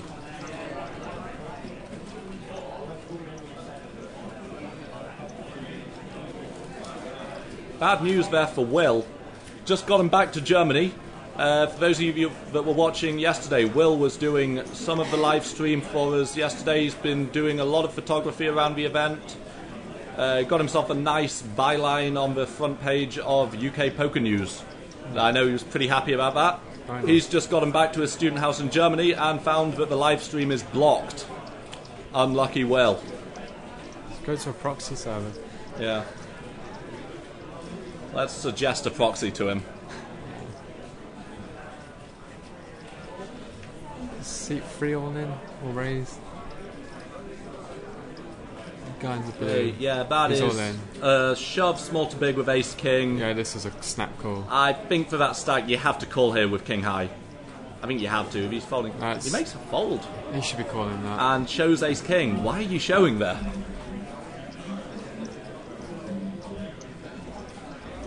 I don't know. How many big blinds do they show for? I guess can't see your reds. I think the other way round. That definitely, like if it's the hands are reversed. I think king 3 folds more often. Yeah, I think it folds in both ways, but he should be calling if he's got 10 big blinds. Queen 5 suited plus, any King X, any Ace X, any pair, Jack 8 suited, 7, 9 suited plus. With his stack, he must be the chip leader. I'm pretty sure. Yeah. Obviously, that's assuming that players are shoving an optimal range of hands, which is unlikely. It seems on this bubble here, it's very unlikely players are shoving Nash Equilibrium hands. There's just, the bubble's just too big for most players to get it in a spot that they're behind so often when they get called. So, King High may be the correct laydown there. On the flip side, if the small blind is shoving any 2 cards, he should be shoving any 2 cards. I'm not going to update Facebook. Yeah, I think maybe for the bottom 15%, like your 9 threes and your 10 twos. Obviously, that's assuming that you're wanting to win this event outright. There'll be several players on each table that will be very, very happy just to get them in cash. So you might see players just fold themselves down to a big blind or less, playing not optimal strategy, but just trying to get into the money. Correctly realising that 6 or 7 bigs isn't a lot, and you don't want to get involved and put yourself in a flip situation when you can just fold your way into the money and get 200 quid. Let us know what you think about that on Twitter. How would you be playing it right now? Like, are you going for the win? Are you going just to cash? Trying to fold your way into the money and then spin it up? There's lots of different ways to play it here. A lot of people just say play hand for hand. Just play as best as you can each hand. If you lose, you lose. As long as you play as optimally as possible, then there's not much you can do. That's the thing, but with such a wide range of players, like different bankrolls, different experiences, different levels of play, it's really hard to figure out what the optimal shoving and calling range is, isn't it? Because where the better players at the table will be trying to figure it out using whatever limited information they can get, and obviously we'll have people watching this live stream telling them, so half an hour in the future they'll know what's just happened. Suit 4 is snapping him off here. That is an King 8 all in, shoved. yeah. King 8 shoved for like 8 chips. Suit 5, how much has he got? Suit 5. I like a free bet here. Yeah, no, I think you just rip it, don't you? I think he's got quite a bit. Suit 5 actually. Yeah, good point. So that's a call. Looks like it's only a couple of the black 25k chips. So very small shove here. 5 big blinds, shove, ace jack and a small blind.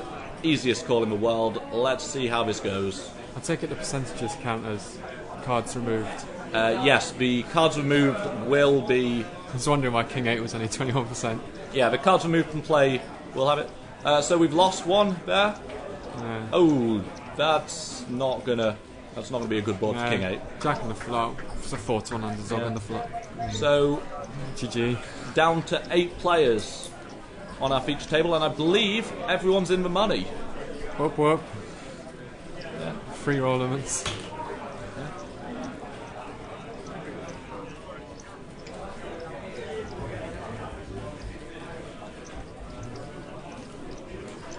See how the dynamic changes now. Now we're 1 short. Assuming we did just burst the bubble and we weren't playing hand for hand 19 players. That would be a bit odd. Yeah, that would be just a weird decision from the tournament director, I think. So I'm reasonably confident we just burst the bubble.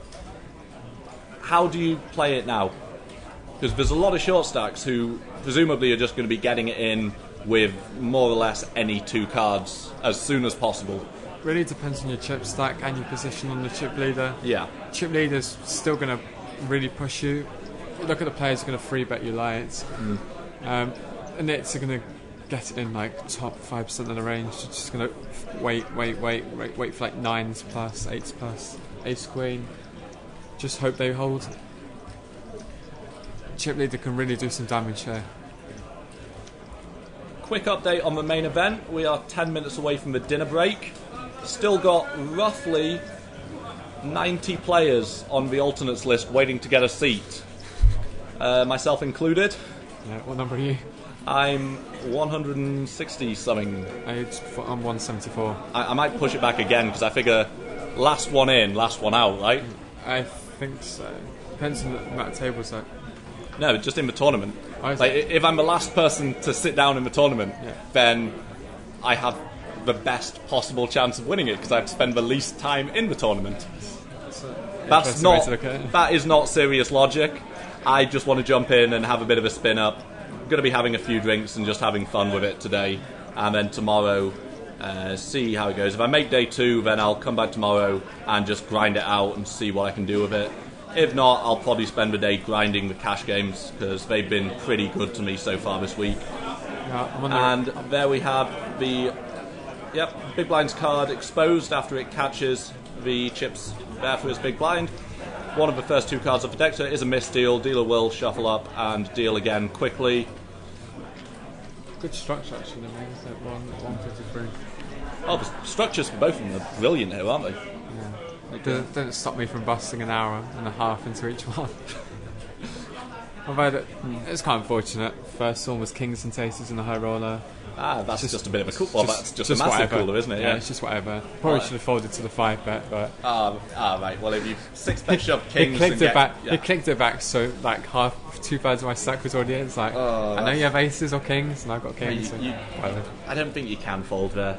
And then in the main, made a big bluff with 7 high, but he blocked like such a narrow portion of my value range that it seemed like a really bad call at the time, but after reflecting on it, I only really wrapped like aces and ace jack, and he had a jack. Okay, so here we have, that is seat 9. Where's our list of names though? It's the other list. I remember he's from Edinburgh. I can't remember his name. Apologies for this. He's open shoved ace king under the gun and gotten folds. No. Oh, is that one? Nope. So.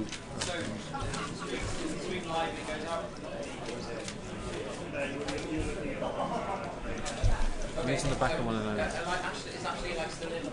There's one that says like Michael Hall number 8, C8.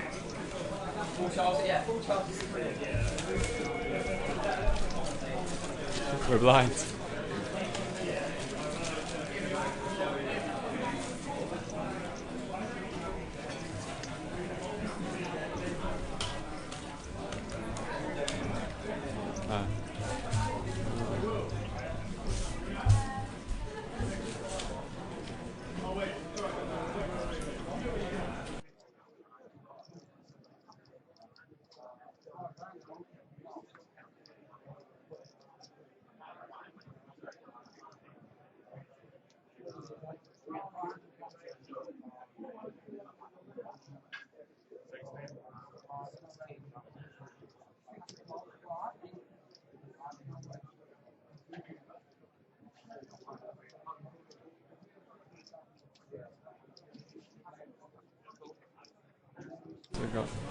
Okay, so we're back. We have... Oh, C4's picked up a legitimate hand here. Pocket 10s. And he looks like he's opened in the hijack. Looks like he's got a call from C5. King 10 suited in the cutoff. Yeah, pretty standard. Both got a lot of chips. Really don't want to see a 10 high flop here, do you? No, I'm looking for a suited Broadway sort of stuff. Yeah, and the big blinds come along as well with ace 4 off. So yeah, now the money bubbles burst. Players have started to loosen back up a bit. That's a juicy flop. Okay, so we have the big blind has flopped top pair. Backdoor flush draw. Yeah, got shot and a backdoor flush draw. You can see Michael jamming here. Yep. Pocket 10's still ahead with the overpair. And King 10 suited with the second nut flush draw. This could all get in here. Let's see how they decide to play it. Obviously, unlikely to get in 3 ways, but depending on how the action goes, we could lose a player here. I'm going to assume 10's going to bet half pot. King 10's most likely going to smooth call. That looks like that's a shove there. Yeah, shove, quick fold from ace 4 and a snap call from 10s. That's an interesting snap. So... Well, can't see how much he's got. You know, we can't see the stacks. But let's see how this runs out. We have a 5. Chop outs. Oh. Luck boxes his way to a chop. Well, you know what they say? Everyone loves a chop pot. need to work on the harmony a little bit, don't we? Yeah. Not as good as Stapes and Heart To be fair, you're the first person that I've had in here today that's actually tried to join in. Everyone else has just looked at me like, what the hell's this guy doing? Clearly, I'm the only person here who just spends his whole life watching EPT live streams, so I've got nothing better to do. I've done that quite a few times. Good. Good to see I'm not alone there. How much did the Seat 5 shuffle? Not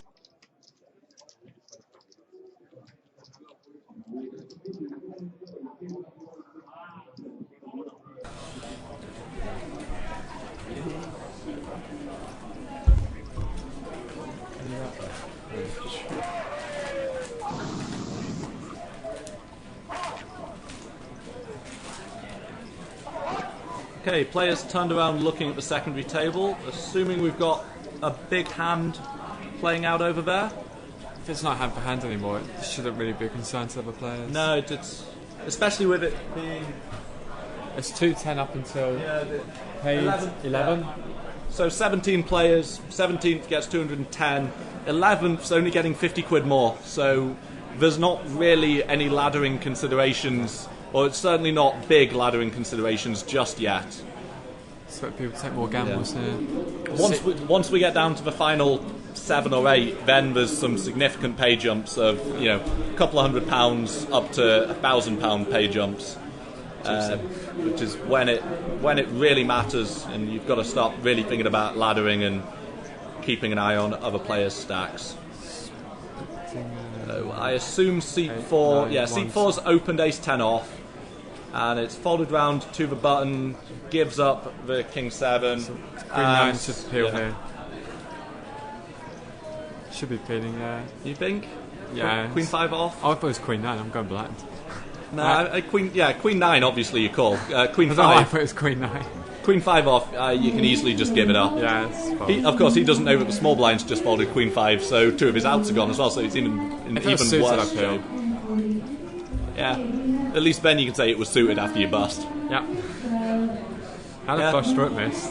So seat 4 just takes down the blinds and antes again, continuing to play fairly aggressive poker, but he is starting to pick up some bigger hands.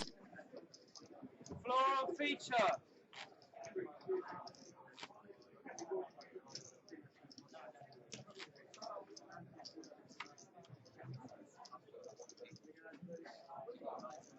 What's the blind, mate? 1K? Thank you. 6 12, 1K, guys. Okay, we just had an announcement over the card room tannoy. The main event this year has absolutely destroyed last year's record. Over 700 players already, with at least 50 still on the alternates list. This is easily the biggest student championship we've ever run.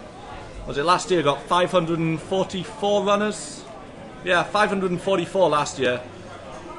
Over 700 this year. Like, just building massively year on year. If you've not come down this year, make sure you get here next year. It really is one of the best weeks of the year. Yeah, Bellagio next year. Or just get yourself over to Vegas, yeah. Why not? Okay, so C-Day on the button with pocket 3s. Pretty easy spot to just open here, yes? I don't mind the open shove with under 25 bigs here. Looks like... It's pretty unexploitable, and it looks like a raise. Far too tight. Yeah, he's just put out a single chip, but he made a big deal of looking at the dealer, probably clarifying the raise size. That is a call, yep. So we're missing. Sweating with the button. Yeah. Seat 1, those cards are gone. Yep. AWOL. Right, so let's see if we're going to pick up the flop this time. Sweating with the button. We're in position with pocket 3s. We're not going to flop very well a whole lot of the time here. It looks like 3 middle cards. I'm guessing like Queen 9, 6 or something. I'm actually... There's a picture card. Yeah. If it was like a Queen 9 X board, then I think I'm probably checking back 3s there, because just giving out. Yeah, I'm not sure I'm giving up. It's just that, Queen 9 is probably bang in the middle of the big blind calling range there, isn't it? So that flop absolutely smashes his range. So pocket 3s, when you're betting there, you are 100% bluffing. When you get called, you are almost always behind, and with just 2 outs. Alternatively, we could pot, flop, it really puts Yeah. pressure on middle pair. Yeah, if you just fire off a big bluff, you might take it down. By checking back here, you'd show him a sign of weakness. And so the big blind's decided to lead in. And looks like he's thinking about making the call. So, non-believer just here. Obviously, without being able to see the flop, it's really hard to kind of decide what we should be doing here, isn't it? We are just playing blind. That looks like a low card on the river. If you just rivered a set, you like it, don't you? Yeah, it's pretty juicy. Yeah. I think the low 2 turn in the river quite small.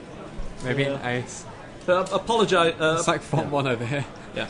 Apologies for our complete lack of knowledge here. We are completely guessing.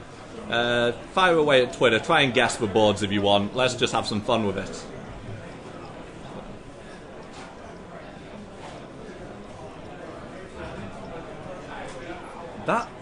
Is that a raise? No, I think it's went check. Yep. Check on the river. Yeah, the maybe between deuce. Big blind. So he checks flop, leads turn, and then checks river. An interesting line. So again, it's really hard to construct a range when we don't know what the board is. Like, looks like a call. I'm guessing. Would you kind of like second pair, top pair, no kicker? Those kind of hands probably play it like that. Probably thinks the button has a hand which has no showdown value. Yeah, I mean the button's probably checking back a lot after checking flop and just calling turn. The button is most likely checking back the majority of their value range, only raising bluffs and monsters. And threes are no good. Yeah, threes no good. So that was a bluff there. Correctly realising he didn't have any showdown equity. Unfortunately, Big Blind was also aware of that and makes the call. Yeah, I'm not a big fan of Michael's line there. Doesn't make too much sense. Okay, unfortunately I've just seen the Student Championship Ladies event has been cancelled due to a lack of runners. Yeah, there was only 3 people, apparently. Because looking around the card room right now, I'm not surprised by that. A lot of controversy has been going on recently about the merits of ladies' events, whether or not they are worthwhile. Some pros coming out in favour of them, some being very, very against. Let us know what you think on Twitter. Personally, I see no reason why a ladies' event is necessary. The women are at absolutely no disadvantage in a poker tournament, are they? It's a bit like sexist. Yeah, it seems like it was originally set up because it was just perceived that women were weaker players and they wanted a weaker field to play against. I think the idea of it continuing is borderline insulting to the average female poker player, especially with online being so big now. You know, no one knows who you are behind the keyboard. It doesn't change it. Female players, some of the best players I know are women. I don't know many good women female players. Yeah, if you walk into any card room in the country, you're going to see at least 95% men. Yeah. Unfortunately, that is just bad. Wales. That's just that's just what how it it is. So poker players as a whole are a lonely single bunch because of that. There's less women playing, but it doesn't mean the quality of the women's play is any less. So. Personally, if I sit down at a table and see a female player, I'm more worried about seeing her than just seeing a random player, because I think just having the balls to walk into a card room, it's not a very friendly atmosphere, is it? Depends on the card room. I go to the Aspers in Stratford, and you're an Aspers player, are you? I don't really play live, but the one in Stratford there's a lot of foreigners, and they make it really friendly. Yeah. I feel there's a lot more collective spirit. The Russian, the Polish, Bulgarian, Romanian. Unfortunately, really cool. Unfortunately, I think I'm going to have to be careful what I say on this topic. As an employee of the Aspers group on a Grosvenor live stream, I should probably stay out of this for fear of getting kicked off. For anyone that's interested, I'm a poker dealer at Aspers Newcastle. That's all I'm going to say about it for fear of getting myself into trouble. Back to the action. So, looks like seat 8 has opened pocket 8s. Yes? Yeah, Michael's got 8s. Yeah, seat 9, we've not picked up his whole cards. Wait, no. Seat 8's not opened yet, but will be opening. I think he's all in. That looks... that could be just an open shove, or it could just be a min raise to 20k. It's without being able to pick up the audio on this stream, we don't really know. It's either shove or Mike just doesn't have any high denomination chips. Yeah. And it's pretty short. So either way, it takes down the blinds and antes. Yeah. I think he'll be pretty happy about that. Pocket 8's not a hand that's going to flop very well. You will be in position against, some of the players might call out of the blinds, but I think you'd rather take it down there. Yes? Yeah, position does become less necessary when the effective stacks get shallower. Yeah, obviously when there's not going to be nearly enough chips in the effective stacks for multiple streets of value, position is less important. I think raising 8's there and getting the folds, you're not going to be annoyed about that, are you? You don't feel like you've lost a ton of value, so yeah, I think he's going to be reasonably happy with that, especially if that was a shove. Yeah. He's very happy just to take down the blinds and antes and stay in the game, isn't he? It's best to avoid a flip as often as possible. Yeah, you don't want to be flipping. Sometimes you have to flip. There are a lot of spots that you have to flip, but it should be avoided. If you can, you should be trying to find spots that you're good.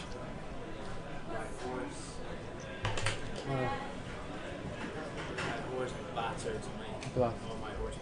Joke that right, yeah. It's only a 3. You can actually see the board in that one. Okay, so that is Paul in seat 6. It's just open shoved king queen under the gun. Yeah, this is a call for C4. And this is an easy call here, seat 4 with ace jack. Actually, it's probably a reshove. I think it's probably a raise. It's hard to tell with the what the stack of the big blind is. Obviously, he's not going to be calling. We can see what his whole cards are. He's not calling, but seat 4 doesn't know that.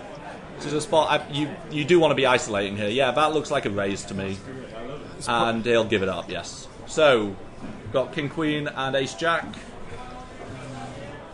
Ace jack the favourite, king queen at risk. Let's see if he can get the double up and survive. King queen usually wins this online.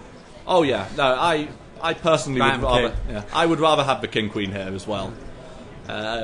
Just one of those things. It just always seems to win, doesn't it? Yeah. Like it might be a 40% dog, but in practice, not so sure. Sweat.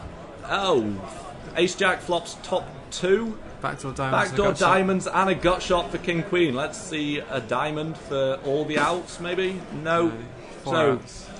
Just the 10 will do it, or we lose a player. That looks like paint. I think it's a rubber pair, king or a queen. Yeah. So looks like he's rivered a pair just to rub it in a little bit. But he can't be too upset about that. He's made the money. He's been playing a short stack all day. I think that is. I believe we're down. What are we? How many players have we got left? We're now playing 7-handed here. Be able to find out how many players we got if they balance tables or not here. Might be 7-8 or. Yeah. What's going on at the outer table? Everyone seems to have gotten up and left. I think that might be the main on break. No, they were playing the.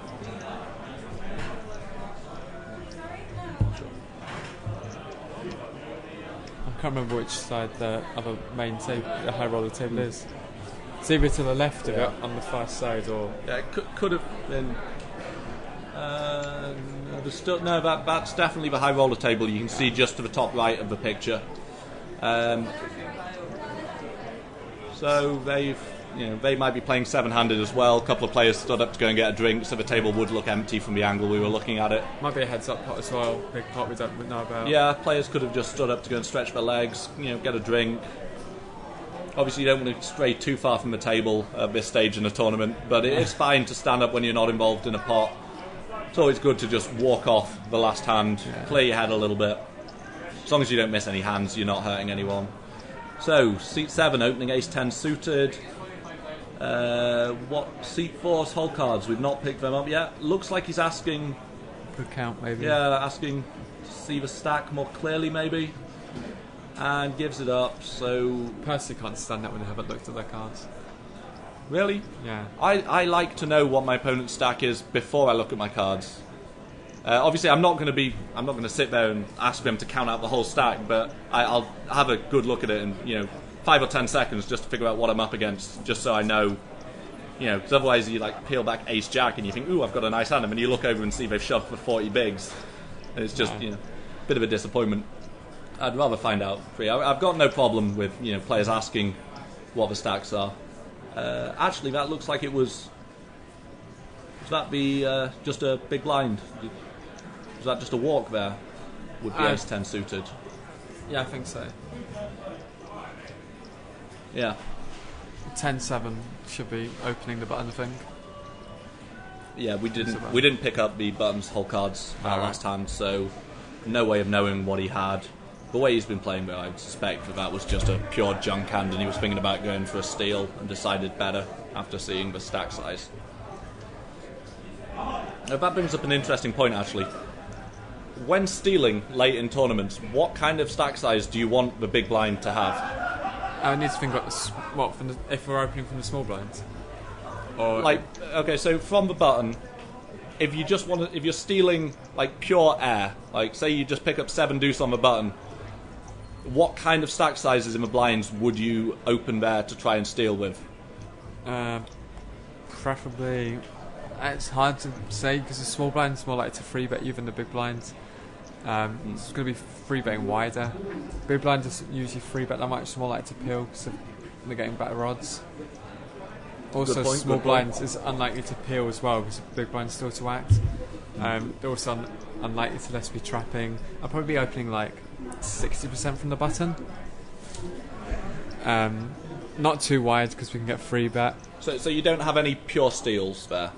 No, I'd just be looking at the stacks, how active the player is.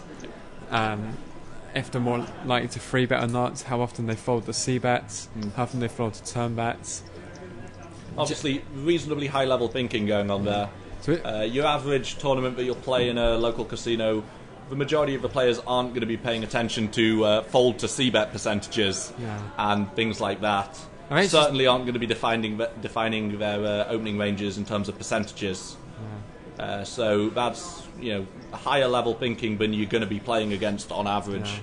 I think it's just important to look at how the hand's going to progress rather than just pre-flop. Because if you just blindly open any 2 cards and the big blind calls you and doesn't fold post-flop, then the the worse hand you open pre-flop, you're just going to get punished every time. So if that happens and you're the big blind and they're the button, you just call any 2 cards you can bluff just so often. Yeah. Just seen on Twitter, UC at JuicyUC, not tweeting directly at us, but using the hashtag UKSPC. Get involved with it. Last hand before the break, look down at aces. Dealer calls misdeal. Why?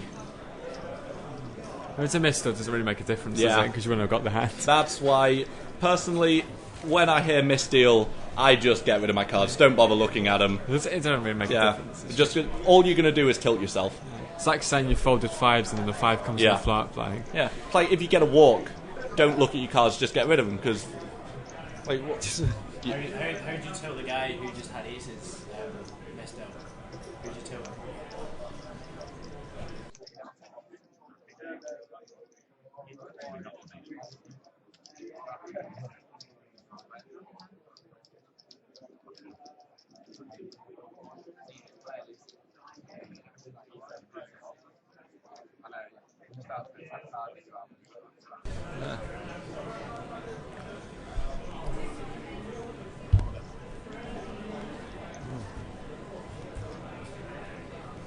Hey guys, really want you to get involved on Twitter. Hashtag UKSPC. Let's get it going. We've got the tweet wall up in the card room still. All the tweets displayed on there. You see something funny, if you want to just tweet about one of the players on the feature table, if you want to tweet about your progress in the main, anything like that. Any questions about interesting spots? Feel free to fire. Any random questions at all. Like, even non-poker related questions, we're happy to answer them. Why not? Let's get some audience interaction going. Seat 2 is opened, I believe. Yeah. Cool.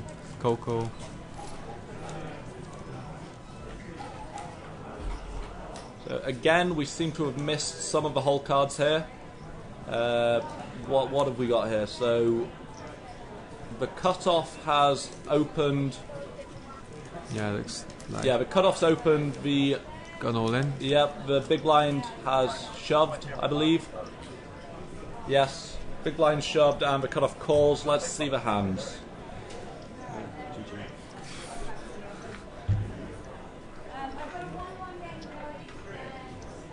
Okay, apologies. Doesn't look like we're going to get to see the hands.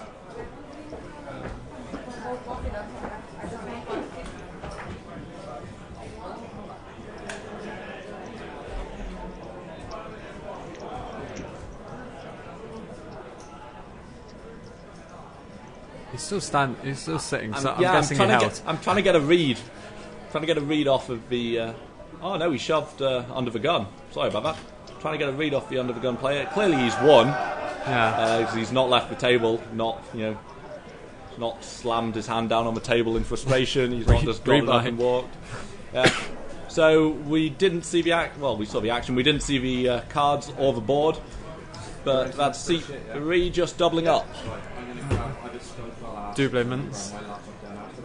You might need to keep hopping out there when you're revolving, but it's got decent speed, like you walk in a barrel.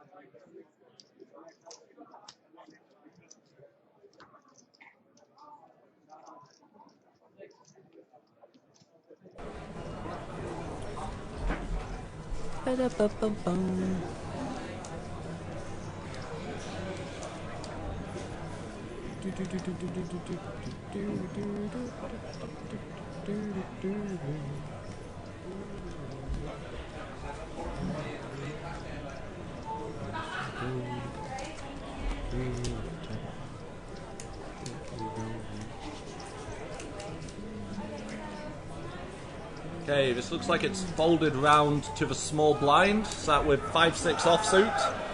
Looks like he's counting out a raise. Big blind, 10 deuce offsuit. Already looking at his cards, and looks like he's going to fold.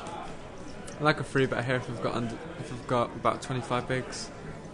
Turning one of his cards and folding. I imagine he'll have just shown the deuce, just to say, yeah, if I've got a hand, I will play back at you, but this time I have trash. I like a limp there from the small blinds, actually. 5-6. Yeah, it's going to flop pretty well. It's a limp or a fold. We don't need to open unless he's folding every single big blind or the majority. There's not much. He has been playing reasonably tight, and he did just get a double up, so he might be small blind might be thinking that he's just going to want to sit there and conserve his chips for a little bit longer.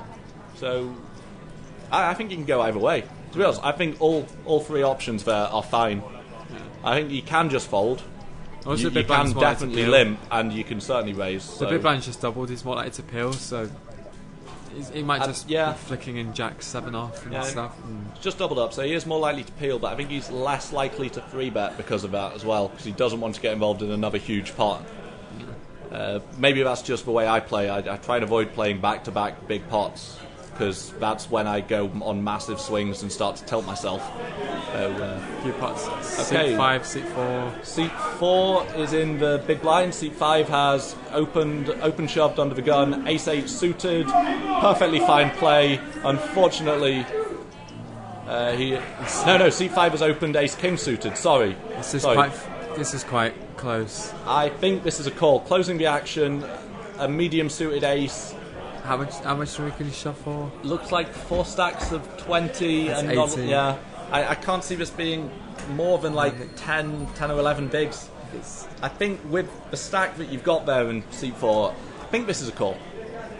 Obviously, it's really, really close. Depends what we think undergun can shove with. If you think he's wide and he's shoving like Queen 9, Queen 10 suited, then I'm calling. He makes the call and he's going to be dominated. I think I'm more likely to call than fold, personally, but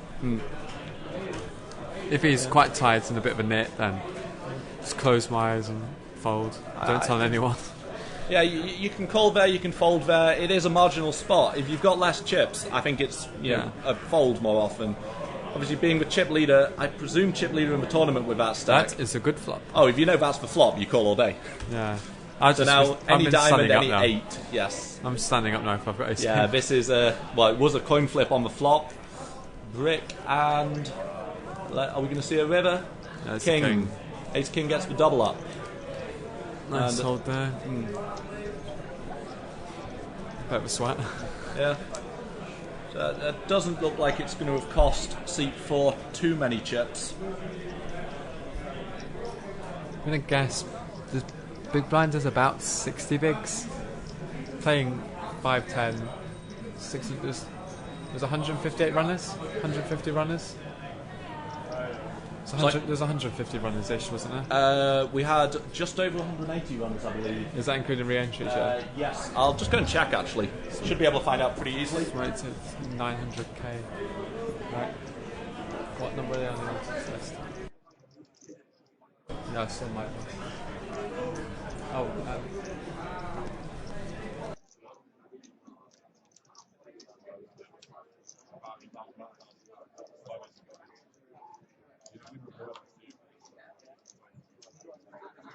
do winner takes all.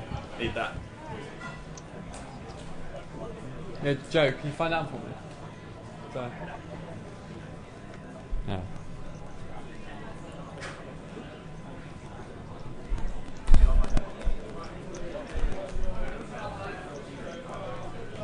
C8 with the ace. So button on seat 3. That makes seat 7 under the gun. Folded its way around to the cutoff. As we've not seen his hole cards yet, so he's open. Yep. Button folds. 9-10 offsuit in the small blind here. I like a free bet. You like to free bet here? Versus an active player. Yeah. I think you can flat. I think you can free bet.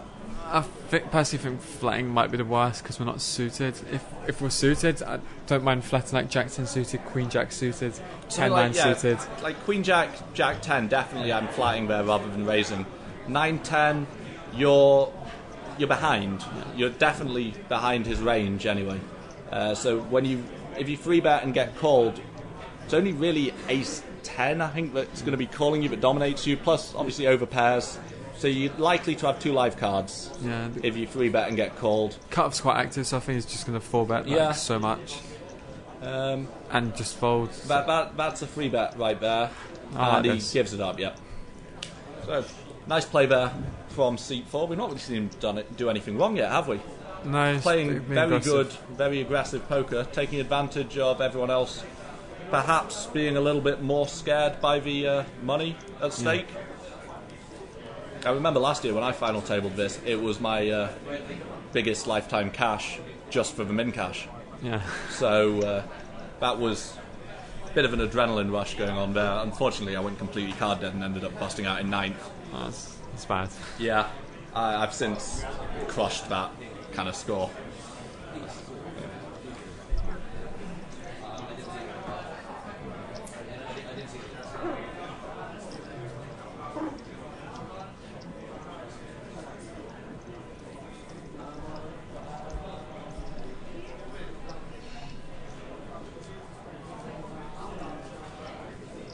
So before we even see any of the cards, if it folds around to seat 4 on the button, you presume he's going to be opening like a very large percentage of his hands, don't you? Top 60% roughly. Yeah. Anything from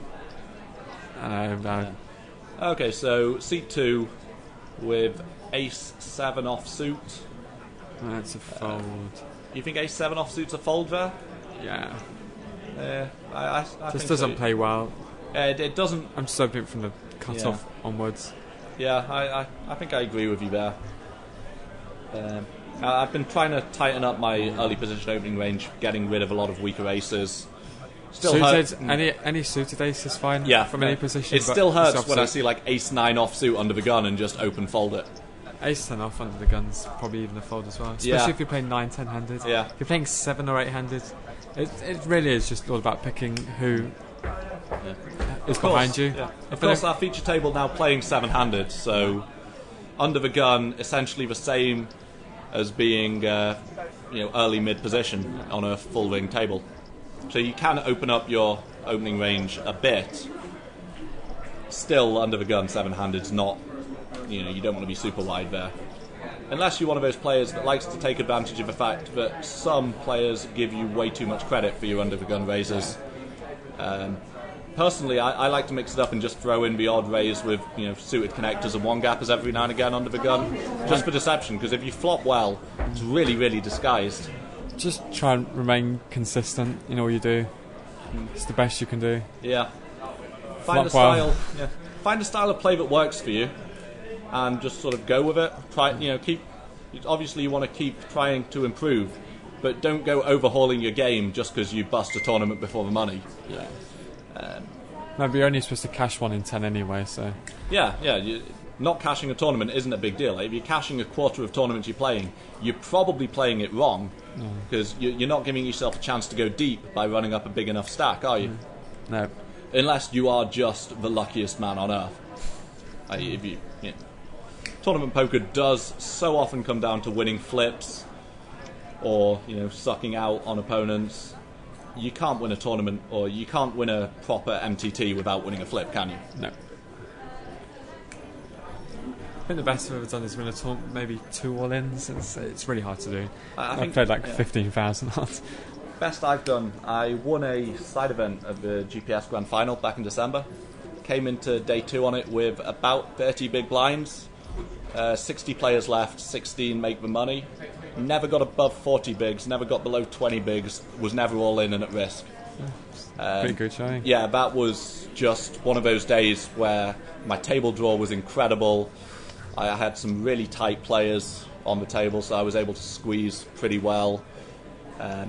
Every hand was huge for me on that day. I was just sat there grinding it out, and ended up winning it for $5,500, which was nice. But I actually felt the sense of accomplishment from how well I'd played outweighed that, despite the fact that that was my biggest lifetime cash by a considerable margin. Yeah, my biggest cash this last month. Luckbox my way to the Hot 16. How much you get for that? 7k. Nice. One of the guys I've come down with, Angus Johnson, his biggest cash, and also his first big cash, he somehow managed to take down the big 880. Oh, I hate that tournament. Yeah, it is just a complete shove fest. No. He just ran like a god, essentially. He got to the point, heads up, I think he had an 11 to 9 million chip lead and just instantly offers even chop. Yeah. Like, just give me that extra $900 or whatever it was. It's tasty. Yeah, my the stable I play for, we've had 3 outright wins in a million in the last 6 months. 3 outright wins in the Sunday Mill? Yeah. That is Same guy won it incredible. twice. He's one of the Rob coaches. Tinian? Yeah. You know Rob. Yeah. For those of you who don't know, Rob Tinian is, I believe, the all-time winningest online British player. Or it's close. He's certainly up there. I think he's top 5 as Moorman. Chris Moorman's number 1. Chris Moorman. Yeah, forgot about Moorman. Chris Brammer, he's ahead. Tinian. Jarrah Am I right in saying Rob's up there? Am I right in saying that he's the only Brit to win the million? Is he the only person to win the million twice? No, I think 3 or 4. I think maybe 7 people won it twice since it started in 2001, 2002. Okay, so 7 people winning it twice in over 12 years. Yeah. To be one of those, you've got to be pretty good.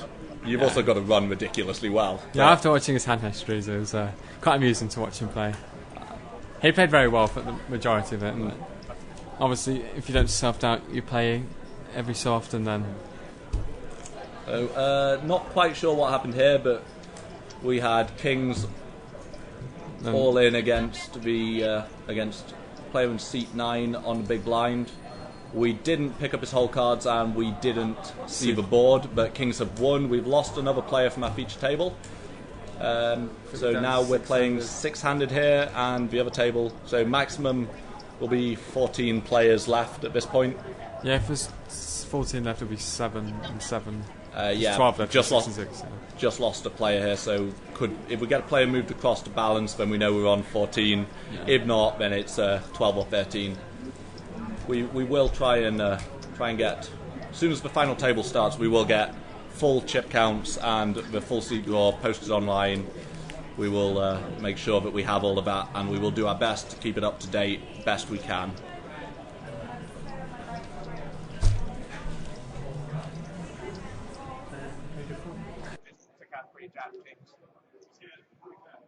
The guy that sat there.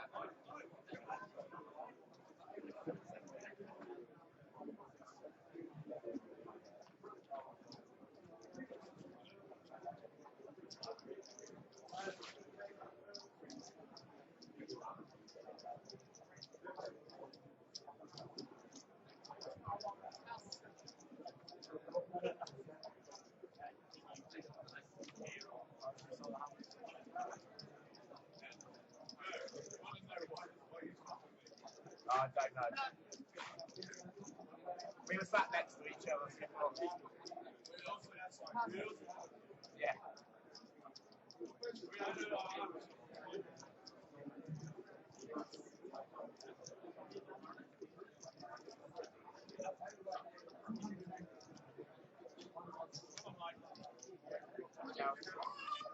Roughly. That's fine.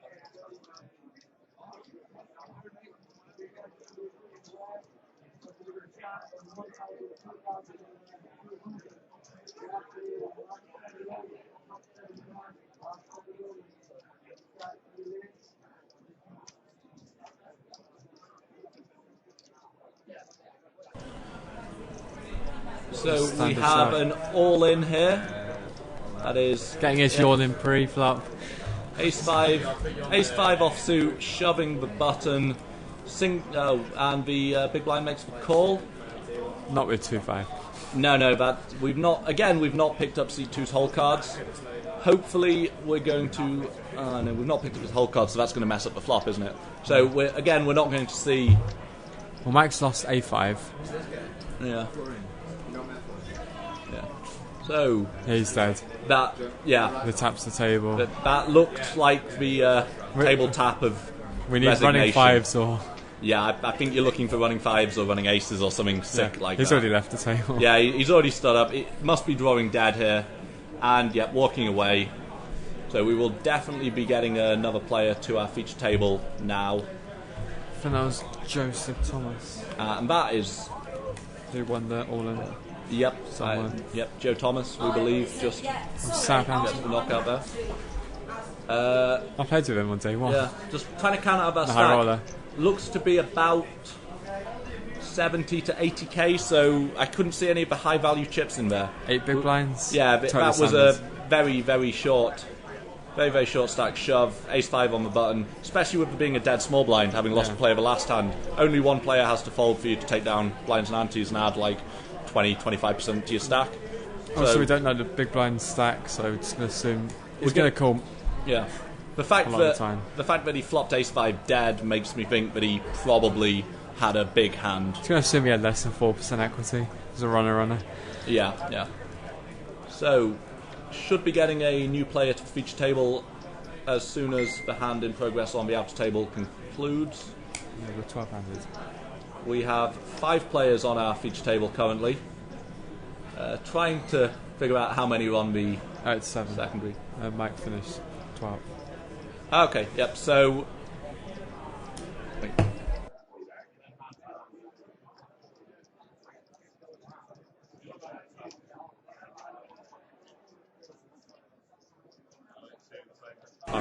Okay, so that was Michael Hall from Keele University, out in 12th place. Now, 11 players left in this high roller. I think we might have another all in here. Seat 5's going to open and seat 7's going to shove, I imagine. Yeah, seat 5 looking down, seeing 2 red 8s. Hard to tell with his stack. That's an all in. This should be cool. He's got like 100k. There's no 10k chips there. I I think you have to call off here with ace-9 suited. I don't know what you're waiting to get, especially with you being under the gun +1 as well. Playing 5-handed, right? Yeah, we are 5-handed here, under the gun +1. I think you just have to call off with ace-9 here and hope. If he folds seat 2 again, similar position with ace-7 off, this time closing the action, similar kind of calling decision. Looks like he's got a similar stack, or no, he's got more chips, but I can't fold ace-9 here. no, I don't fold ace-9 here. One of those spots, if seat 5's just woken up with a monster, then you got cooled, because you expect ace-9 to be in pretty good shape. Oh, he folded the ace-9. Oh, he called no, the he's ace-9. not. He's called. So it's pocket cool. 8s against ace-9 suited. We are off to the races. Pocket 8s with just the 1 live flush draw as well, thanks to the dominating ace of diamonds. Fancy 8s here. I don't know why. Alright, well, I'll take ace-9 of diamonds and let's see. Always take the favourite. Smell fish and chips.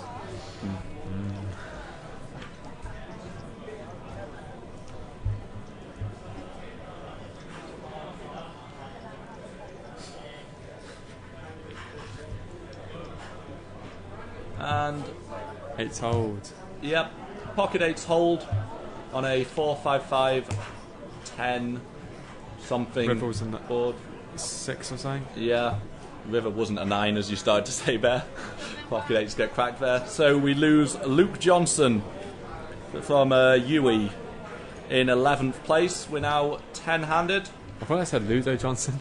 It's like so Ludo. we will definitely be getting a player now, and they'll be playing 2 5-handed tables, hand for hand on the final table bubble. Let's just have a quick rundown of our in the money players so far. 17th place we had Patrick Costello, Glasgow University.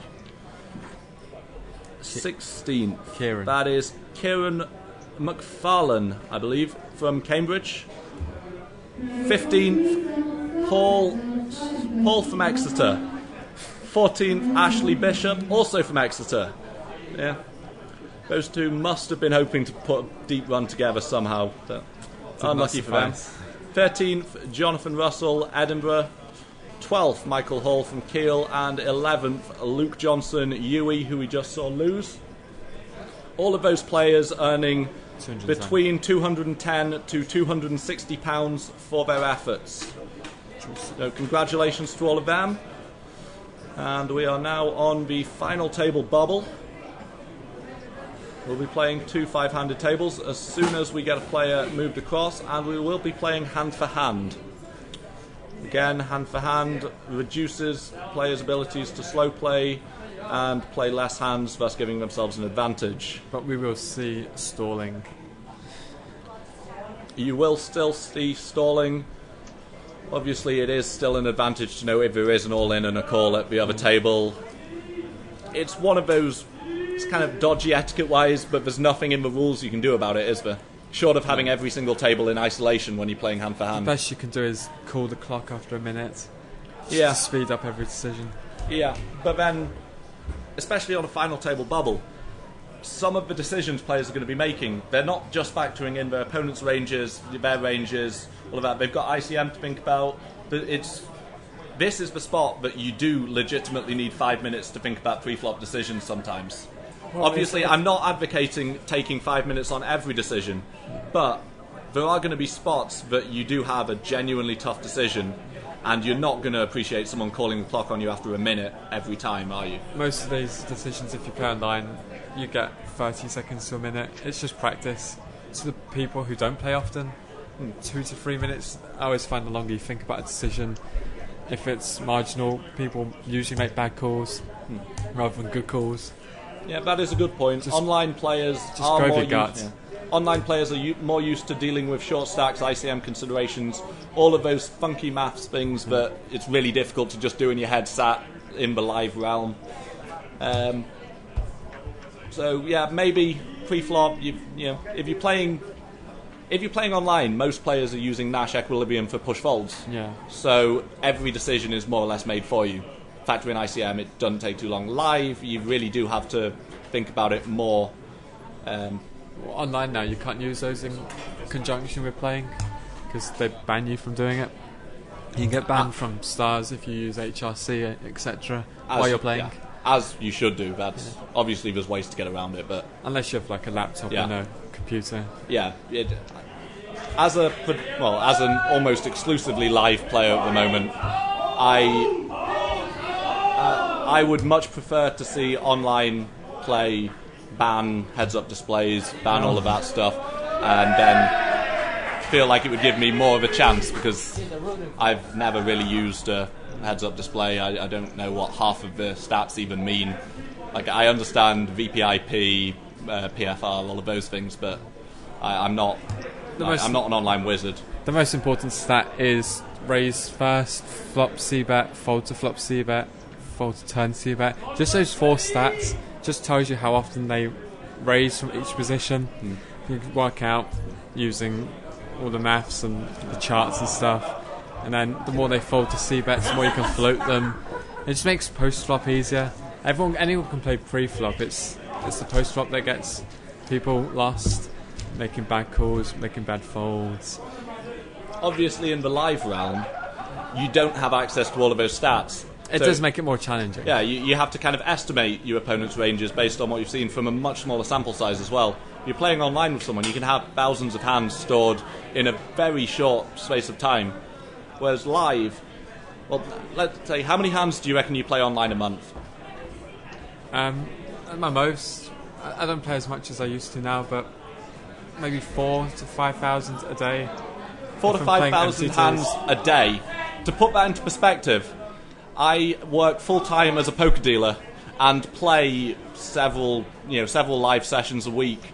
And I worked out recently that over the last 6 to 7 months, I've seen, dealt and played a total of roughly 30 to 35,000 hands.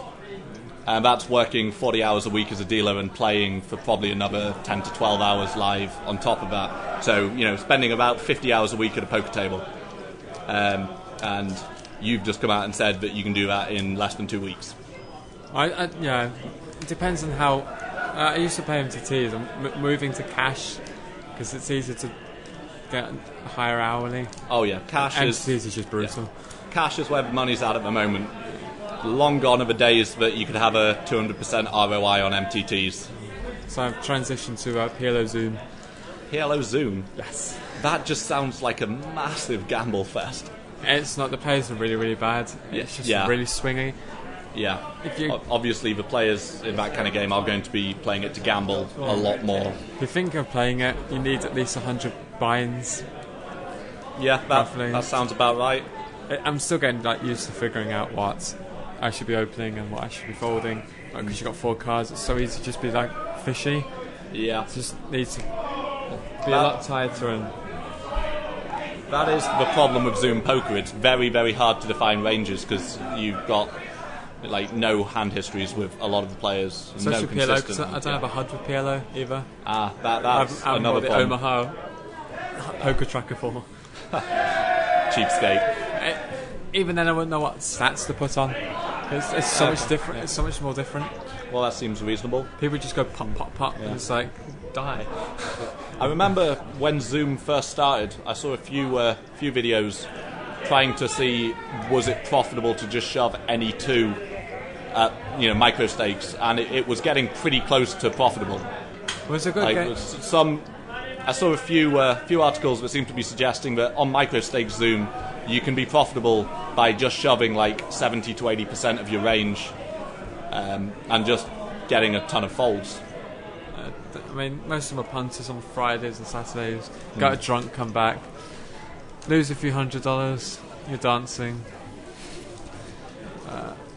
There's the adrenaline rush and full tilt. It's 3 max, I think it is 3 or 4 max, and it's capped. But the rake is ridiculous. It's 13%. Oh, that is outrageous. Which I'm pretty sure is unbeatable. To put that into perspective, the highest live rake I've ever encountered, 10%. So what's it capped at? Just out of interest. 10 bigs. 10 bigs. So if you're paying... okay, that's not so bad because I deal 25p cash, 10% capped at £5, which is very close to unbeatable, I think.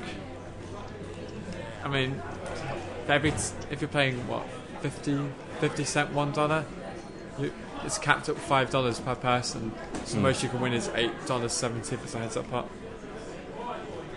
So you're making $3.70, and if you work out what you're shoving with, even if you're shoving like literally perfect, then you're making what, less than 2%, 3% ROI.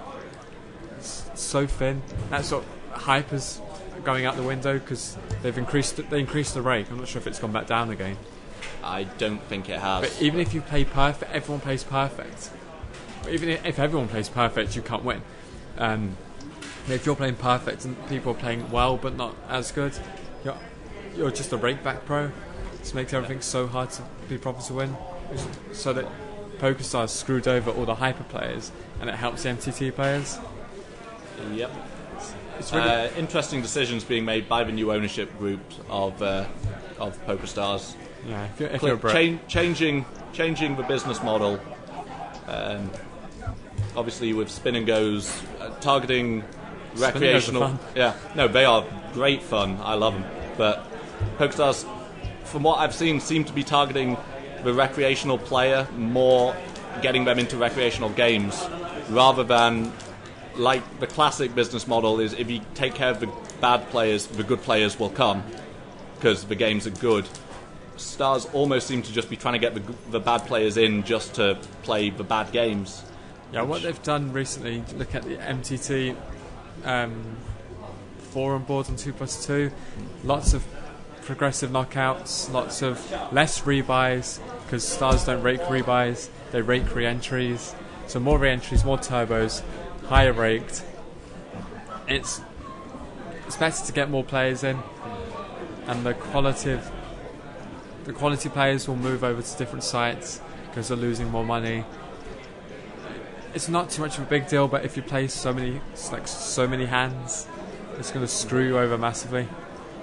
So that's why the hyper players feel held done by, because they play the most volume. Okay, John Jacobs getting in touch on Twitter, asking us who's in the booth. That's Johnny Watford. I know him. He plays for poker. Okay, I guess you can field his questions. Oh, sorry, he just read out something. Just asking who's the fellow Pokerian on commentary. It's Sickreed91. You should know who that is. Yeah. So he's part of your stable, I assume. Yeah. Best stable in the land. I'll take your word for it. Not being an online player, I've got literally no idea. If you're good, just send your MTT application, cash application to poker.com. Got a very good stable. We're up nearly 1 million this year. After 3 months, we absolutely crush. So, feel free to join. Great team. You'll feel welcomed, and work hard, play hard. Just nice promoting. Nice little plug there. It's fine. I spent all of yesterday just plugging students of poker. Yeah, I saw Johnny Watford earlier, but I don't actually know what he looks like because I've never actually met any. I've only met 2 or 3 of my fellow poker. The classic online poker players, they all get together and it's like, you might as well just give them name tags so they figure out who's who. It's so much easier. Like, there's about, I think, 6 or 7 from England. Most of them are like Romanian, Belgian, lots of Brazilians. We call them Lolzilians because Brazilian players are terrible usually. Just like button clickers. Not all of them. There's a growing interest in Brazil. Yeah. Thanks to Bruno Politano, he has sparked the Moneymaker Effect Part 2 in South America, hasn't he? Start just clicking his fingers every time he's all in. Bruno Politano, for those of you who don't know, excellent deep run in the main event, making the November 9 last year. Who was the guy before that? The guy with the flag. The guy with the flag. Oh, I know exactly who you're talking about. He's a slow roll, everyone. I can remember Norman Chad just constantly laughing at how low down he sat on the table. Like he was just hanging on with just his arms on the table. Yeah. And the name is completely eluding me. I knocked him out once, so it's quite good. I'm going to have to Google him now. Let's find out who the first Brazilian to make a deep run in the main event was. He got like 12th or something. He got the final 2 tables. Yeah, he was definitely. I think he begins with H.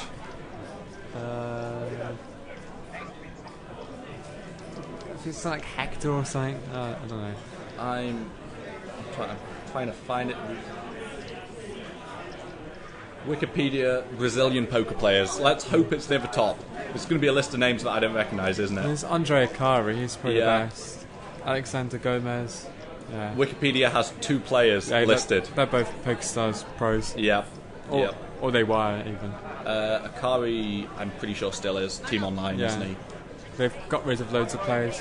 Yeah. They're not promoting the brand, that's what they care about, rather than the love of the game. Yeah. That's why I live Marie's there, because she's hot, I guess. Yeah.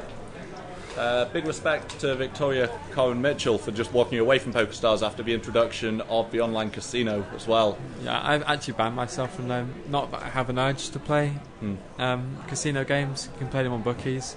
I think it's just draw more people in. Plus, it's bad for the UK companies like Ladbrokes, Paddy Power, and even the smaller ones, because if their main, apart from sports betting, where they have to compete with other firms for the best odds, draw punters in with promotions and stuff. The casino games are now getting targeted by PokerStars, which is bigger than all of them combined.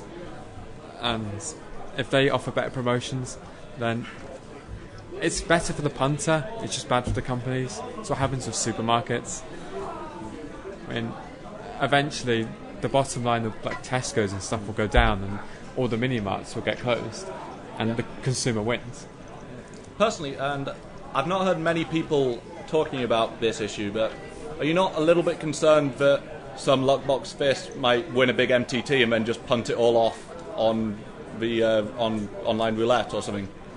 It's bad for the player because the good players want the worst players, or the fish, whatever you want to call them. You want the losing players to lose all of their money on poker. Back into the prize pool. Often the losing players are just there wanting a bit of a gamble. If you offer them a roulette wheel, then they're going to lose chunks of their bankroll to PokerStars, not to the other players. I personally think that is a mistake from Stars doing that. Looks like we're now on the final table. Yep. So, didn't see who we lost from the outer table to get us there. I don't know who's actually on the final table.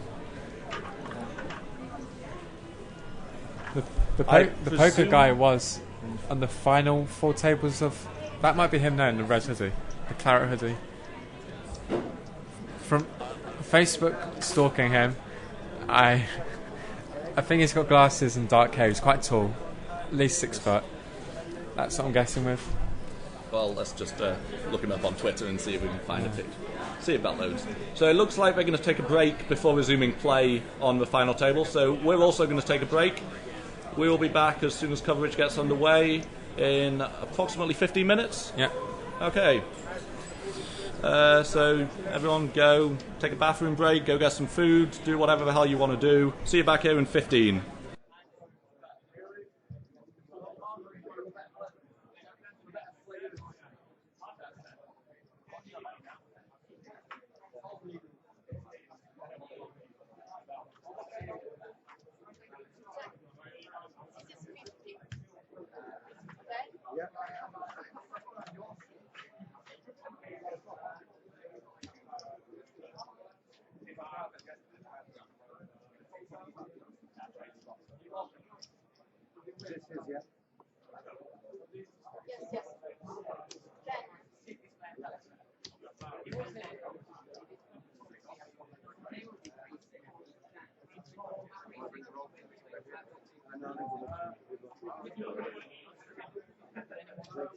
What's the last thing you do? You do one of any places?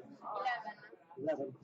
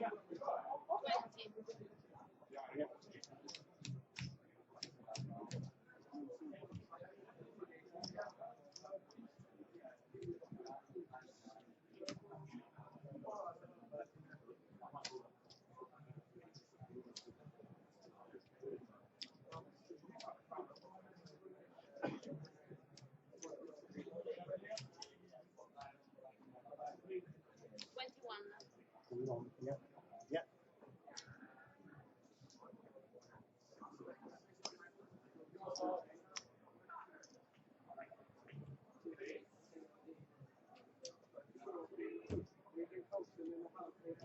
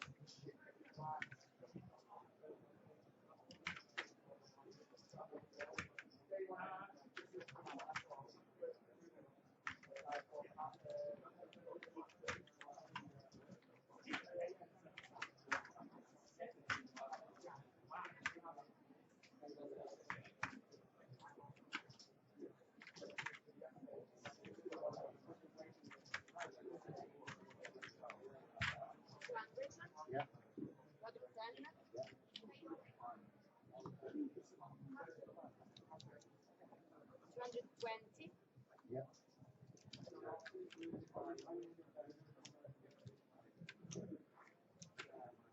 40. And 50, okay? Yeah, 250, yeah. 250. Yeah. For him. Yeah.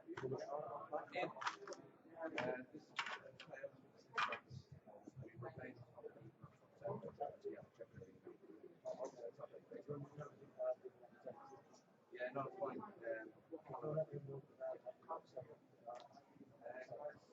Yes, you want to change when come back, yeah? Or now? No, we're going to do an episode. We're going to colour up and then we're going to redraw for the final table because obviously these didn't get the proper redraw. Once we get all the chipped off. Okay, 250. 250, yeah? Okay, start. We'll get all these up now and then we'll do a colour up on the big stacks, like that yellow and that yellow. Then we'll tray them, ready, and then we'll get them to move when they come back.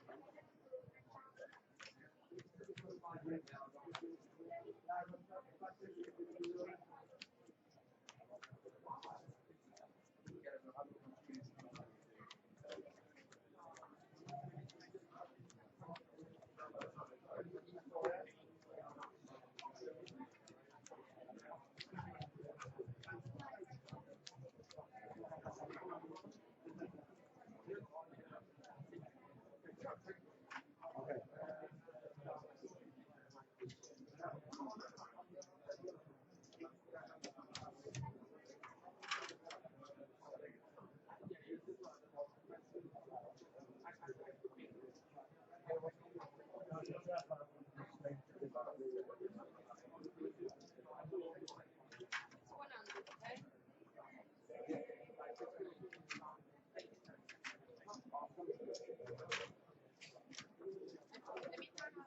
Yeah, put in the middle.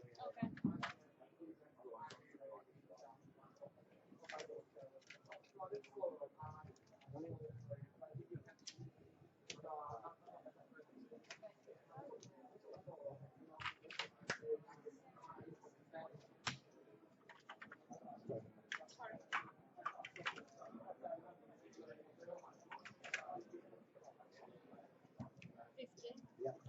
Okay. Yeah.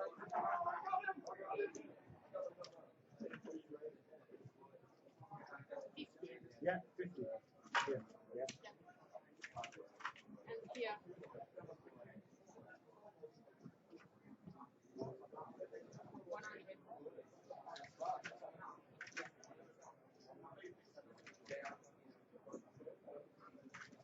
100. Okay.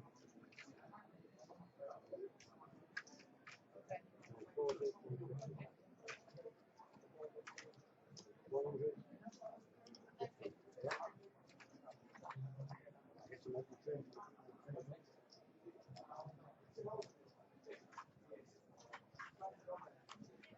You just clear them up.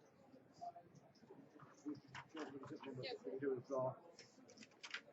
Then come back.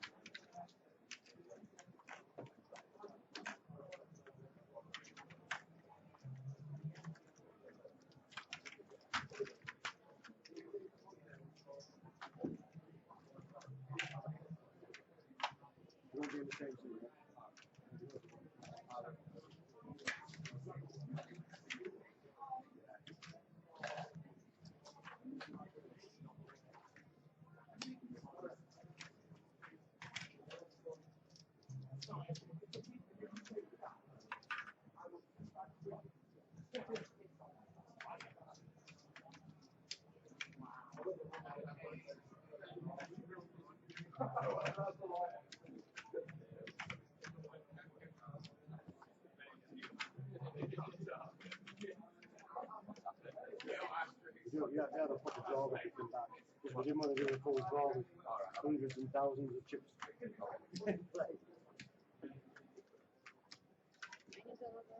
I get some more trays. Yeah, I get some more trays.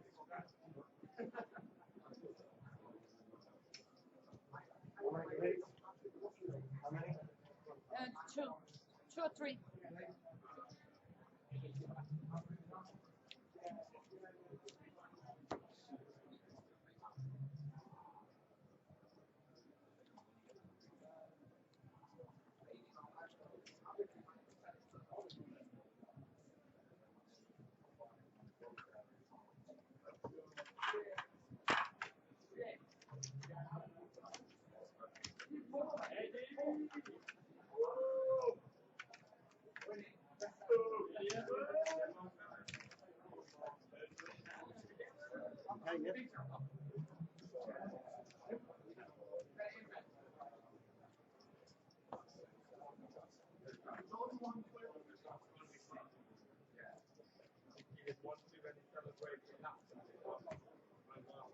I threw upstairs for a snow call. I'll be back in 20 minutes or so. Good job, boss. Good job, boss. Oh. Fast.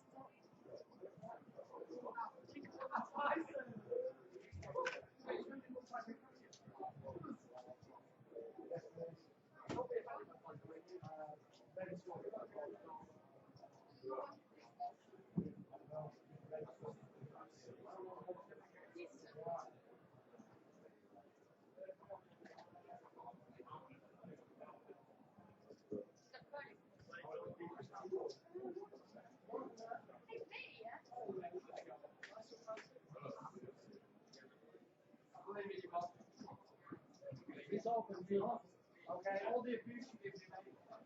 Choose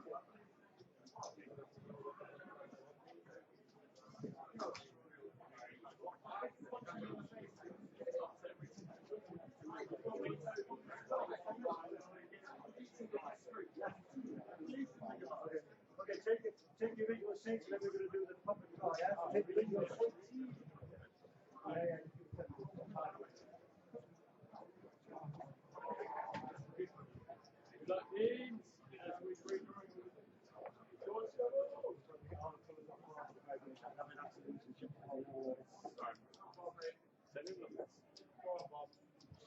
Take your seats. Wait.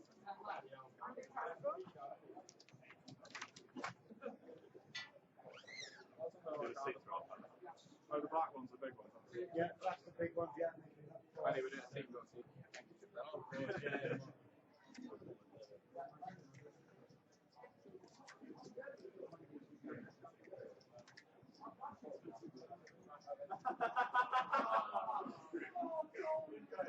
Okay, so everybody here. Okay, guys, so don't unpack your trays yet. We're going to move into the red seats. Okay? Bear in mind the black chips are 25.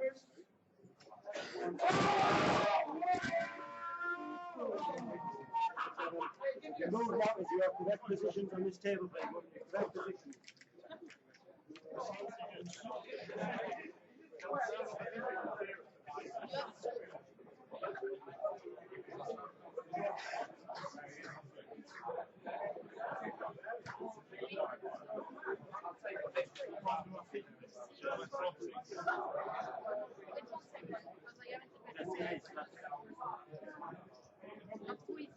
You went to see 8, so it's there.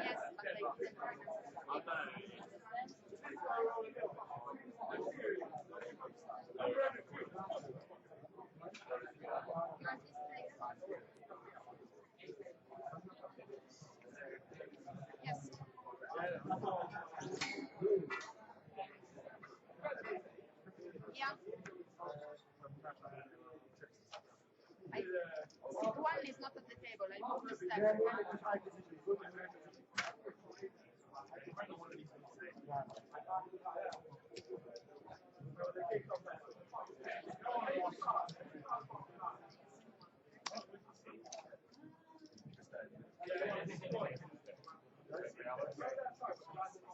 Okay, you start. Unpack all your chips, guys, please. Unpack all your chips.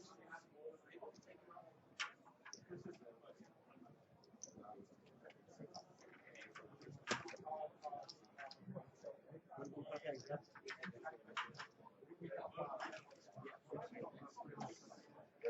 the white card to the dealer and we'll be ready to go.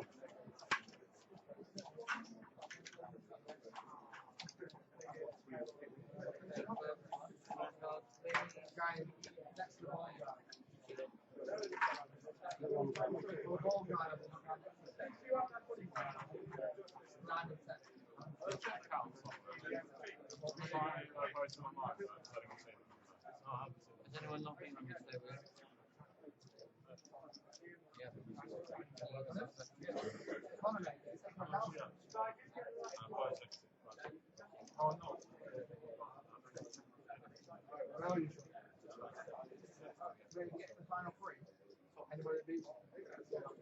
Okay, so Button's going to start in seat. What did we start with today, guys? We're going to what the Button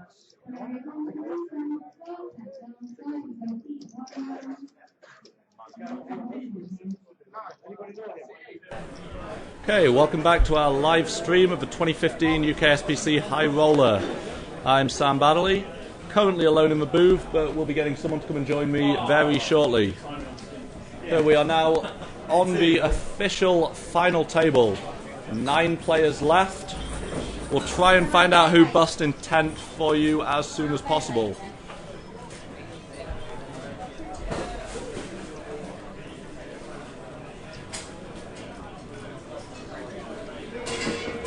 So the players have redrawn for their seats around this final table. Just looking around, recognising seat 9, I believe his name is Andy from, I want to say Cardiff or Swansea, one of the Welsh universities. Who else have we got on the final table that I recognise? Nobody that I can say by name, unfortunately. So tweet at me, please. Let me know if any of your guys are in a final table. Maybe you've got a piece, you know, little sweat on there.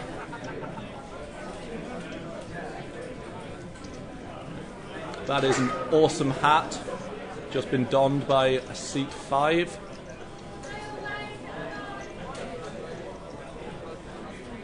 Okay, remember guys, get involved, hashtag UKSPC, get in touch. We've got Bernie back in touch, saying Connor Murray Playfair from the mighty U-Clan, gonna take it down. Has anyone else got anything to say about that?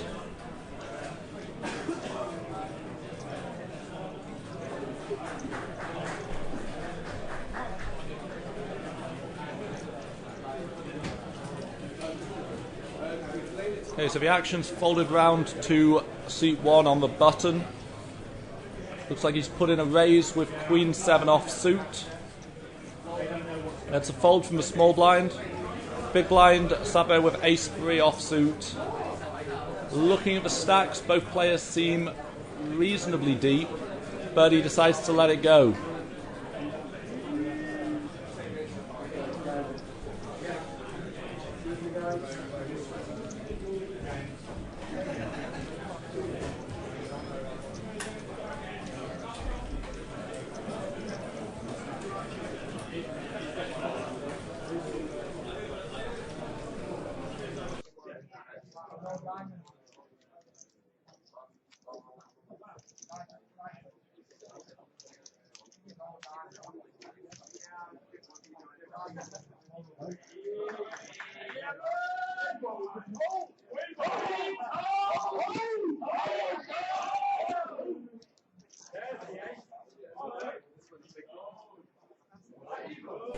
Okay, so the second hand of the final table is underway.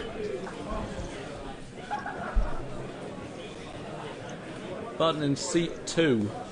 So seat 5 with the awesome hat, first to speak with Ace King off suit.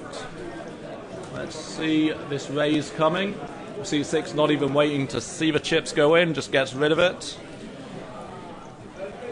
Seat 7 now with a decision. Ace 8 suited, decides to let it go.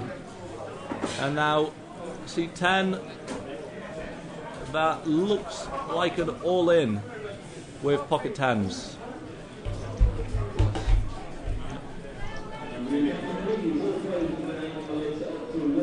Yep, that is a shove from pocket tens.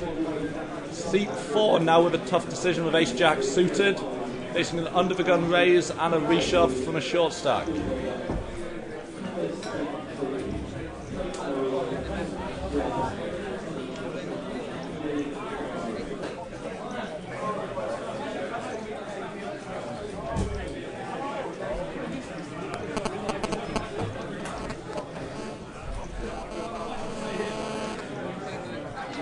Okay, so that was Dan Pope with the decision with ace jack. Decides to let it go. Good decision there. And tens are holding on that flop. Still, ace or a king will see our seed 8 player eliminated in 9th place. Nope, tens hold and he gets the double up.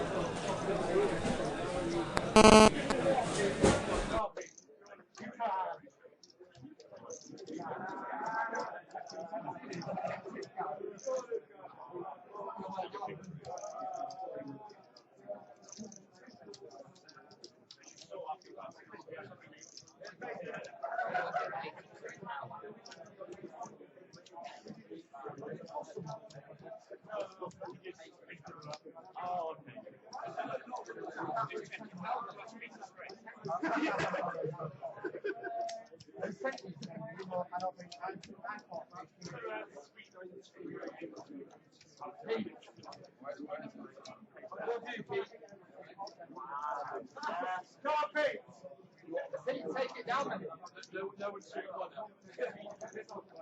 Blind, let's go. Blind to Natty. If you get when you're in the air.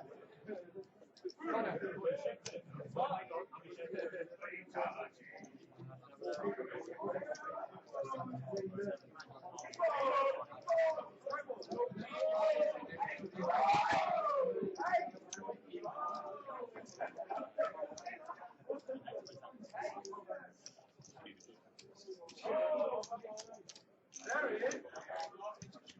There it is.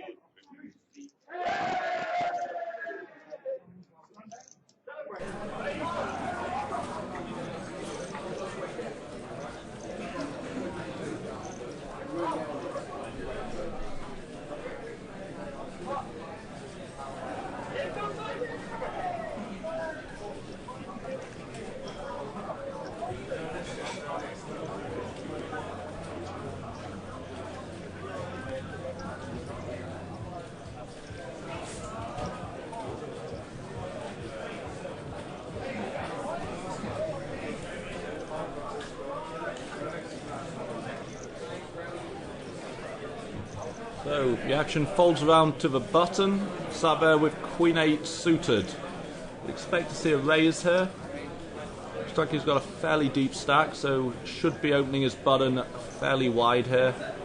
Small blind gets rid of the King 6 offsuit, and now can't see exactly how many chips he's got, but this could be a shove with Ace 10 suited, facing a button raise. Let's see what he decides to do with it. And yep, that looks like an all-in, and the button gives it up immediately. Nice play there with the Ace 10 suited, taking down blinds antes and the button raise.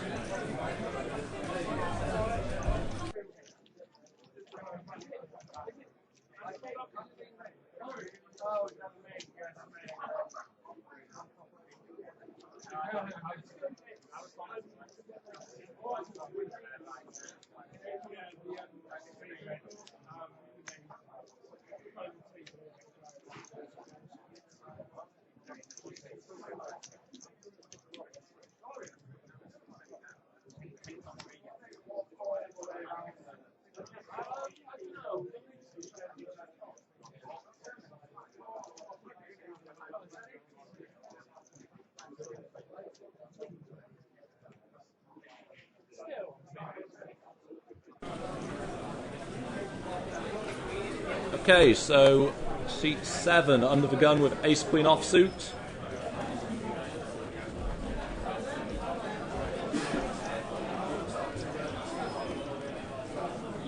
Just confirming the size of the big blind at this level, I believe.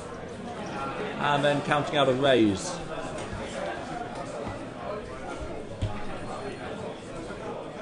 Not seeing any other big hands, so this might get through. What are the blinds holding? Big blinds, seat 6, 10 deuce off. Yeah, actually we've not picked up seat 5's hole cards, so I reckon he's our only chance to get some action here.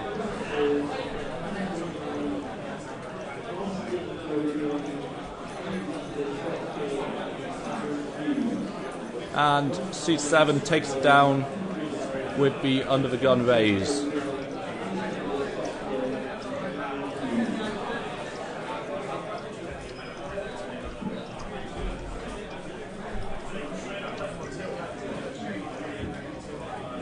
Just seen on Twitter was the president of the U-Clan Poker Society, that is Simon Steedman, out on the final table bubble, out in 10th. I believe that's paid about 350 for final table bubble, although I'm sure that'll be of little consolation to him. Adoring fan telling me that seat 4, so that's in the red polo shirt, Daniel Pope, and then Harry Lodge to his left in the ridiculous hat, both Exeter students. So Exeter, boys, get involved, tweet at us, let's get a virtual rail going as well as the physical rail. Also 2 U-Clan Poker Society members on the final table, Pete Wallace and Mr. Murray. Got guys begging you to play fair. Unfortunately, no seat numbers for them, so they are on the table. I don't know which seats everyone is. Currently got both 6-max and high roller final tables running in the card room, so a massive rail forming. If you're in Coventry, get yourselves down for the biggest rail of the year.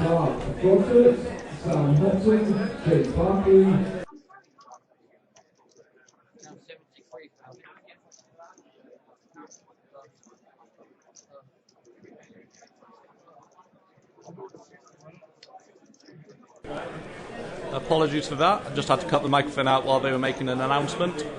So, seat 2 has shoved with pocket kings. Looks like it is a 4-bet shove. Yes, 4-bet shove. And that would be Daniel Pope from Exeter making his decision with ace-jack offsuit. If he calls, he is in horrible shape. Can't see how much the shove is for or what percentage of Dan's stack it is.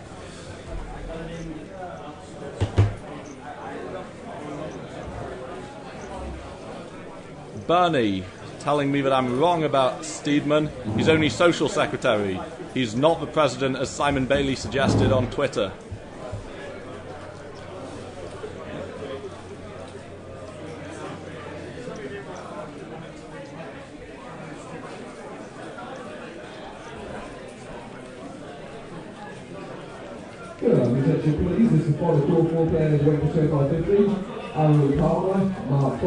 Okay, so that's Mr. Murray Playfair is in seat number 3, and we have Peter Wallace in seat number 8. Both of those guys are U-Clan.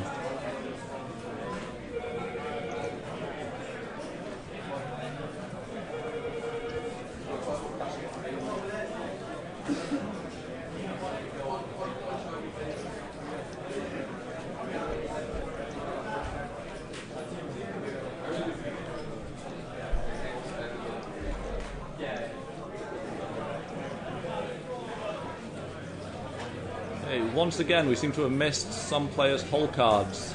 Yeah, you just think of yourself, baby. Unfortunately, there's nothing we can do about that when it happens. With it being on a half-hour delay, we can only tell them not to do it again. So that is a button shove from seat number 6. We haven't picked up his hole cards. Looks to be for 5 or 6 of the red 10k chips. And can't see the stack at all now. Doesn't look like a big shove. big blind now with a decision with pocket eights. Looks like he's going to make the call fairly quickly, picking up chips already.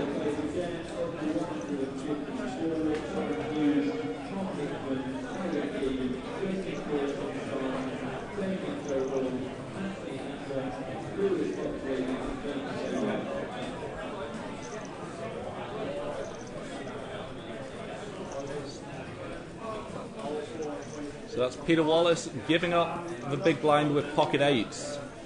Tight play. We'll never know if it was right.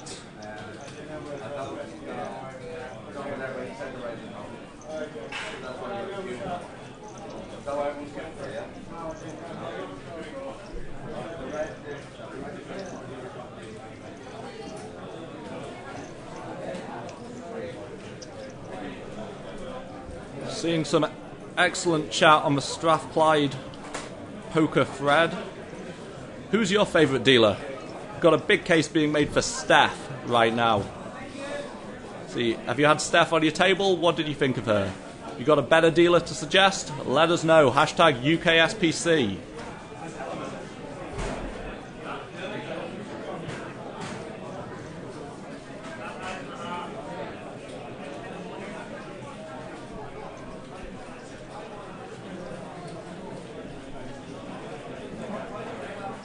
So seat 1, under the gun with ace-queen suited.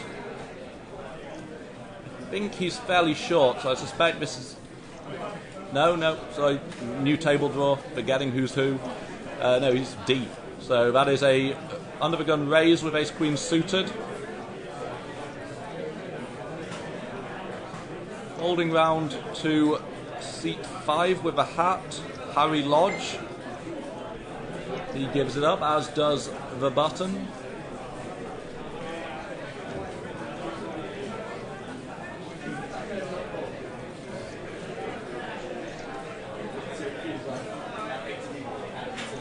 Apologies, no action is on the button. Seat 7 with 5-7 of diamonds. Looks like he's making the call and will play the flop in position.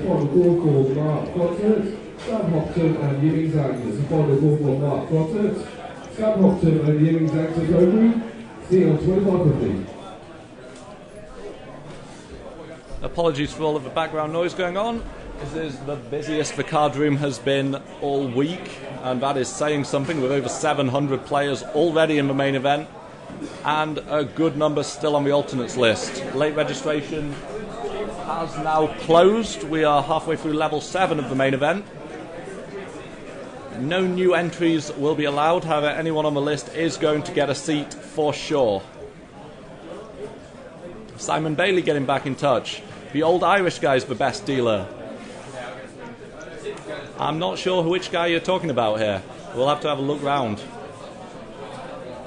Personally, I think the Geordie dealer's the best, but that might just be because I'm an honorary Geordie myself.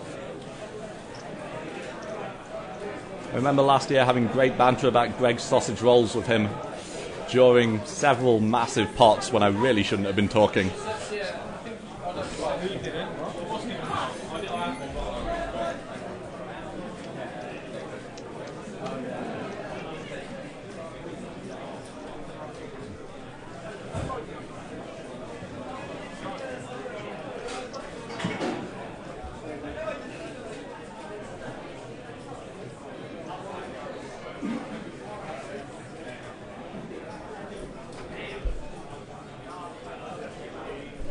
Okay, under the gun folds is 5-7 offsuit.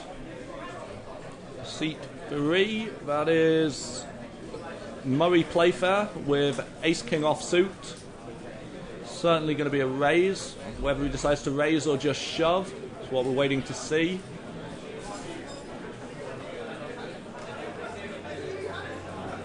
That's a shove with ace-king under the gun +1.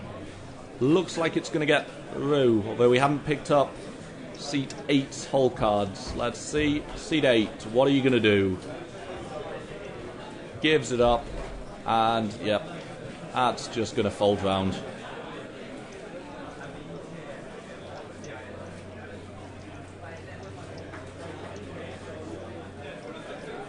Painted as Mr. Murray Playfair, picking up the blinds and antes with Ace King in early position.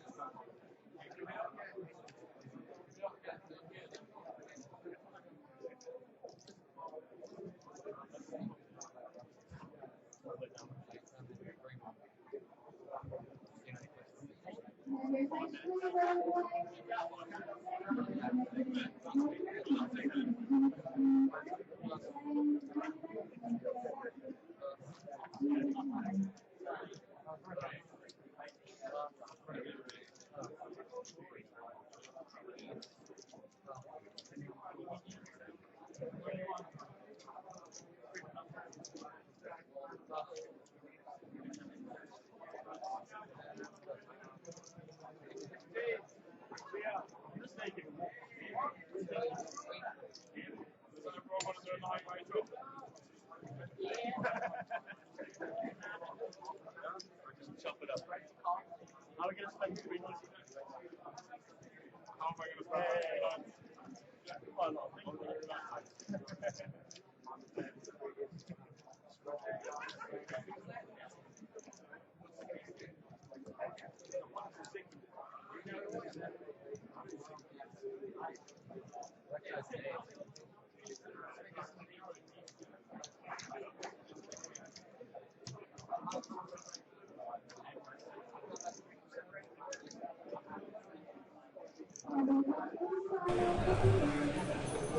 Got a tweet from the University of St Andrews Poker Society official Twitter.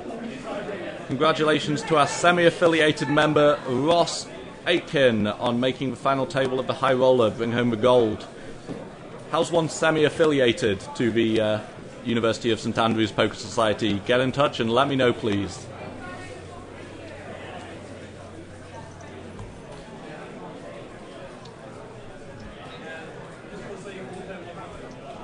Again, we appear to have missed seat 2's hole cards this time. That's Andy in seat 9 has open shoved and takes it down without us seeing a flop.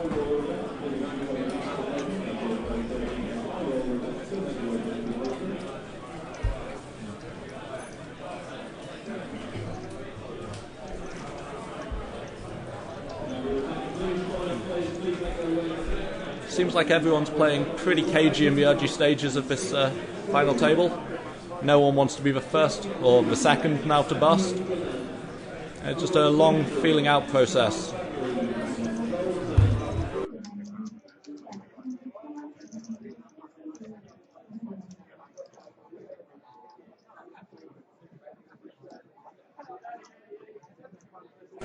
Okay, apologies to everyone enjoying the commentary. I've just been called for my seat in the main event, so I'm going to have to go and play some poker. Yay. Anyone watching who wants to come and jump on commentary, please do so. I'll be around for a couple of minutes, or Callum Stewart will be around to help you get set up. Okay, thank you for listening. Goodbye.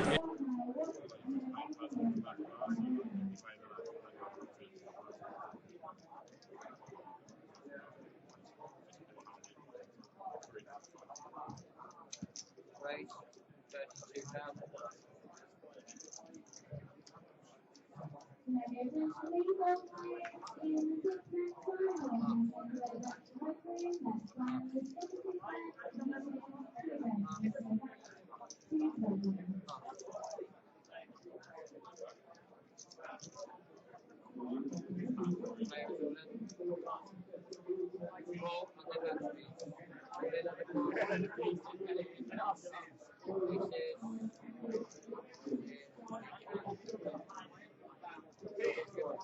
are you so sick? It's really lucky.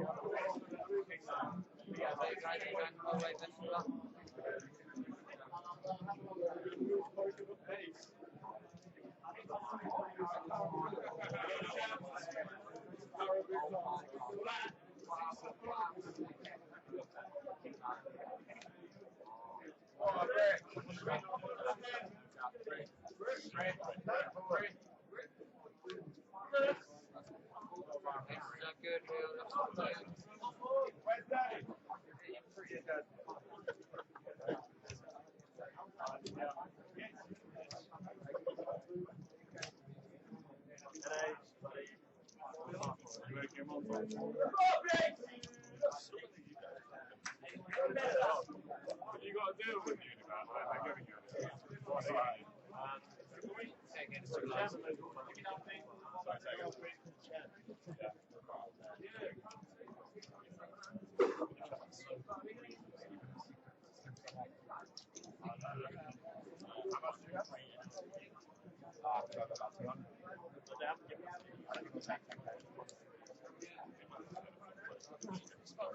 Hi guys, we don't skip lunch.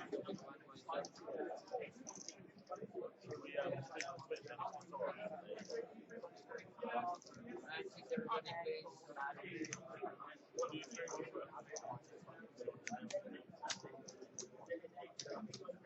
It's like Sky Poker, there's no, you can't have a no.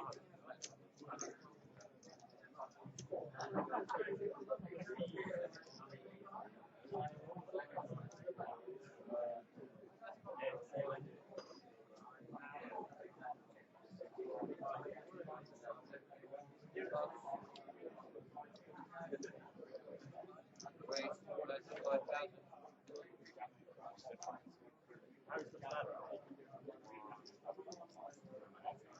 Cool.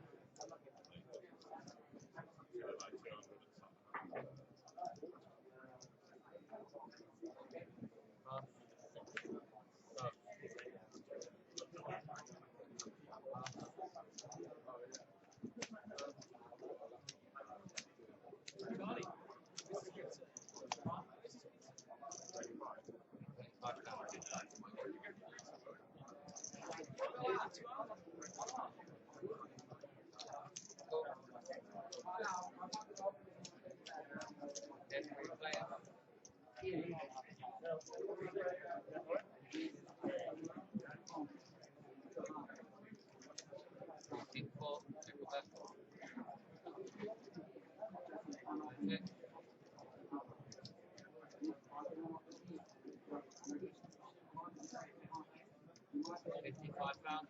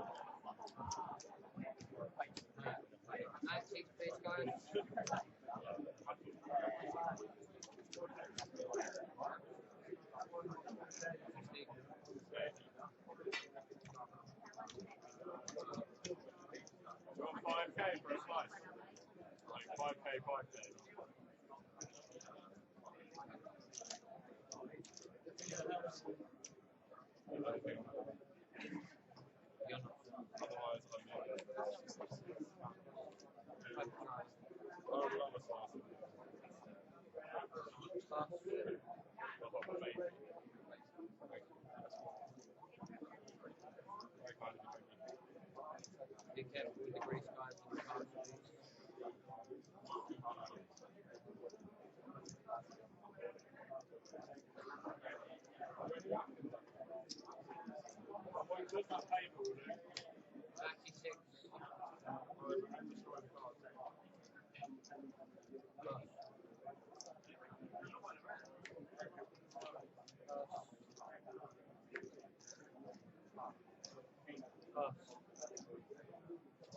Players will inch it for me.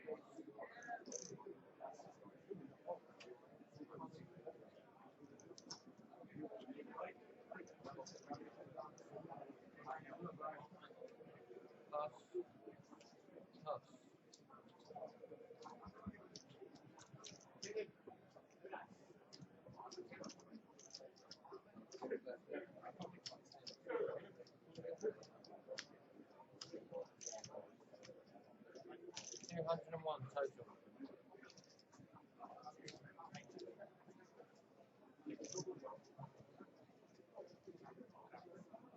Cool, I'll get back to these.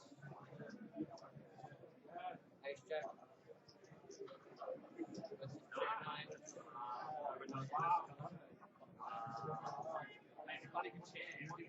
We are going all the way to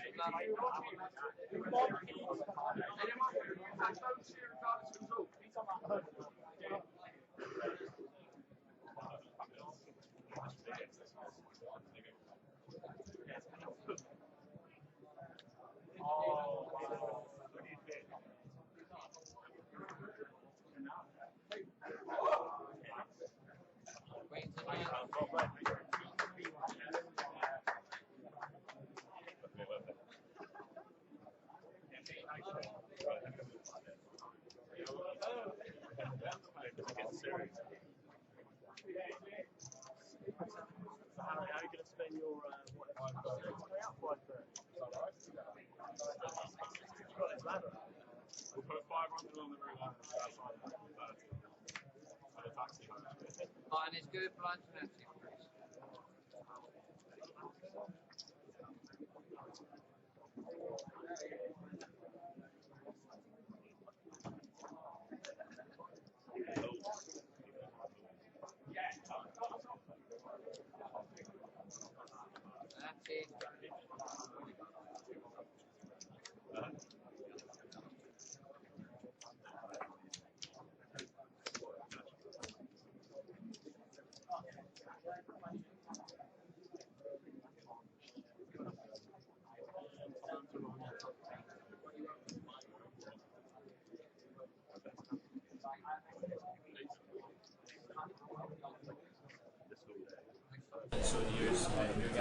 Cool. Yeah, so King Jack off C9 here. It's pretty huge, 700.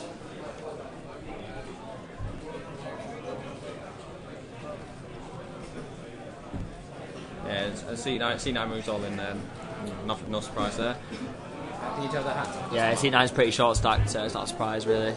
He's been short stacked for quite a while now. C7 was 6. C7 Queen 6 tank. on? Yeah, he's never going to call. He can't call with that really. What with an S hand. Yeah, it was suited there. Yeah, so I mean, James, you played the high roll. I mean, how did it go for you day one? Like how far did you get? It was alright. I mean, I was above average, and I had like 35 bigs, and then some guy raised my big blind from the small blind. He was playing quite loose, quite aggressive. He was a bit drunk as well, so I felt like I could free bet him quite happily with pocket sixes. I was free betting not to fold, be down. I was willing to take a flip. Felt like he might have just gone a bit crazy with something like ace three. Yeah, absolutely. And then I lost the flip, was down to brags, and then just went out after that really. So yeah. That was towards the end of day one. Yeah, that was it. So we done UConn done quite well. We got 3 people cashed.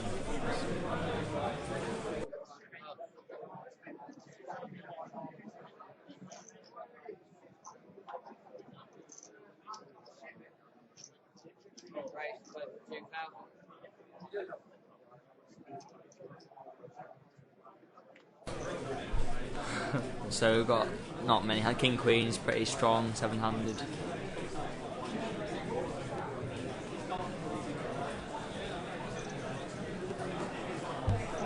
Looks like a couple of kings have folded because 8-9's actually technically ahead of King Queen here. Looks like. I think it's gone raised from seat 7, call from seat 2 possibly. No, it's raised from seat 2, call from seat 7. I think. Yeah, it looks like that. Yeah. Flop 10-5-8 with 2 halves. So. Not really much going on. Might see a check here, maybe a bet and a fold. Well, I think C2 should continue here really. Just try and take the spot down now. Yeah, it does continue here. It is quite coordinated, so it does hit the big blind's defending range quite a lot. But yeah, I don't mind a C bet with ace high. You can check back as well and just bluff catch. Don't know what ace queen's going to do to this C bet. He may just peel with backdoors and 2 overs. I wouldn't hate that at all. He has underreps his hand a little bit free. Yeah, he just lays down. So it's a nice little pot for ace deuce there.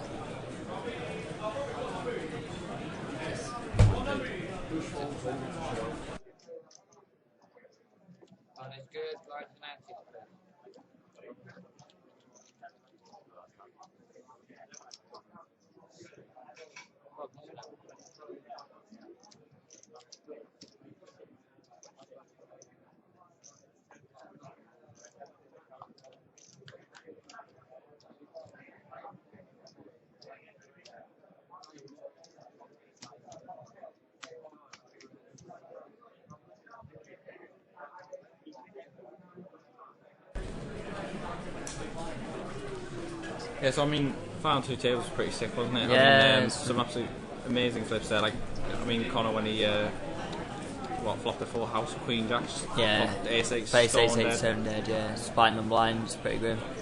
Some pretty big flips. There was like kings v queens on the stone bubble, and the shorty double up, which is pretty grim. And then obviously like Simon Stephen like from UClan busted with 2s on the bubble. Yeah. They both had like 5 big blinds. Shoved from the button with 9s and a call from a small blind with deuces. Bit of a cooler blind versus blind, 5 isn't big it? blinds, yeah. He thinks deuce is like, he's obviously just willing to take a flip to try and double up. He seemed pretty happy actually. Yeah. I mean, you thought he had aces the way he was like cheering and stuff like that. So I was like, no. He's like, thank goodness I got this hand. It's quite funny. So. But it looks like they're going on break now, so just gonna come back in a bit.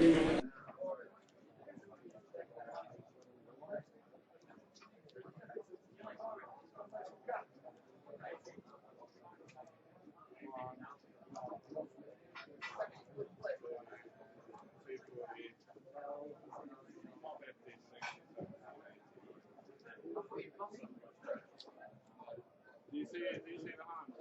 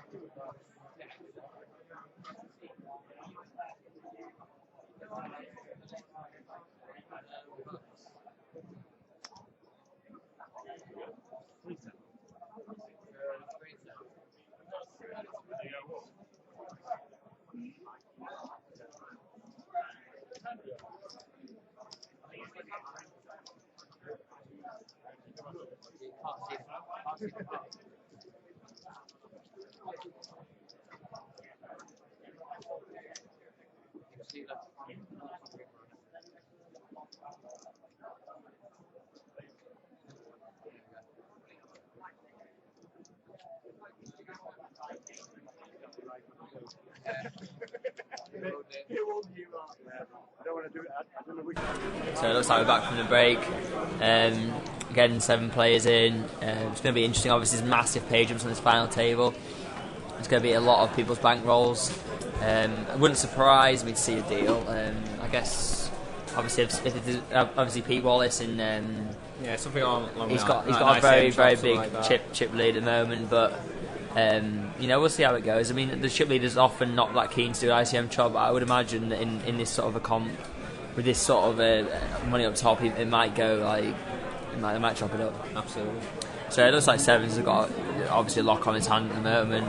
10-8 suited may get involved as well. It looks like C6 moved on it. C6, yeah, that's fair enough. I'm guessing he's fairly short. Yeah, they all pass. C6 was fair. It was fairly short, so that's understandable, I guess. C2 actually just asking for a count, I think. C1. Yeah, C6 hasn't taken it down yet. He's C2's asking for a count. Oh, really? And it looks like a call. Oh, wow. Sevens versus. Can't see. Looks like some paint. Probably a flip, I would imagine. Yeah, Sevens versus. We can't see it at the moment.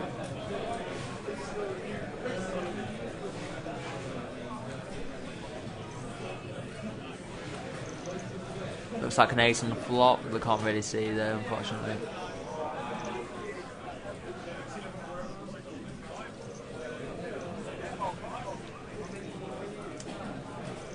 Looks like 7's held.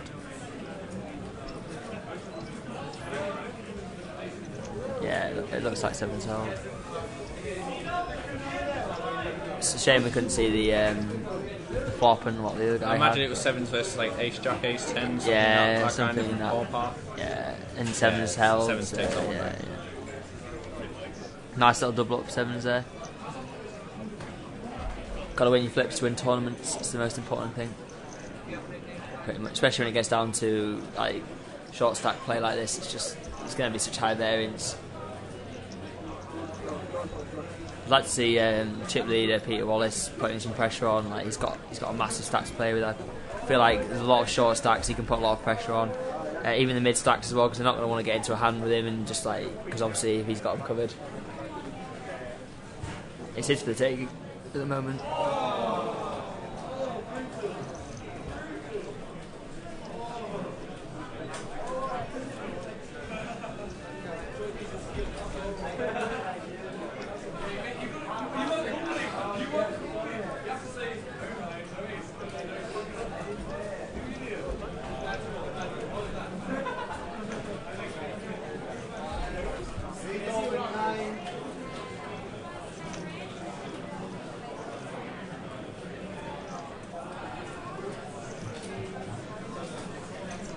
So a couple of offsuit aces here, A7 off seat 6, pass from seat 6, A5 seat 7, passes as well. It's pretty raggy hands left really. It might just go raise and take it. Seat 9 here, queen deuce off. Queen deuce off. Imagine he'll probably pass. That's there. King deuce on the button. Looks like he might be. Oh, he just wins. Yeah, he just bets and then 7 deuce insta-mucks. Yeah, and it looks like ace king showing there. That was ace king. Wow. Ace king showing from C5 there. So we've got Connor here who finished 7th today. Have you got anything you want to say about how it went? 8th. 8th. You got 8th. I beg your pardon. Yeah. How did you find it? I thought it was quite a tough lineup. It was obviously my first year. It's impressive. It was. Yeah, you just lost the flip, didn't you? So I'm happy with how I finished. So.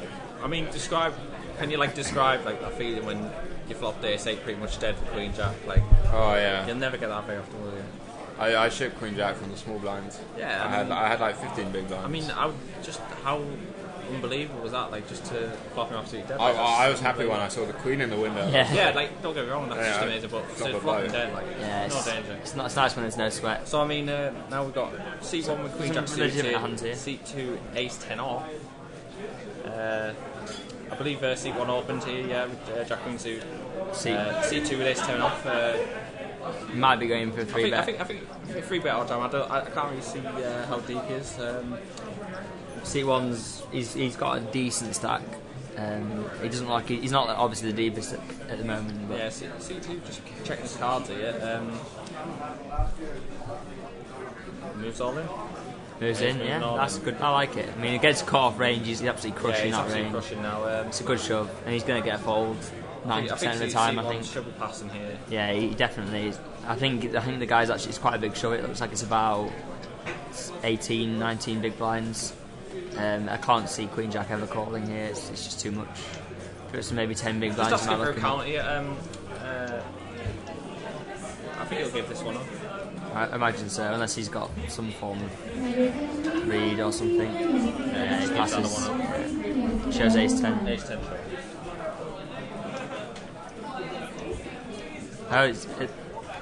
Oh no, it's gone. He's called. Oh right, okay. He called. He threw his cards up and he called. Ace 10 versus Queen Jack. It's ace queen. Ace queen. So somebody else must have had ace queen. 10 on the turn. Wow. It's unbelievable. Takes it down. Wow, it's hard to do it. Ace 10 wins. Just turn a 10. Wow. So it wasn't Jack Queen, sorry, it was Ace Queen. Yeah, but seat 1 passed, so obviously we didn't see that ace. We couldn't see that ace queen raised. Ace 10 obviously jams. Yeah, that's fine. I mean, that's a nice little 3 out. Yeah. There's not much you can do. 7th handed. It's just going in a lot of the time for that many big blinds.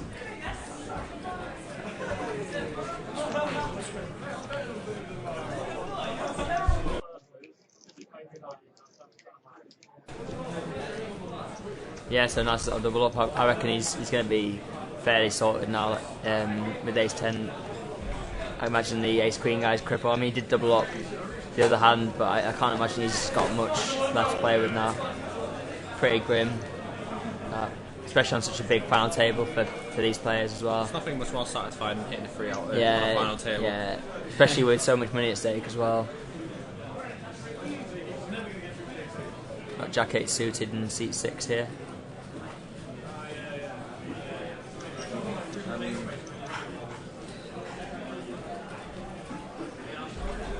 And it looks like one here has passed, folded around to C6 with Jack 8 suited. Yeah, I imagine he's either going to call or he's jammed. Oh, he must have been quite short. He ships Jack 8 and suited. seat 7's obviously got a bit Big of a blind. decision. He's not snap call or snap folded, so I think he wants to count. Looks pretty short. I mean, you can call it pretty wide. Yeah, I think a lot of queens maybe call. It depends how much the shoves for. It doesn't look like it's too much. Can't imagine it's much over 10 bigs if it is over 10 bigs. Looks like he may be getting called. He's counting out a call. I think he. Is he calling? Yeah, it and he looks does like he's call. going to call. Well, so I think it's Jack 8 suited versus. We can't see. It looks like there's a king or a queen out there, Yeah, maybe. definitely Broadway kind of hand. Yeah. So it looks like Jack 8's behind. Needs some help. It looks like. Shame we can't see the whole cards. And it looks like Jack 8 suited Jack 8 doubled up. suited doubled up. Yeah. Maybe turn a jack or something. Yeah, it looks like a jack on the flop there. So Yeah. Okay. Yeah, that's he nice. was fairly short there. Yeah. Well. Jamming Jack 8 suited. Yeah, it's standard. I don't know what the other guy had, but it looked like he had a king or a queen. I'm Queen guessing. Jack. Yeah, maybe king rag. Not Queen Jack, sorry. Like queen 10, queen 9, maybe king rag. Sorry on the margin, I imagine, because he didn't call very quickly. No, it was obviously a close call. I don't know how much the shove was for. I'm guessing under 10 big blinds, maybe around 10 big blinds. So a nice little double up for Jack 8 suited there.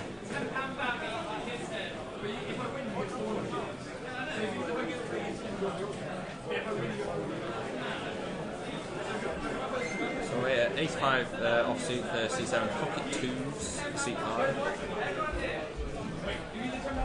C5's not got. Folds to C5. I imagine he will. He will open a lot of the time. He will open this.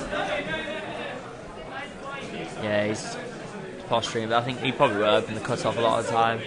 C8, he probably will peel from the big blind, I would imagine. 10-9 suited. He looks like he's opening here. Yeah, I think so. Yeah, he does open. C6 passes. C7. He's got an ace in the small blind. He might just give it up. He may just elect to free bet. I don't love calling out a small blind there. Yeah, he just gives this one up. And 10-9 suited will probably almost definitely defend, especially as he's so deep. Pete Wallace from UConn. He likes to defend his big blind, so. No, it's absolutely fine. Yeah, no, yeah, but he's quite deep now. So, yeah, but he's never folding that. Such a nice hand. The flop comes Queen Jack. Well, from what we see, actually, He's got an up and down. He's Okay, quite pretty big here. but 10-9 suited. not particularly. He's got a Ace Queen Jack. pretty raggy draw really on that Backdoor board. spades and yeah. So Deuces may elect to continue. He's not got a lot of showdown on this board. He's player most likely to have an ace or a queen, obviously. Looks like amazing for yeah, C8 here. and he snap calls. Calls pretty quickly. Yeah. So yeah, it's okay. I mean, his draw's not particularly live. 10 on the turn. 10 of hearts on the So turn. giving C8 I'd actually love to see Deuces fire again here because it's such a great card to bluff at. Very, very ridiculously coordinated now. Yeah, I mean he's going to get a lot of folds from a lot of hands if he bets us here. Interesting to see what. He's going to get an ace to fold a lot here if he bets. I quite like a bet, especially as he's got very little showdown. Yeah, good. It's a good bet. He's going to get folds so often, especially from his C9's exact hand. Sorry, C8's exact hand. imagine I can't see him ever calling. He's just got his jaw's not live at all. He's got bottom hair on a 4 straight 3 flush board. He's never calling unless he's got some sort of read that the guy's just full of it. He's asking for a count. I think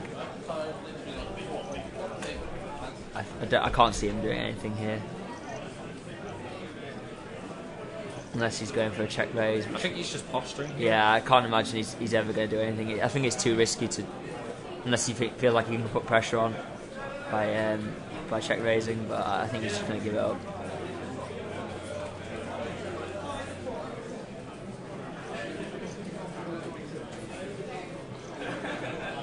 I like the play from Deuces there. It's a good play. There's not really any showdown value for C5. Not none. He has to try. He definitely has to. Definitely Yeah. has to. Especially when he gets called on the flop, he's just never ever ahead. His range is so full of King X as well. Yeah. Yeah, definitely. He can have like King Jack, King 10. hits that turn so Yeah, hard. definitely. He's a player most likely to have a king. Player most likely to have an ace, like 2 pair, flush. And it looks like yes. Yeah, it's standard. I thought I would. It's a good bet. Nice play from seat 5.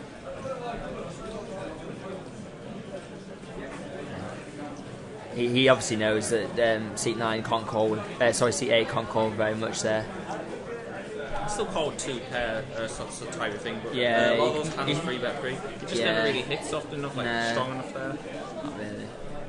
His range does look fairly weak. Free. I mean, he could just have a weak ace, but I think even a weak ace is just going to hold that turn a lot of the time. He can't really call. It looked from what we saw initially that 10-9 didn't flop a very big draw there, but Yeah. we were very wrong when we saw the yeah, ace. definitely, We were yeah. very wrong. Yeah.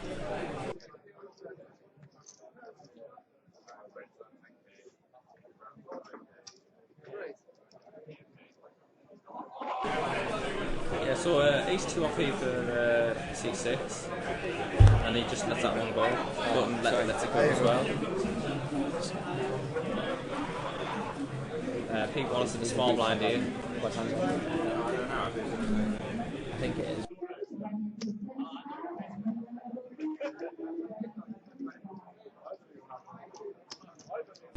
Yeah, so C2 takes that one down, I believe.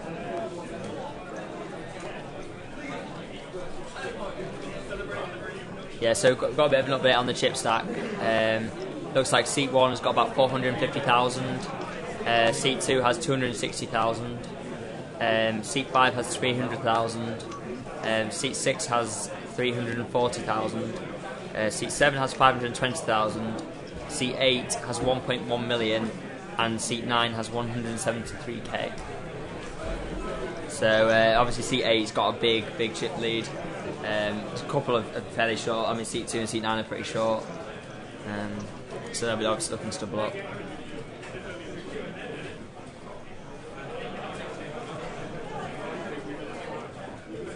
Yeah, so A6 off here for seat 6. Queen 10 off for Queen 10 just lets that go. Yeah, A6. It looks like A6 off is open with A6 on. He's actually shoved. Yeah, he's quite short. Quite short, I think. Can't see him getting called, really.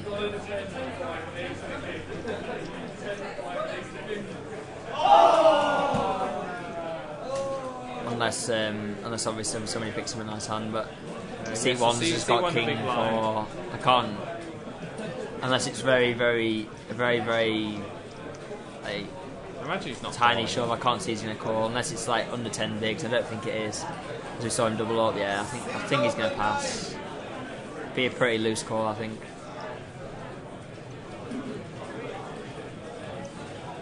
I think King 9 maybe can call. King 10. King 10 definitely, most certainly. I'm not sure. I think he's just posturing again. There's no way on God's earth he's calling him. I don't know how much the shove is for. I don't think it's for too much. I think he's got about. He's probably got about 10 big blinds.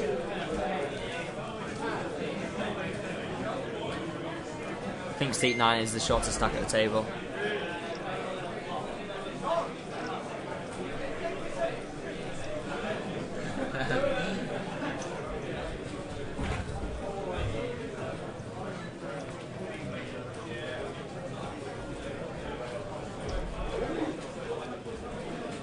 looks like he does call. Wow, big call. Big Wow. call.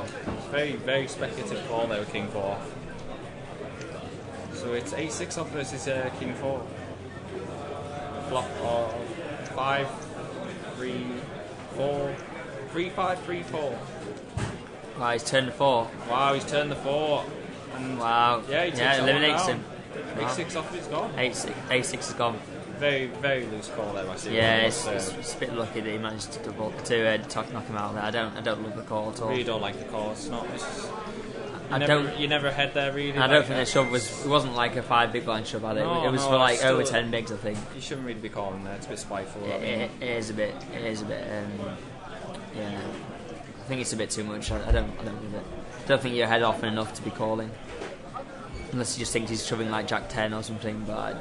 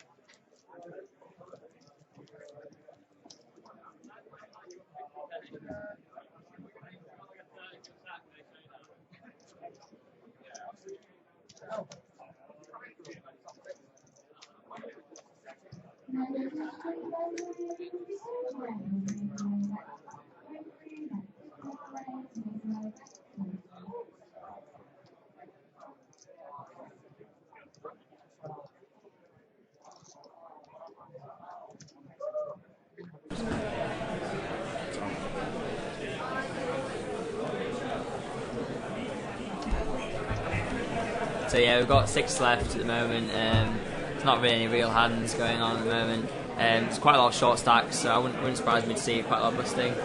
Seat 5's picked up ace-8 suited here. It's pretty much the only hand. Yeah, okay. I've got Alexander Slade here with me. He's also from UConn. So yeah. Hello. Hiya. This is my first time in the booth, so apologies if I don't sound too great. Yeah, I've got ace-8 suited in seat 5. 5-7, that's going to be an instant muck. Yeah. 3-6, instant muck. Yeah. Is that Pete Wallace we've got in seat 8? Yes. So obviously he's got a big stack, but he doesn't really need to be. Big blind. Ace-8 just raise takes it. There's no need to get tricky even with a big stack, no. because one hand can change anything. Definitely, yeah. We're playing a lot really ABC, I would imagine, at this stage. Yeah, there's literally no need to get involved in any sort of big pots. Definitely not. Because at this stage in the game, the pots can blow up very fast as well. Yeah. And any stack at the table is a threat to Pete. Yeah, definitely. But he's in a good position to do well. Definitely, yeah. He's playing well. Yeah, he seems to be playing pretty solid. I mean, obviously we play with him every Tuesday night, and he's always been a fairly consistent player, but he's just never had that sort of deep run. So he deserves it. He does deserve it. Yeah. He's played well. He's ran well and played well, which is always a good combination. So seat 5 pick up again, ace-8 suited. Imagine he'll probably open again. 6-handed ace-8 suited is pretty monstrous, really. Again, not really any other hands. We don't really seem to be picking up the whole cards of the other players, but yeah, it's a bit of a shame that not everybody's playing the game in terms of the whole card camp. Yeah. Harry Lodge sweating over an ace-8 open. Obviously, Harry Lodge, seasoned plays. We've seen him on quite a few final tables, not just in the UKSBC, UK IPTs too. He's a well-rounded individual. Surprised he didn't open there, to be honest. It's always worth a stab, in my opinion. However, he's on the final table, I'm not. So what does that say? It's kind of hard to tell what exactly is going on, so apologies if the commentary isn't as thorough as perhaps Stapes and Hartigan. We'll do our best. I think C1 actually opened. We didn't see his cards, but he opened and an ace-8 passed, which is maybe a bit tight, but it's fair enough, I guess. I think 6-handed, you want to be defending in position there with ace-8 suited. No, it's an under the gun raise, but obviously that means less at 6 max, especially when against aggressive players. Yeah, and I feel like most of if not all the players at these tables, at this table, are well aware of the dynamics of a 6-handed game as well. Yeah. Like Harry Lodge especially, he knows the strength of ace-8 suited in that stage. Yeah. Right, so far not many big hands. I can feel a big setup hand coming on though. Yeah, that would be probably. great for the stream. Yeah, big flip, ace king v jacks would be nice, something like that.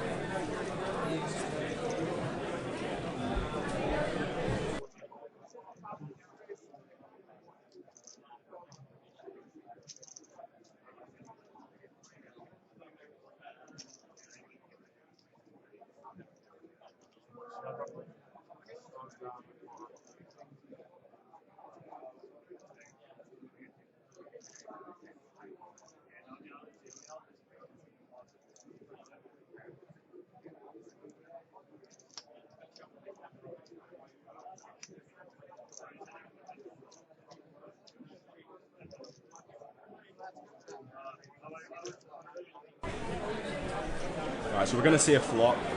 Obviously, we're not really, we don't know what the whole cards are yet, which is a bit of a shame. Yeah, we can't see the flop or the whole cards, which is a bit annoying, really. But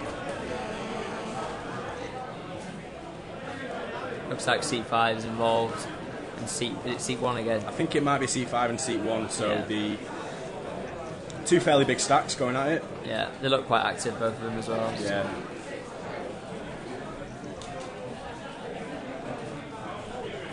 Seat 2 seems to be fairly inactive in this series, and maybe he's trying to ladder. I don't know how short some of the stacks are. Seat 9's very short. I feel like it's short. Seat 9, yeah, he looks quite short. Seat 2 is very short as well. The chip stacks are here. So they are just looking to ladder. Yeah, I think they've got less than 10 bigs, both of them. So I think the blinds are currently. I don't know what the blinds are currently. They're quite big. They've got less than 10 bigs. I think. Is it 15:30? I think it might be 15:30 now. They've got under 10 bigs. So I think they're just waiting for the other one to bust. I mean, the page jumps are quite huge at this point. Even with 10 bigs, though, it's still a dent in anyone's stack. Definitely, even Pete's stack. Yeah, I mean, he's only got 40 bigs. He's not going to be calling him lightly. Yeah. Yeah, it's quite a shallow final table, really. I mean, 40 bigs per chip lead, like the monstrous chip lead, is still quite short, really. So it doesn't surprise me to see a lot of like raise and take it kind of things, really. Yes, I mean, so far it seems to have been a pretty standard final table. Yeah. Nobody getting too far out of line, sorry. Yeah, definitely not. Again, no crazy seen hands coming up. Queen tray, tray 5, king 7, Queen 6 deuce. Queen 3 suited may get involved. Seat 1, maybe, where's the button? It's on seat 9. It looks like Pete in seat 8 is opening with king 7 off. It's okay. I mean, in the cut off with a big stack, I don't mind it. I feel like seat 1 could probably raise here as well. Definitely get rid of seat 2, and Pete probably folds. Yeah, he's got. Because obviously, I think is seat 1 second in chips. I think he might be. I think he might be. It's all quite close, but I think seat 1, seat 5, and seat 7 are all seat quite 2. close. We're going to see a flop. Yeah. So it's the big blind versus seat 8, Pete Wallace. Yeah. So we've got a 10 big thereabouts stack. Yeah. Is that a 10 big stack? Seat 2? His stack looks pretty big. Seat 2, he's got about 10 big. It is hard to tell. Maybe I think he actually doubled up a bit earlier, so I think he's got a bit more than that. We could see a stop and go here, maybe. It's quite loose, depending with 3-5. Really, you're not going to flop very much. So Pete's continued. Obviously, we don't know how much for. We don't know what the pot is either, but it looks like there's a bit of paint out there. But raise and take it. Fairly standard. People are getting a round of applause now from the UCLan rail. Yeah, UCLan did quite well to get 2 on the final table. 3 cashed as well, so it's a pretty good run. Rest in peace, sweet Simon. Yeah, bubbled the final table. To a family of Simon Steedman, obviously bubbled with the deuces. It turns out they can loses. And he was buzzing as well because it's hand for hand, and he was like, "Yes, I've got my favourite hand." But he sat down on a 1-1 cash table now, so he's happy. He's in his happy place. You registered him for the Turbo D stack. I'm on the waiting list. It's all an alternates list. Yeah. Got queens here in seat 8. It's pretty. Yeah, it's Pete, isn't it, with queens? It's pretty nice. Chip leader with queens. Unfortunately, nobody's going to be giving him the time of day. Seat 9 has 5-8 suited, but he's got a very short stack, so I can't imagine him getting involved. Yeah, I think he went and opened from seat 5 with 9-3 suited. 3 bet, I'd imagine, from queens. I think Harry Lodge just passes this. Yeah, I can't see him getting frisky, really. Yeah, he's going to give it up. Gives it the old Hollywood, and he lays it down. It wouldn't surprise me. I would like to see Pete doing that a little bit more.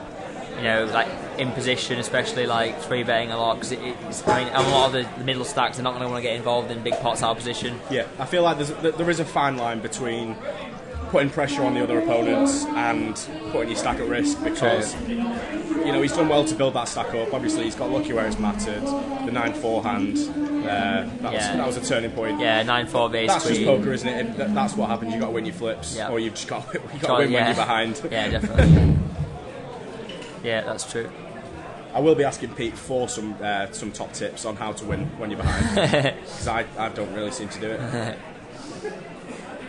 We've got a few hands here: Ace 4, King 8 suited, Queen 10.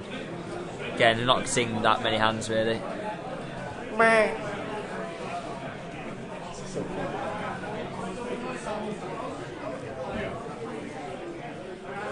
So I think this is followed around seat 2, or maybe Queen 10 open and Queen 10 flatting. Oh, it's not mad. I don't know who it is.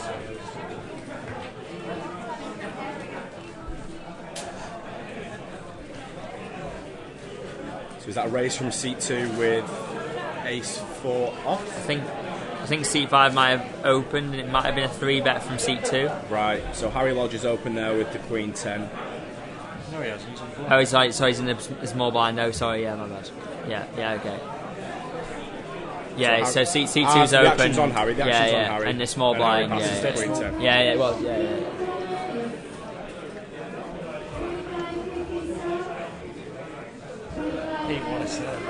Just chilling. I guess it would be quite relaxing having like half the chips in play, 6-handed. So unfortunately, we can't see seat 6's hole cards here, or seat 7's hole cards even.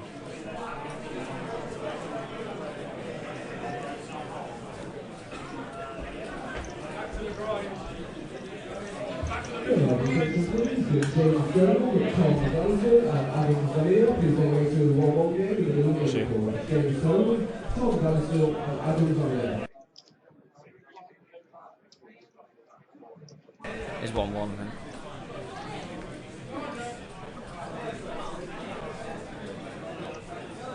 Hasn't brought out the cards, has it? No, it seems to be a bit like...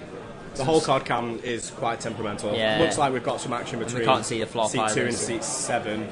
Seat 2's in position. Yeah. Why did the big blind flat? Yeah, I think it was obviously seat 5 was in the small blind, seat 7 was in the big, raised on the bottom with Ace 4, then seat 7 flatted from the big. And it's been checked down. Actions on seat 2. Yeah, it's checked from Does the he big want to blind. steal the pot? Who wants the chips? No, it's gone to showdown. Check. And seat 7 will so Ace 4 mucks. take the pot. Easy chips, easy game. It's a shame we can't see the whole cards or the flop or anything. Looks like he gave up after a C-bet on the flop. Yeah, I think so. Just set the showdown value with Ace High.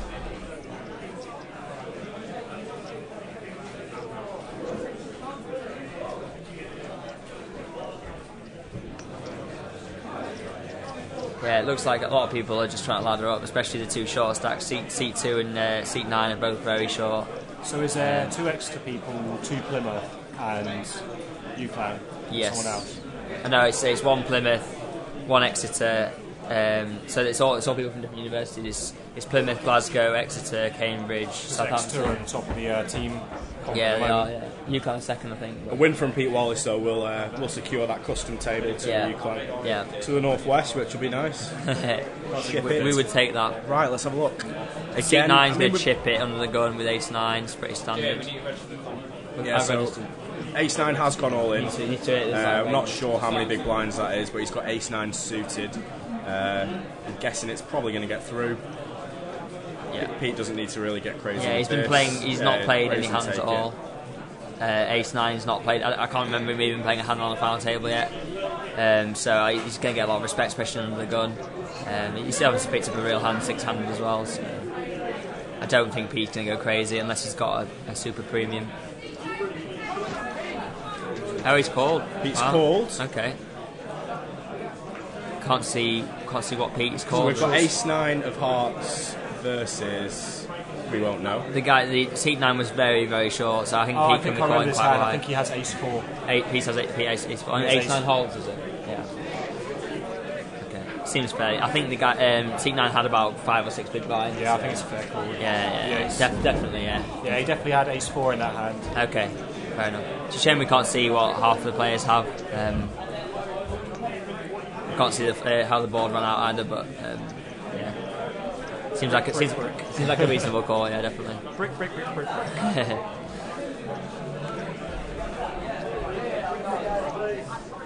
don't think it'll be too much of a dent into Pete's stack. He'll probably about an eighth of his stack, maybe. Still be the chip leader.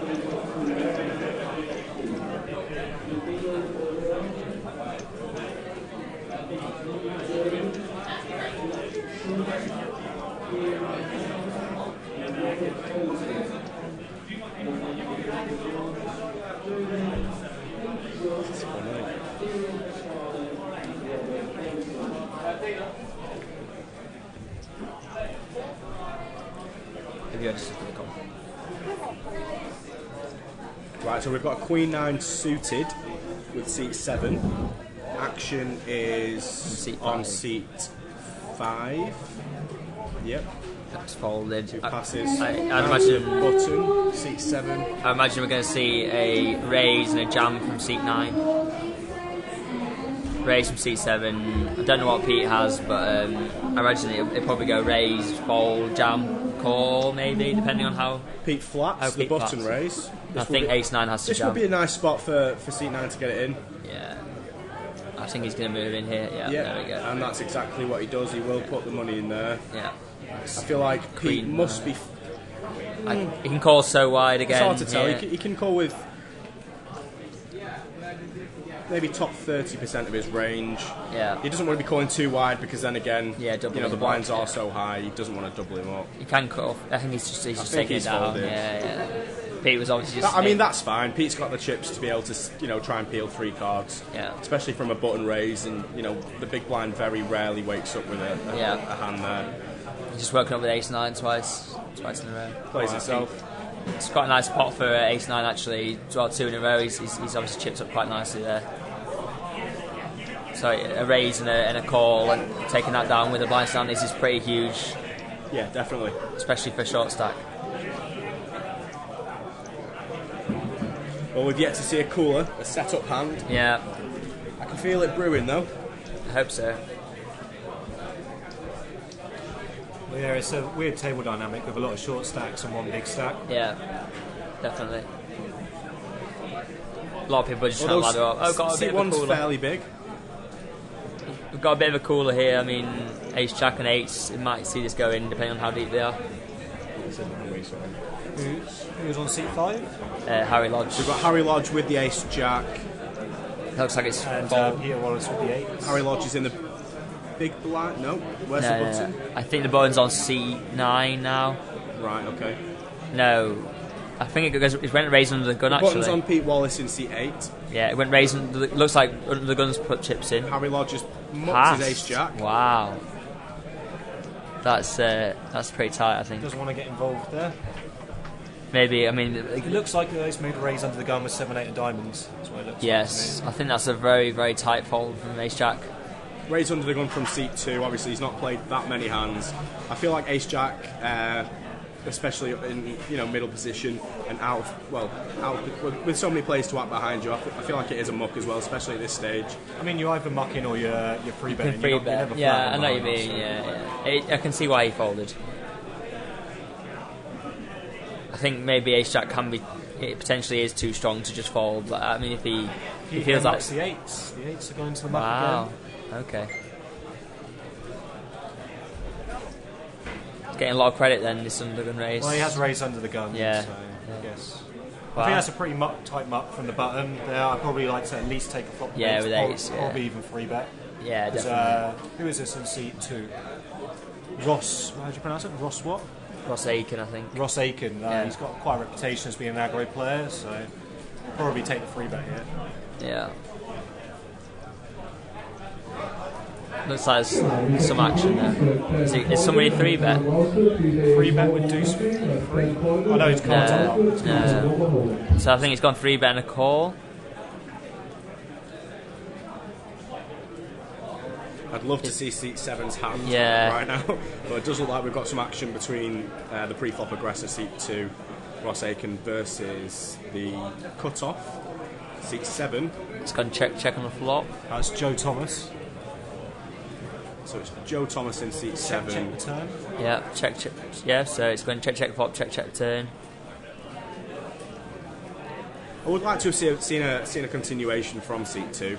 So I feel like it would take it down a lot of the time. Well, he was out of position, wasn't he? Was it a 3-bet pre or do you reckon? I think it's a 3-bet pre. Yeah, I think it was. Because he had a decision 3 after he raised. Yeah, so seat 7 3-betting pre. I think so. Yeah, and seat 7 flat right. And it looks like seat 2's taking a stab at this. It looks like it's just gone check down to the river. So. Yeah. And then seat 2's taking a stab. Can't see the board obviously. No, or seat 7's whole cards. Imagine if he's checking after 3-betting, he's got some form of showdown hand. Maybe something like Ace Jack, Ace Queen, something like that. Looks like he's in a tank a bit here.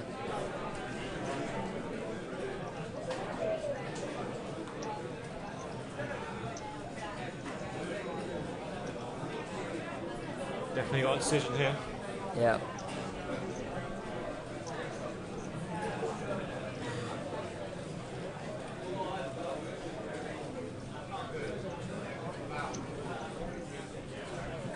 Calls, and I think he's 7-8 takes it down. It looks like it must be a straight of some type with the 4 cards. Potentially, yeah. Would be nice to be able to see the flop and and it is kind of hard to commentate on a final table with so little information. Yeah, definitely. Playing a bit of a guessing game. Takes down a reasonable size. Yeah, nice pot. I mean, any part of this stage of the game is substantial. Definitely, yeah. Especially to the shorter stacks as well.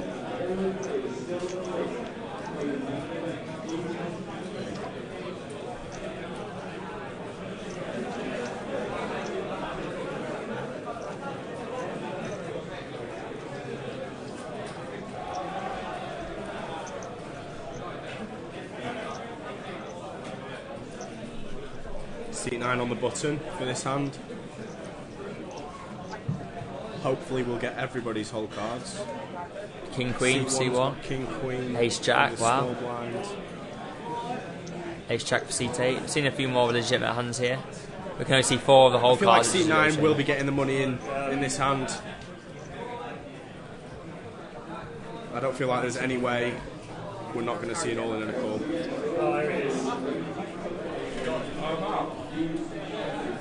So, looks like it's on seat 1. Is it folded around seat 1 on the button? Oh no, it hasn't. No, okay. So Pete Wallace has got Ace Jack here. Pete Wallace, C8's opened with the Ace Jack offsuit. The action's on seat 9. Queen 4 folds. Seat 2 is probably going passing King Deuce from the small blind. Oh, so seat 9 wasn't Ace Queen? No. Now, was that my bad eyes or was that? Yeah, no. It's Queen 4. Was it Queen 4? Yeah. Apologies. Seat 8's got Ace Jack. I am big blind. So we've got King Queen in seat 1.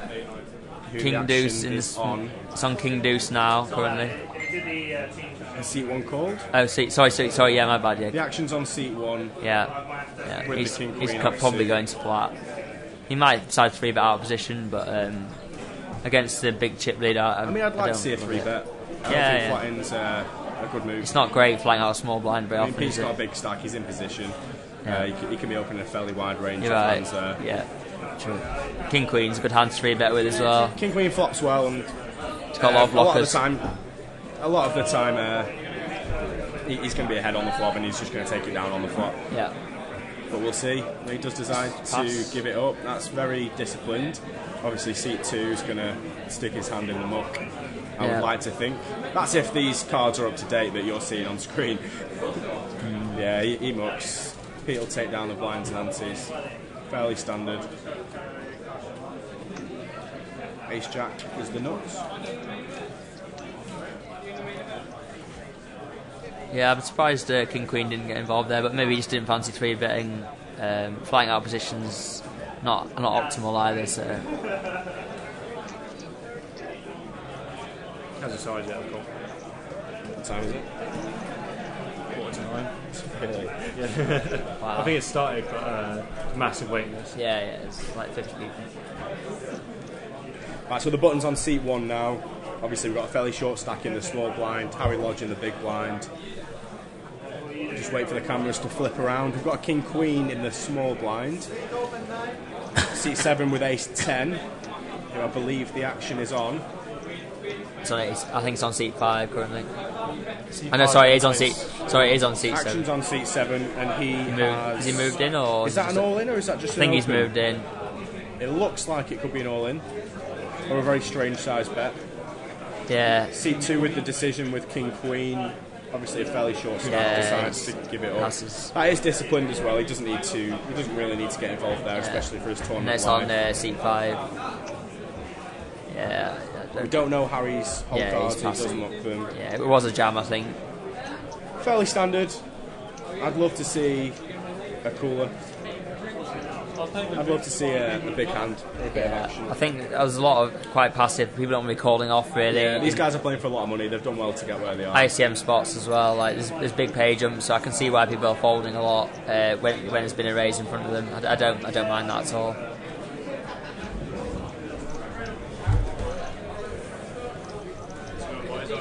Yeah, good. Thank you.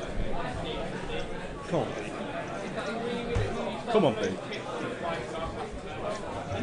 It's not a biased stream at all. No, not at all, no. Buttons on seat 2, Harry Lodge in the small blind, seat 7 in the big blind. Actions on Pete Wallace under the gun. Got a few playable hands here. Queen 10 suited, Jack 10. Don't know who Pete Wallace is holding just yet. He does muck. Actions on seat 9 with the 8-9 of diamonds. Looks like he's mucked too. Yeah. Folded round to seat 1 who's folded. Actions on the button. Seat 2 with Queen 10. It's going to be an open a lot of the time on the button, I think. Yeah, I'd like to see a raise here. Looks like he's chipped up a little bit as well, seat 2, so he's got a little bit more play in his stack. He doesn't really need to be, waiting for that big hand. Seat 5's got rags in the small blind. Yeah, Harry Lodge doesn't need to be getting involved here with his 6 deuce. And I think we might see a defend from the big blind. We'll see a defend from the big blind, and he does. So it looks like we're going to go to a flop with Queen 10 versus Jack 10. Bit of a dominating hand. 10 on the flop would be interesting. Obviously, we can't see the flop. No. Actions on seat 7 with the Jack 10. Checked to the button in seat 2, who looks like he will continue. Yeah. Now, has he got a piece of it? No. And he mucks it. Nice little pot for Queen 10 there. Ross Aiken chipping up. It nicely. must have been an ace high all club board. Must have been for the seat. Buttons on Harry Lodge, seat 5. Pete Wallace in the big blind. Just likes to looking very relaxed. He just likes to defend his big blind, Pete. So we might see a fairly wide peel here, depending on how the action goes.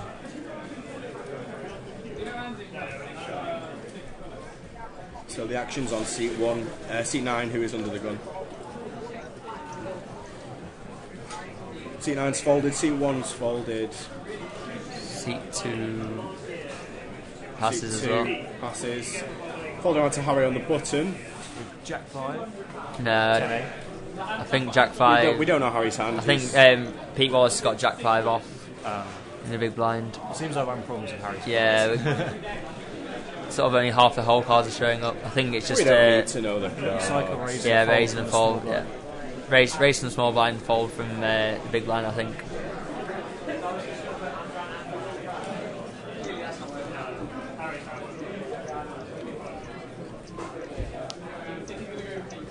Is that all yours? That's Pete using my e-cigarette there. He did not like the flavour, banana custard.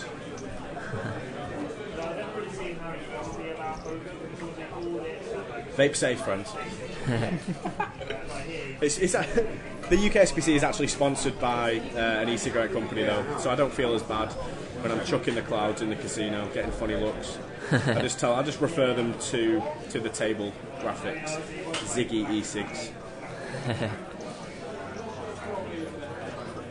So yeah, we're having a bit of trouble with the whole cards here. We're sort of only seeing half the whole cards a lot of the Actions time. on Harry Lodge, who's in the cut-off, he mucks.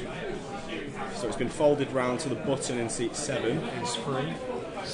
Gonna be an open. The ace-3 offsuit, it looks like he will open the pot. Yeah. No walks today. And seat 9's in the big blind. It's fairly C9 in the short. big blind. We don't know his holding, but he looks to be getting involved. Yeah. Flat from the big. Looks like a flat from the big. Maybe he's got suit connectors, maybe he's got a small pair. I guess we'll find out now. Looks like He's out of face position. cards. 2 face cards Yeah, on the flop there. I think so. Check. Check round on the flop. Actions on C9 with the shorter stack, who's out of position. Yeah, he's having problems with hold cards. That's the problem. Looks like C9 is going to opt to lead now on the turn. Yeah, we're not seeing whole cards or the flop at all. The balls on. We'll see about half. Half the whole cards and not the flop at all. I know the kind of flop. I know the kind of flop. What was in the hand? Seat. What is it? Seat 6 and 9? Seat 7 and 9. Seat 7 and 9, yeah. It's bottom open. Oh, you can't. So C9 has led the turn after going Can you check see on the he's got flop. ace 3 on the button? He's got ace 3 on the button. That's all we can see. Yeah, we can't see. Oh, is that it? Yeah, but this is irrelevant. C5. And is that? We don't know what the big blind has. Seat 9, we don't know what he has at all. When they checked her on the flop and then we've no idea what. Yeah, this is a hand I wanted to check for. Yeah.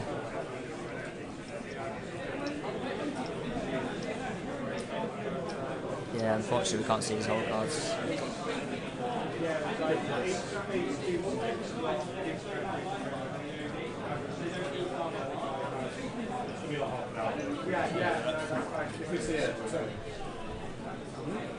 They want info.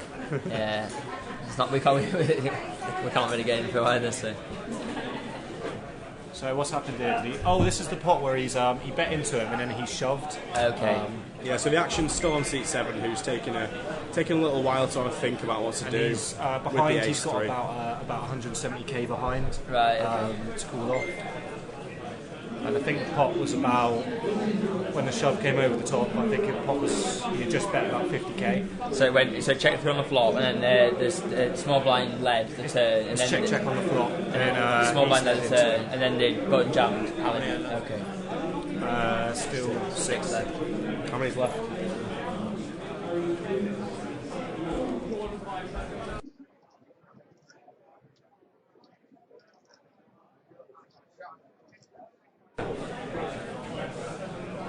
So the beats, so C7 looks like he went over the top and short. Takes it down there. Yeah, nice play. C9 folded. Looks like he was trapping him in a bit on the flop, unless he turned something. GG, WP, NH. We couldn't see, no, yeah. There's 2 face cards on it, that's all I can see.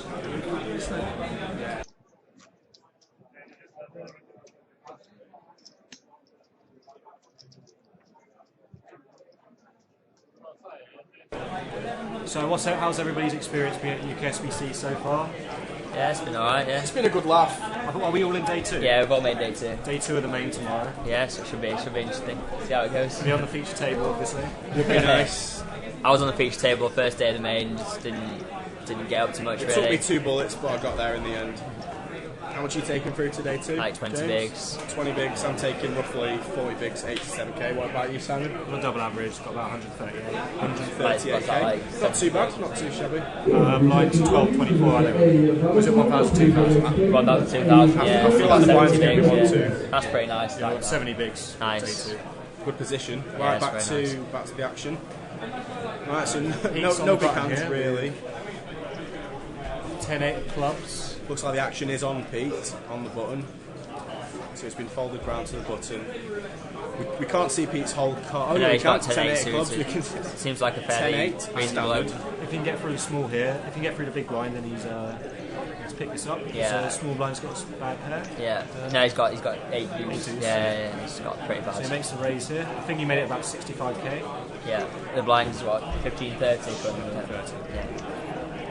Pretty big blind. Fold from the small.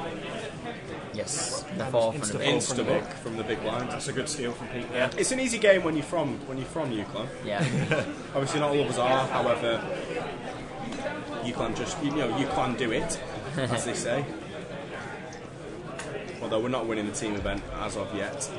So we've got Saturday to sort that. got the main event. Plenty of Do time. you know how many people are still in the main? We've got through. I think it was from the main so far. There was 50. Day one. Day 1A. 58 was it from day one? From yes, day 1A. No, and then generally. 33 from day 1B. And at the moment, there's still. One second. Right, so we've got seat 9 who's on the button now. Fairly short stack, although we don't have exact figures. Might see some action this hand with a bit of luck. Decent stack in the small blind, seat 1, followed by a fairly short stack in the big blind, seat 2. If I'm right. Yeah, we've just. Right, so the action's on Harry Lodge in the who's under the gun, seat 5. Yeah, passes he will pass. King 3 off. Yeah. 10-8 clubs again. I think it's from the last hand. I think looks it's like they've not updated the whole cards. Yeah, the stream is also a bit laggy. Looks like Pete's going for a cigarette. We've got a shit. We've got an all-in from seat. So race from the hijack, jam from the button. Big blinds looks like he's eyeing up the stacks here. Yeah. Or is it a small blind? We can't see the big blind scars. Yeah, it's a small blind. Seat 2. I watch the sound. I know what happens. What? I watch the sound, so I know what happens. Okay. Don't say. So we've got some action. He's asking Unfortunately, for we a can't count. see. Yeah. And it looks like it's about 170k there. So like less than five big blinds, is it? 5 big blinds. It's pretty short then. So he's got. I imagine he's probably shoving quite a strong hand. He's not got any fold equity at all from the raise. From the raise, yeah. So I imagine he's got some form of pretty strong for hand. a count of the bigger stack here. From the big blinds. Has he woken up with a hand here? He's definitely got a decision.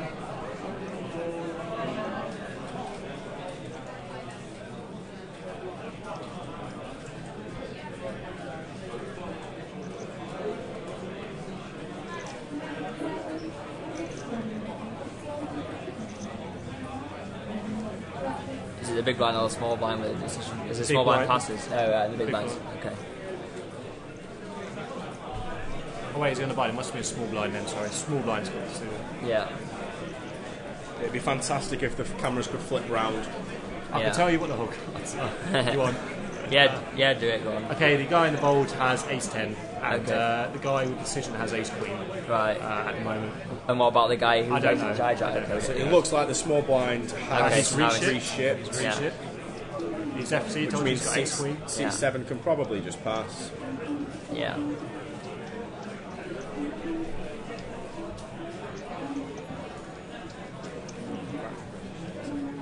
I saw that.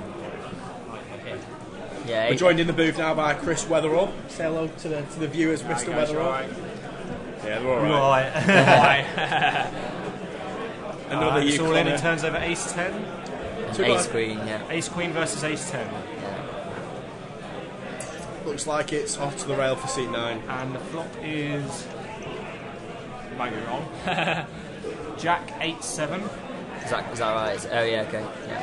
So not nine, bad for ace 9 for an out hit, and the 9 comes nine on. comes! The 9 comes on the turn. We never do that. We don't start that. No resuck on the river by the 10. And ace 10 will double up. Wow, nice. Very nice. That is sick. Yeah, it's pretty good. It's been a lot of 3 outers. Turns the gut shot. So I mean that's a pretty standard caller there. There's not really yeah. anything to do. Short stack, insta go with ace 10, reship with ace queen. It's pretty standard. Just sick run out. Yeah, definitely. Yeah, nice. Be interested to know what the other guy had literally folded. Yeah. Maybe like king jack or something of that nature. Yeah. I think he folded quite quickly. I don't think he was going to be beating ace 10 on that river. No. Right, so we're still 6-handed at this high roller final table. The blinds are 15,000, 30,000, with a running ante of 3,000. Yeah, I'd imagine so. 3,000. And seat 1, we've got a fairly large stack. Well, not now. Obviously, he's just lost. He's just been coolered with I think ace after queen. his hand he's got about 350k. So he's got about 10 bigs, 10, 11 bigs. Seat 2 has chipped up a little bit, however I feel like he's maybe on still around the 10-15 bigs mark. Yeah, he was short when he came in. He was. I think Pete's got about $1 million, hasn't he? Seat 5 we've got Harry Lodge, he's been playing some solid poker. Ace Not king, sure wow. on his stack, however we've seen him at final tables before. We know what he's capable of. Yeah. We can see him. I can see him doing quite well in this. Seat 7, we have got an unknown. Do we have seat 7's name? Yep, seat 7 is Joe Thomas. Yeah. Joe Thomas from in seat 7 Southampton University. So it's on him at the moment. He passes. Seat 8 is Pete Wallace from UCLan, University of Seat 9's Central Lancashire, got rags who's the current chip leader. Seat 9, do we have seat 9's name? Seat 9 is Andrew Holdroyd from Cardiff. Andy Holdroyd from Cardiff in seat 9, who's just doubled up through seat 1 and with the sit cooler if you saw it. And it's on seat 1 at the moment. He's considering his options on the button. I think he's jammed here. Yeah, he's So it jammed. looks like we're going to have and there's an absolute monster in seat 2 all here. in and a call. Maybe a East well, cards are rejam, up I to guess. date. Yeah. So seat 2's got the Ace King. And seat he's got 1's Queen got 9. the Queen Queen 9. 9, that seems fair. He's got live cards. Yeah, he's I got guess. Queen 9 on the bottom with 10 bigs. It looks like Harry's opened under the gun with 10-6. Yeah, it looks like Harry Lodge has opened. No, I think Harry Lodge is in the big blind. Oh, yeah. Yeah, because he opened the button with Yeah, the the button's shut the on button. seat 1. And Anyway, let's see a flop. A bit of a Hollywood from seat 2 here. This is a bit of a slow roll here. Yeah, a bit of it. It's an insta ship. Yeah, I think maybe he's just trying to get C's by behind him as well. I mean, when he's got Harry to act behind, he can't be snapping him off. Yeah. Because he sort of wants Harry in there as well. Definitely. So he's got to make it look marginal, I guess. Yeah. And we got a 68-32% here. Yeah. Absolutely. Yeah. So seat 2 with the Ace King and seat 1 with the Queen 9. It's an absolute premium at this stage. Trying to steal here from seat 1. Seat 1's already stood up. Yeah. You know what that means? Look comes. No idea. Between 4 and a deuce. Jack on a turn. Yeah, Ace 2, halfway at the door, and he's got Queen 9. Yeah, Ace. Yeah, so he's drawing very thin on the flop. So we've lost seat 1. Queen 2. Seat 2 chips up with his Ace King. Tom Deans is out in. He's gone out sixth place. Yeah, in 6th place. Do you know how much he picked up for 6th place? Do we have the pay structures? Do we have the pay structure? Yeah, we don't. We'll find out we'll how have a look. much he takes home. Yeah. I think it was something around £400. I think it was a little bit more than that. I think it was around 500. Okay. So, the pay jumps are. I can tell you what seat 6 got. £890. Because when 7th place bus, Pete told me what he was guaranteed now. So seat 6 has got £890. Okay. So we're down to 5 here now. Yeah. Maybe. It's some pretty huge pay jumps going on now. And I feel like it's around the 800. That's a decent sized pot for seat 2 there, because I'm sure he had about just over 200k, so it's a good pick up there. Yeah, and I don't think he called it. I think he rejammed, didn't he? He did, yeah, I think he has to rejam. It was pretty close. I think stack sizes there. It's all very shallow though. Apart from Pete, they're all fairly shallow. I think they're all on 20 bigs apart from Pete. So I'm going to go find out what's happening with the pot. I'll find out first. So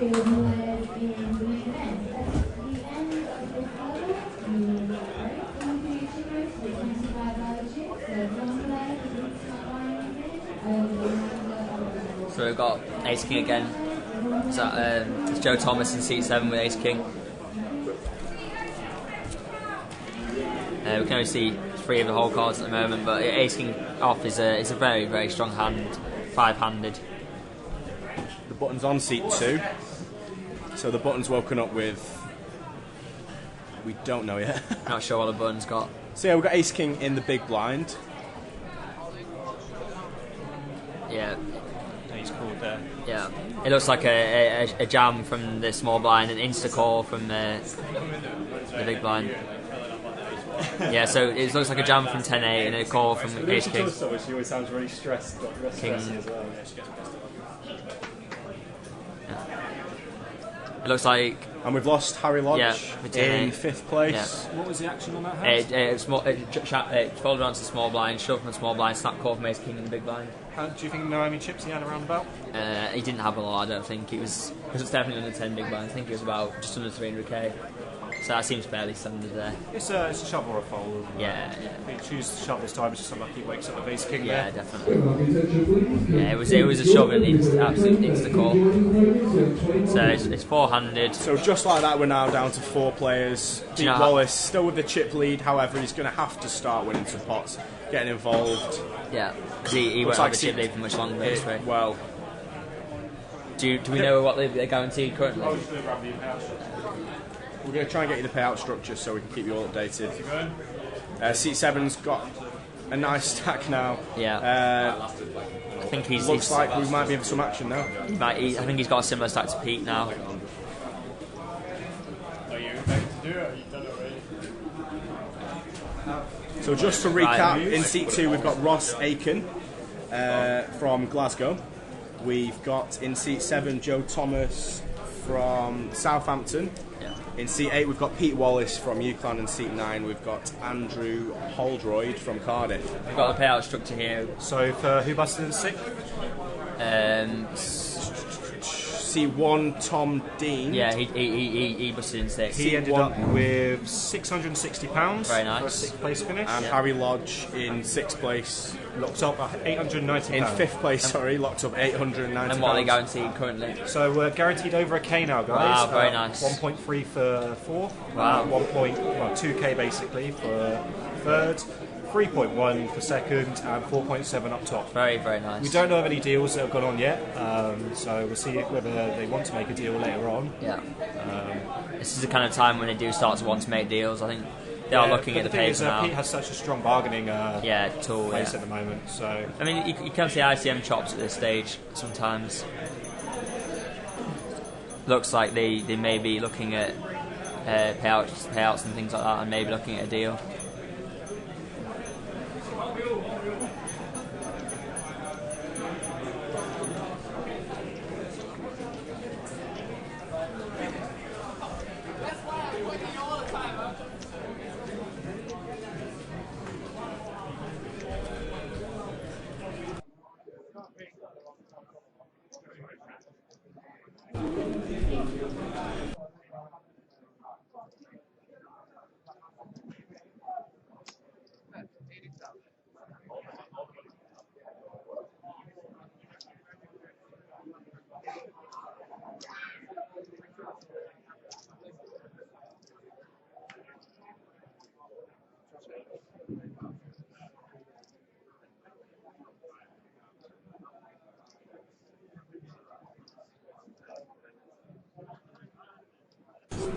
So we've got an interesting hand here where he's turn 2 pair.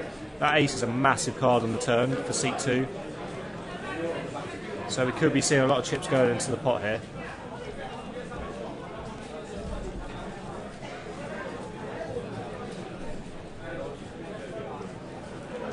So Joe Thomas from Southampton, he's got 2 pair here, he's tanking.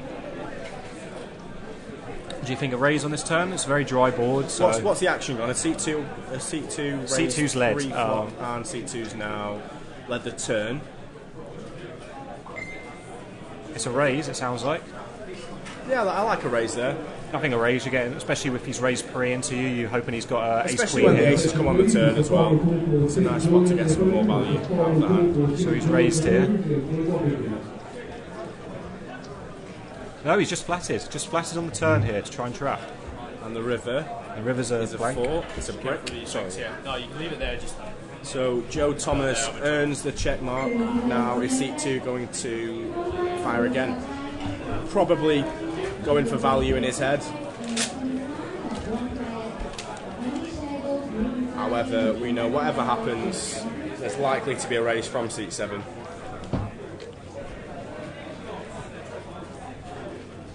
It's a fairly dry board, meaning obviously ace 8 is a monster here. Big bet. We're going to see a raise, I think. That looks about. So that looks about. Oh, just a call. Is that a fault? No, just a call. Call and wins the pot. No, I don't. That's fine. I don't mind that, I don't mind the especially flat with four-handed. But I think you can raise a turn there. I really think you can, because if he's got ace king, which is the only hand you're really losing to on that board, then you can get away from it. But I don't think you are ever getting away from it. You have to call the shove. Like ace 8 there, you're ahead 90%, 99% of the time. So I think he missed out on a bit of value there, but he still picked up a very nice pot here. Joe Thomas chipping up nicely. Especially on the river, if he clicks it back for the thin value, he's opening up the betting again, and then what does he do if his opponent I don't even think it's chips on thin him? value, because I think you get a call off of ace queen, ace 10, especially if you click it on the river. True. So there's always the opportunity or the possibility of being put in that 6 spot, which you don't really need to be put in. A lot Especially of trash four-handed. being dealt here now. Yeah, we've been seeing quite a lot of trash. He's going for chips here. So C8 looks like he's going to be opening with the king 3 offsuit. Against a small stack in the big blind. It's fairly standard. You've got to keep the pressure on. King high is massive as well. Especially 4-handed. He raises here. You might want to float here and see a flop with 8-9. It's not the worst call in the world. He's touching the chips there. And looks like he's going to be getting away from being it. Disciplined by the dealer. And he's Pete takes down another pot there. That's the sort of player we want to see from Pete, putting the pressure on the small stacks here.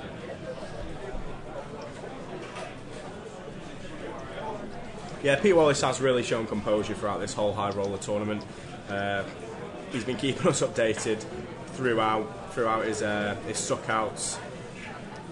Yeah, apparently he had a very big suck-out just before his final table, which put him on a lot of chips with 9-4. Which involved 9-4 versus... The flop apparently was ace 9-5, and he called off a guy, thought he was bluff shoving. He actually had ace queen, 9 on the turn for instant delivery. But you have to win those sort of pots in tournaments. You have to have a bit of luck. So, fingers crossed for him. I'm sure he doesn't feel too bad about it. So the action is on seat 8, on the button. The king is he 6. on the button? He is on the button. Got ace 5 in seat 2, who could play back, and there's a discipline fold there from Pete. I do like that after picking up a pot. Blowing versus blowing. We don't know seat 9. Oh, we do. Yes, we do. And he just passes and he gets a walk. Seat 2 will take it down. Ace high is good anyway, so it's pretty standard. This is getting to the end. Seat 2 looking at the payout structure. Wants to know how many pints he can have after this tournament. So the button's on seat 9 now. Not sure exactly on seat 9 stack, however, I think he is a short stack. Yeah, I think after that double up he was on about 400k, and he hasn't really played a hand since then and lost a few, so he's probably around about 350 now. So seat 7 in the big blind, and Pete Wallace under the gun.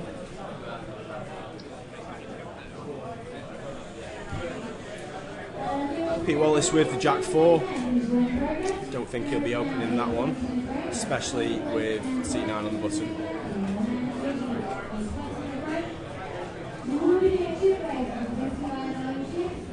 So the action's on seat 9, who's on the button with the short-ish stack. Looks like he's putting out a raise. Is it going to be all of his chips? I assume so. With the ace 6 of diamonds, which is fine. It's a very big hand, 4-handed. Small blind folds. I'm surprised he hasn't just opened chipped here. There is an argument for open looks like he's just opened.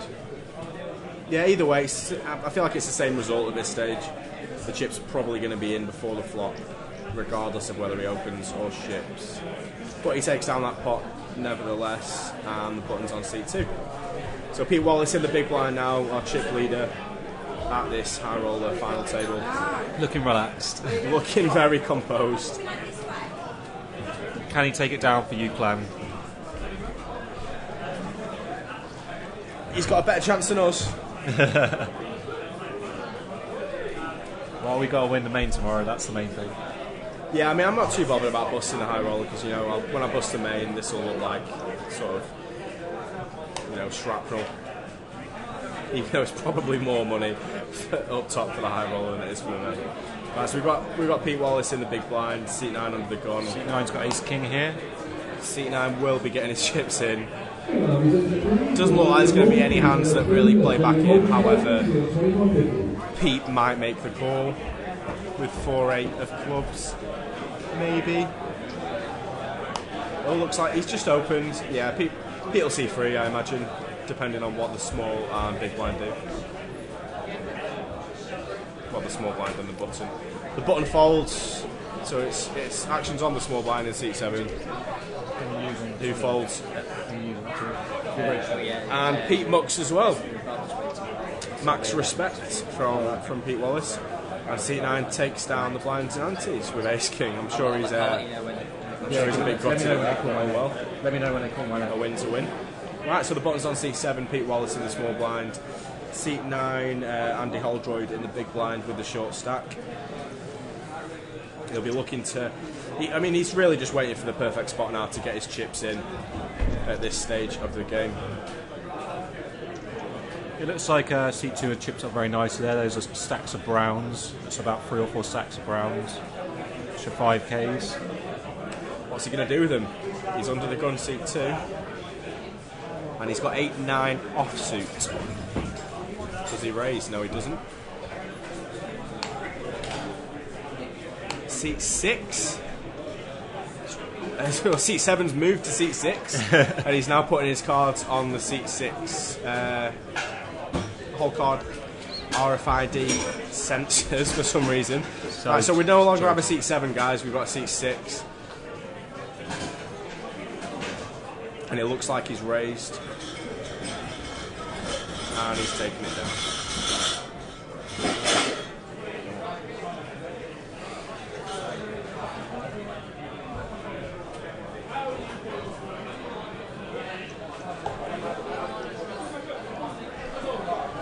Apparently we're like almost next on the list. Really? Yes. It's the top checkouts for the main event. Okay, we have the chip counts in. We have, for the main event, we have, I don't even know how you pronounce that, Farlan Jambozin, 87k from Bournemouth. Alex Glassman from Sussex with 90k. Martin Cox from South Wales has 78k. And Steve, I'm not even going to try to pronounce that, he's from UWE with 123k, is that? Or 128? 123k is the biggest sack so far in main day 1C, which we've got about 400 runners. Around about 400 runners, which will make it the busiest day ever in UKSBC history, which is good for the UKSBC. Jacks for 6 here. Pete with ace 7. Looks like Pete Wallace has opened on the button, and he's got a call from the cut-off. Seat 7. Flop is ace high. So Pete flops best. Looks like seat 7's going to lead out with his pocket jacks. I'm sure Pete's licking his chops. You notice the body language of seat 6 here. He's not keeping still very much. Look at his bouncing his knees up and down. Doesn't seem very confident with that flop. He doesn't like the ace. Slight ostentatious behaviour. And is that a call or Looks a raise? like Pete's just called. I like a call. I hope he's not raised. I love a flop. That's a great call there from Pete. Trapping him. So he really is taking him to value town here. Deuce on the turn. He's got a rep the ace again, so surely he has to bet again. No, he checks. He's given up, it looks like. I like his check behind here from Pete. Oh, he does check behind, going for value on the river. Just trapping him here. Trap you. And the river is another deuce. So full house for both players. Seat 6/7's probably thinking his jacks are very good here. So yeah, he could be putting I think we'll see on it like back. 9s or 10s here. So he could be definitely value betting. A little bit of deja vu here with this boat over boat hand. Yeah, alright, yeah. Looks like seat 6 is checked. Got everyone in the main event, yeah? I think so. Swelling up.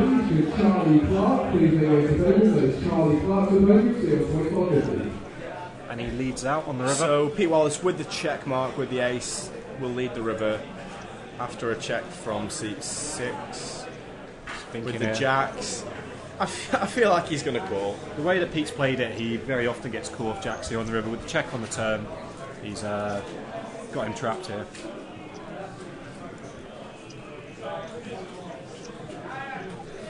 Still welling up here. What do you do in this spot, Simon? With jacks. With jacks. I'd probably just call on the river here. Pete's played the hand very well. He's definitely with the flat on the flop and check on the turn. Yeah, it's well disguised, the ace. I do like a flat call. I think the guy... But he makes a very good fold. And Pete shows. Is that Pete showing the ace? No, he did call him on the river. He did call him. He's called. So Pete picks up a nice pot. Fantastic. That's great stuff there from Pete Wallace.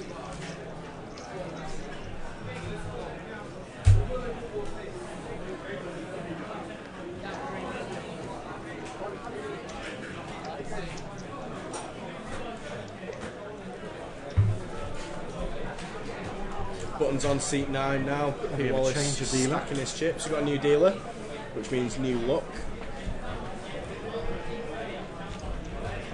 It's got Ross here. Ross Day was yesterday, but we'll let him off.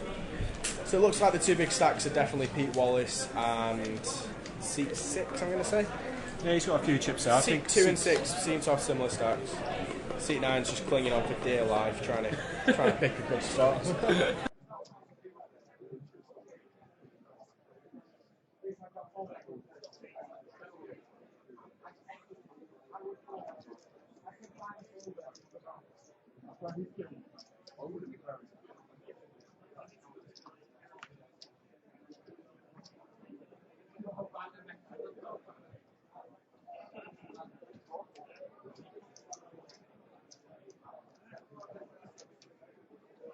Race to 70.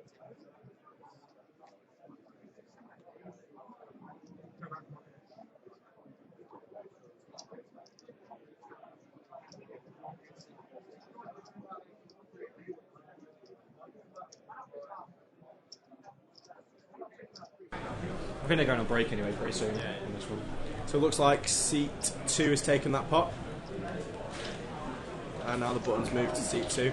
Right, look, there is a tournament starting any minute now, and myself and Simon are going to get called up for it. So we're going to nip outside for a little bit of fresh air, and then go and bink the casino comp. So that's it for the commentary from UClan. Enjoy the stream, guys. I think the players are going to be going on a 20-minute break pretty soon, but you have a few hands left to watch here. If you tune in tomorrow for the main event day 2, we've got some big stacks going through, and it's sure to be a UClan day. UClan, do it. Ship it, Pete Wallace.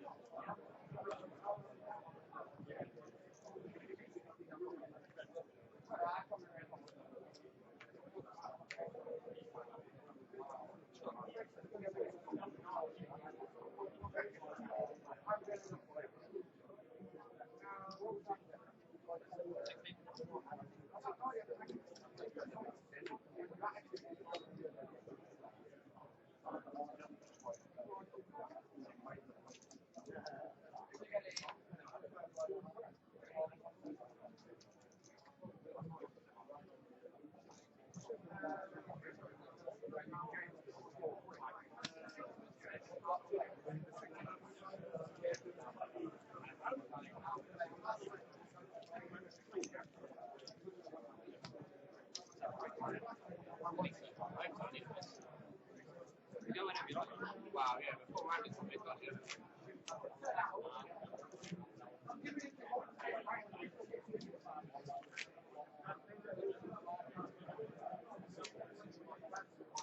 I use my time bank while I'm not here.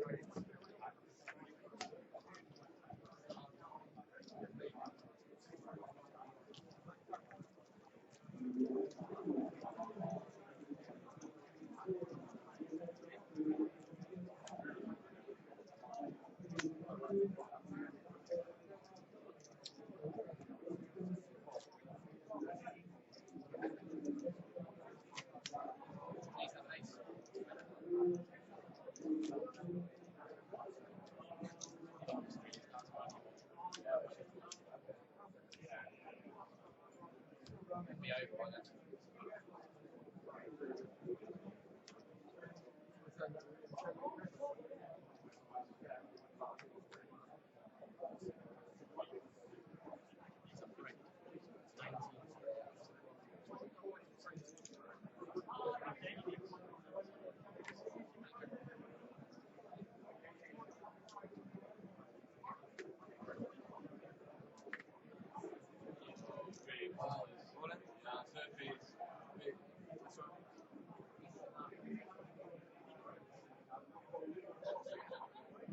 Yeah, we'll get round to 2040 with 3, 2040 with 3. No break, no? Next level. I thought it was 23. I said, Can we have a ticket break? Is that all right? everybody wants you have a 10-minute break now, but then you lose the break. Would you guys prefer to, mate, would you guys prefer to have a break now or at the end of next level? I just want to run You know, if you move the break forward, then obviously that's then you've got to play. Yeah, you've got 15 minutes now, lad. 15 minutes on the next level.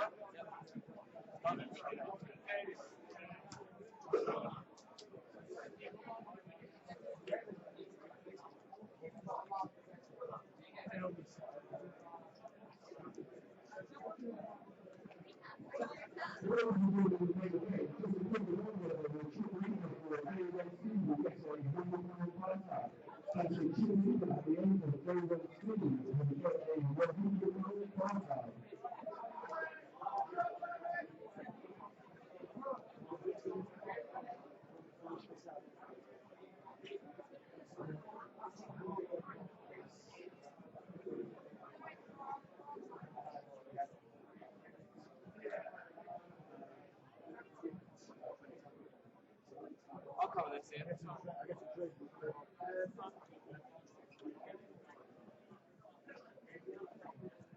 We'll do 25, yeah.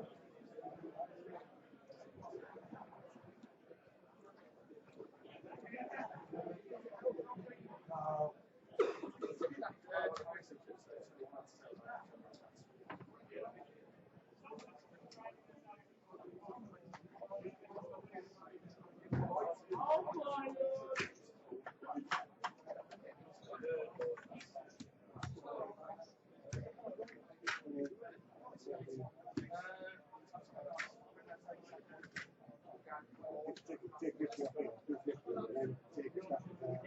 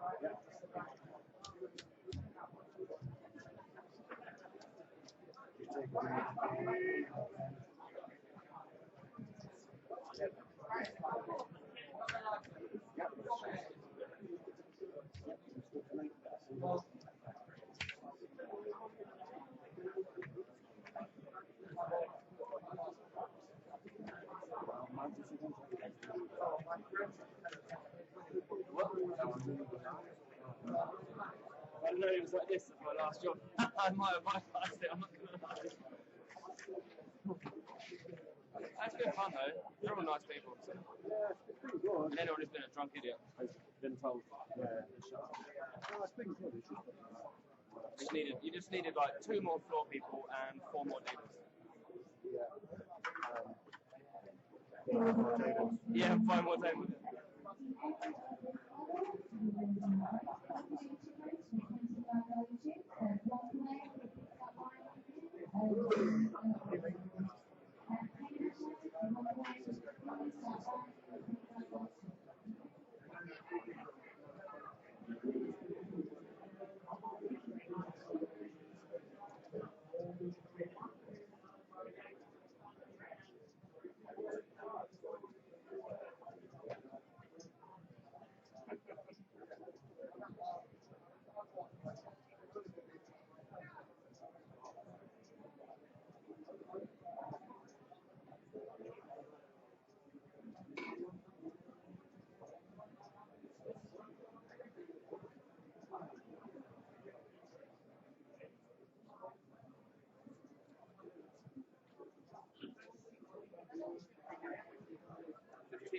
So about 10 minutes left.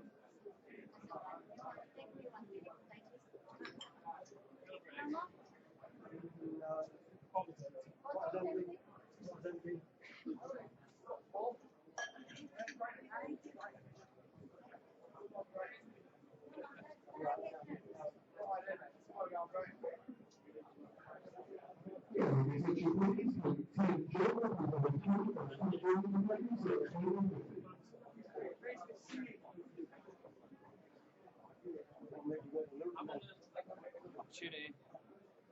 Raj basically said, come for 2 months and I'll make you a supervisor. Nowhere else seemed to give me the opportunity.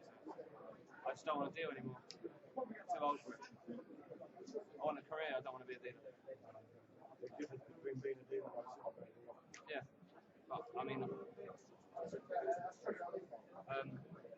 every job I've done, apart from poker, I've been a manager or a supervisor or higher. I've always dealt with people, I've always done training and stuff, so that's what I want to do.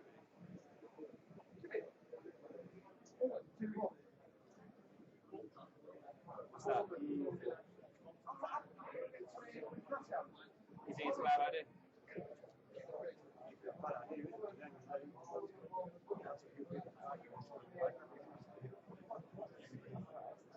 Yeah, I mean, I'm going to give it a go. You know, I'll give it a year. Minimum, really.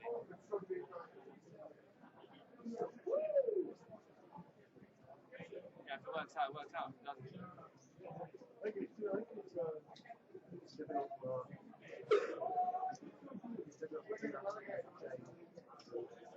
I worked in a club before for 2 years, 2.5 years. Private club, yeah. Yeah. More or less. Yeah. And that was pushed back the stacks off.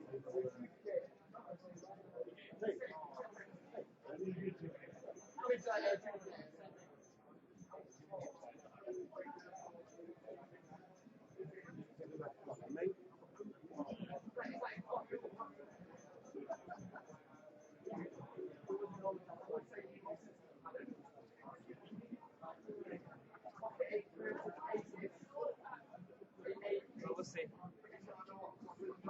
There's a big difference because where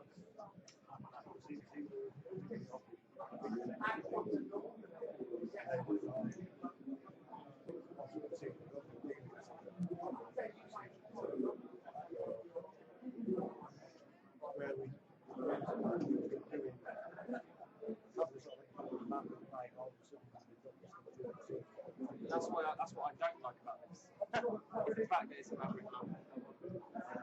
Very much in regard to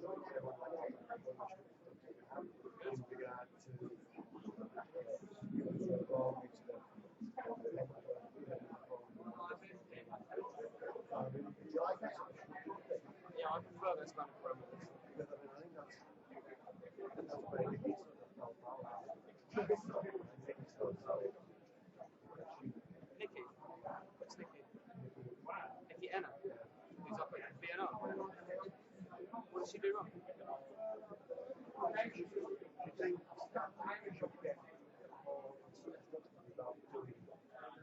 you mean?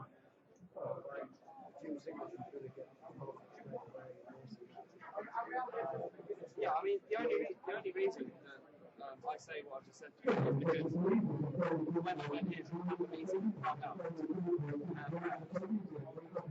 didn't even say anything. I just said, I'm looking for an opportunity, and they were like, oh yeah, within 2 or 3 months, if you're not a supervisor, then you're doing something wrong. I didn't say it. I didn't even say anything.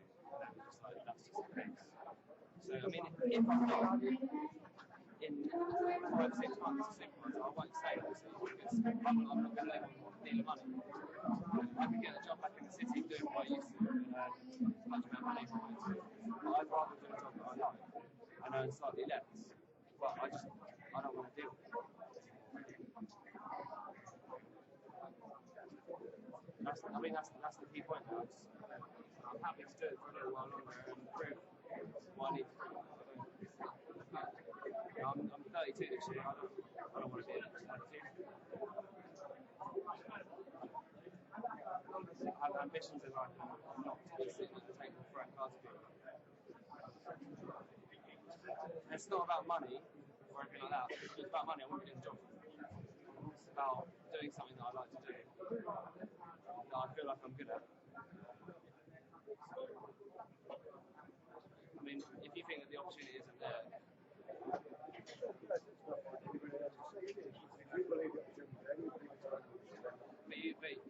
but surely it's your position to give these opportunities. Is it not your job to give these opportunities? Do you not do the interviews? Yeah, we do the interviews.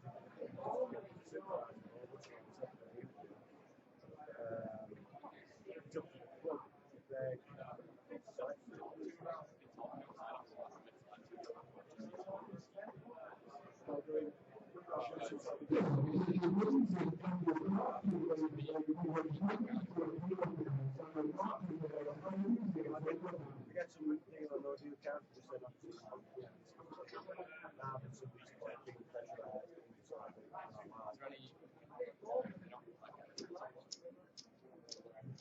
can't give you any. Obviously, the fair to use the words so we can't use the words. How much doing? 7, 10, 11, 11. Yeah, I mean, we can't use the words to deal with us. The people who don't especially if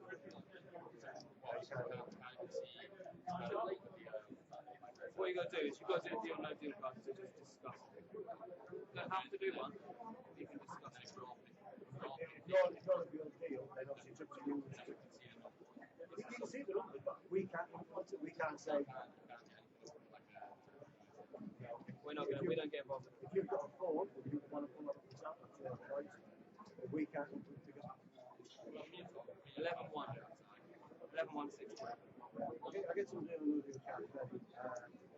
But obviously we can't influence anything else. All we can give you is what's left. I get the cards.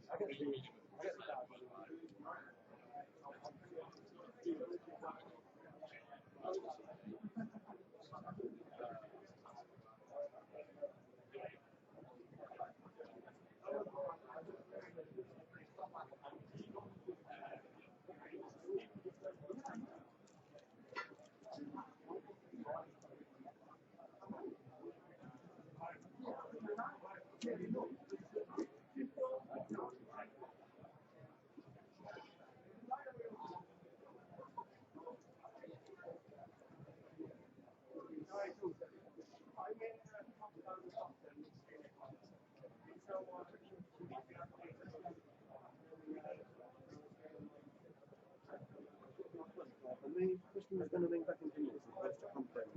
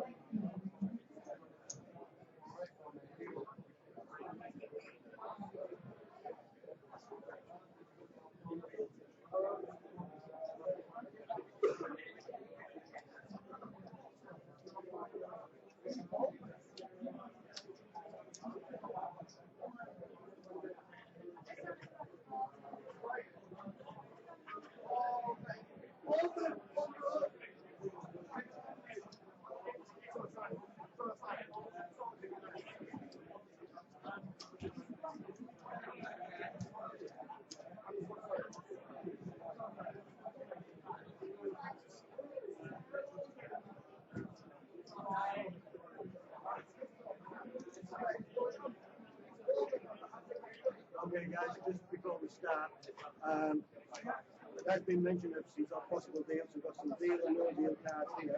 We'll give you one of each. Whatever you want to quote, have a deal or no deal, pass them cards to the dealer and ask him.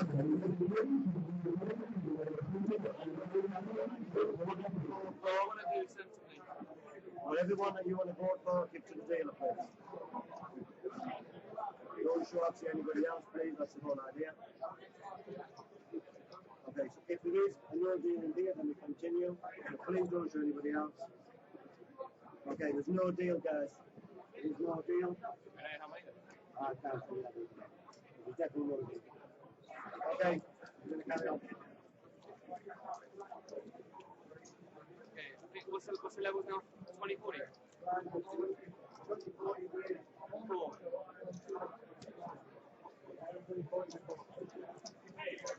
4K answers.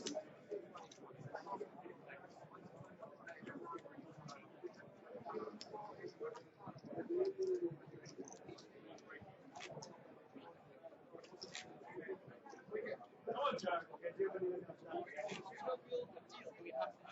No, you had to discuss it. Well, we had these no deal on it here about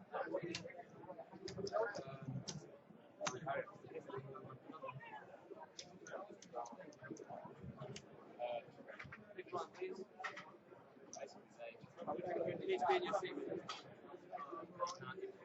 I don't know if it was in that. But I don't know, there was a no deal with it.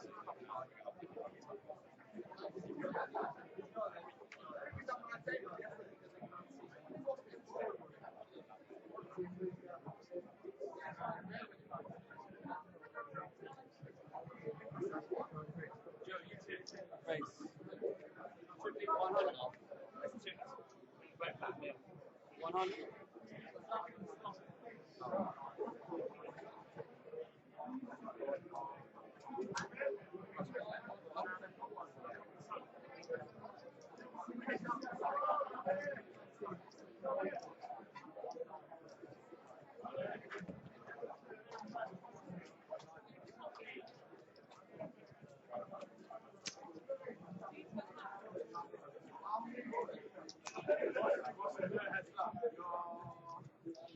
We chopped 1 and 2 last time. Well, we chopped 5 ways, but we took 2 beats players. So you took us to 5. Huh? Yeah. I took 980 on it. You took 870. Right. That's what I did. Or maybe I took less.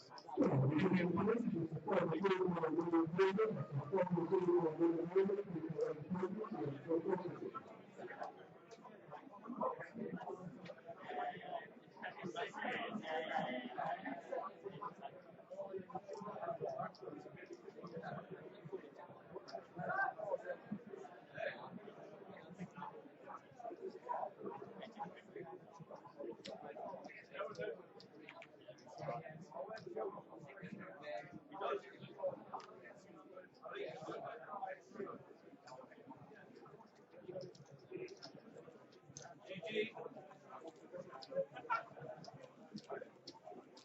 You've got a mishap. Chicken your stack.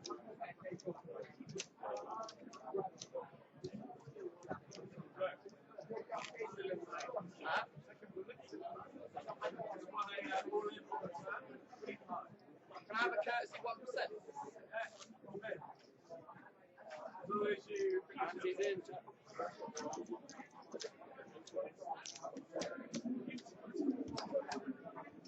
Also,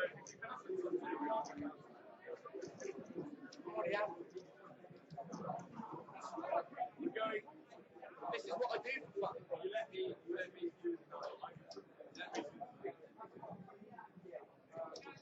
serious research. Where's the most expensive bottle of champagne? The cheapest. It's exquisite. I don't like champagne. Does that help? The cheapest, most expensive bottle of what? I'll have a lager. That's all That's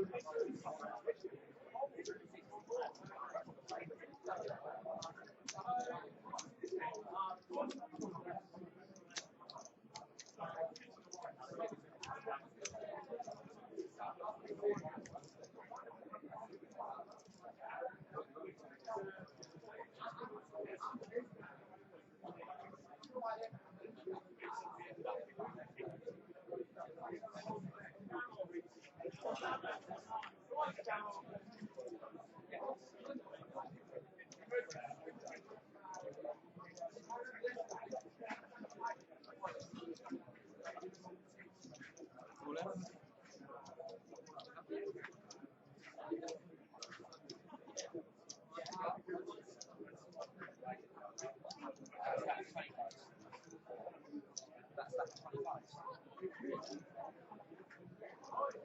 Yeah, but that's 20. Is that 100?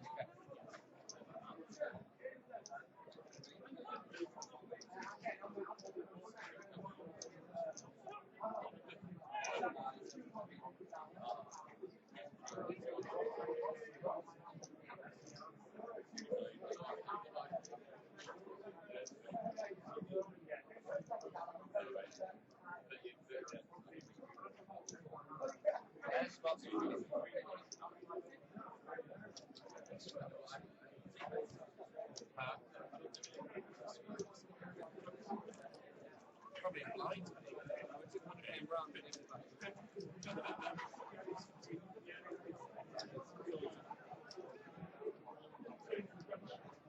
went through the blocks, that's it.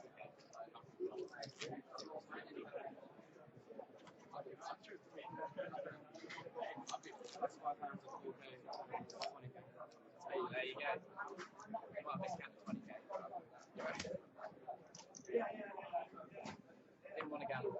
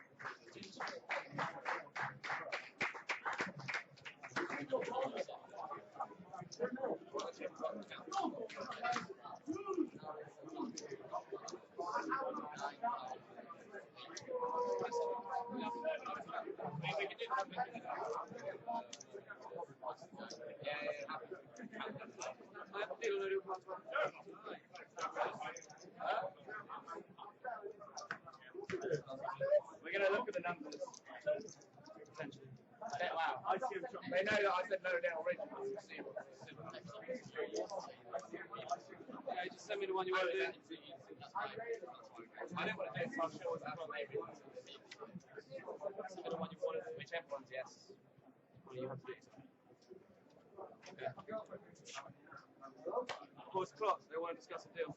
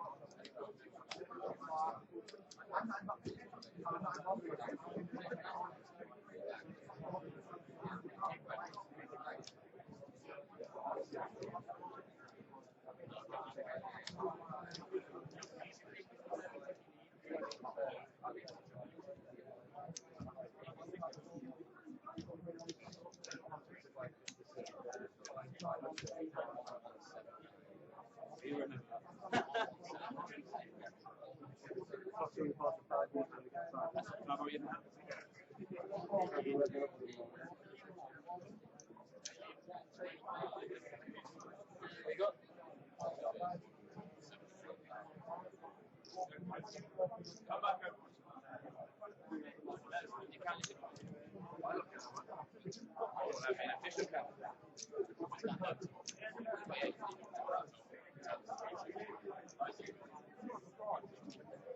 not going to get involved in the conversation with you guys about numbers.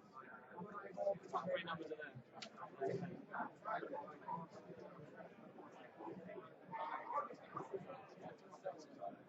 Yeah,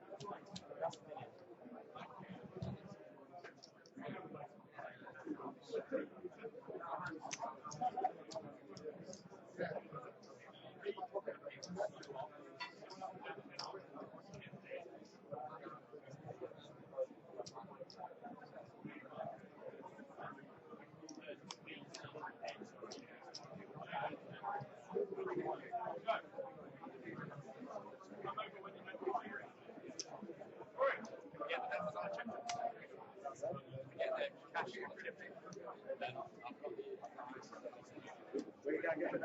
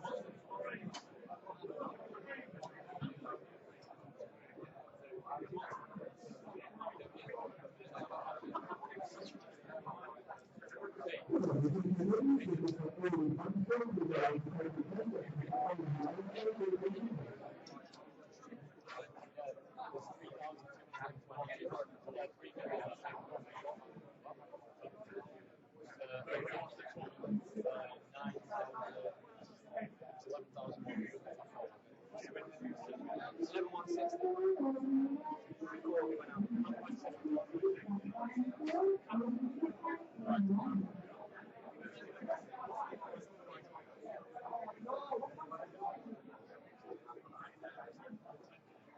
payout. 4.7. 3.1. 1.9.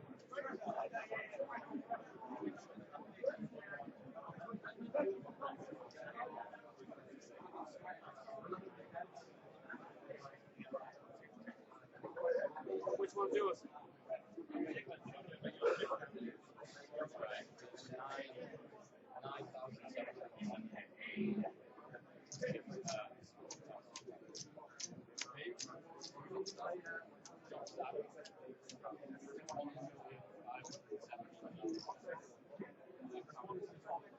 17. I'll deal if we do chip job.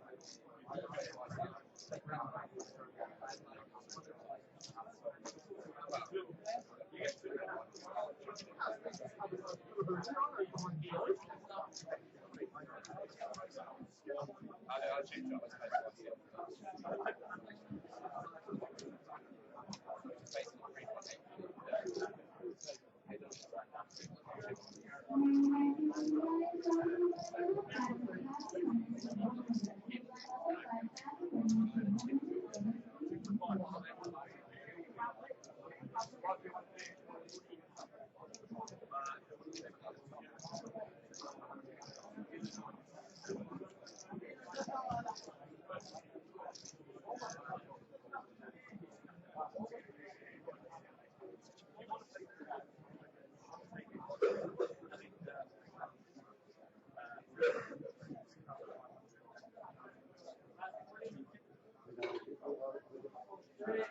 He's trying to go to the then.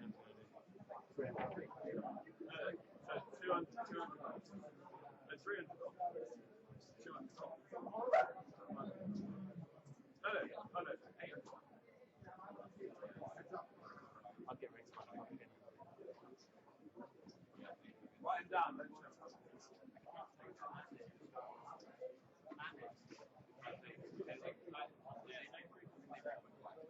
My suggestion, but basically, that's a chip shop. Essentially what I want. I would leave guys £3 to play for me. So if you take that's the ICS. I'd rather take chip shop. You get the you set the retail thing. Yeah, you get it.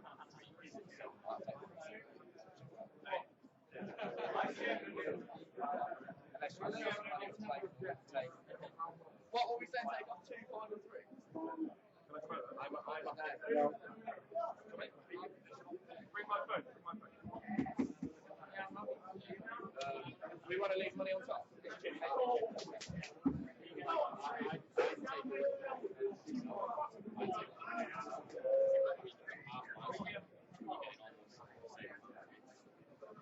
How much? Ask him how much you want to leave.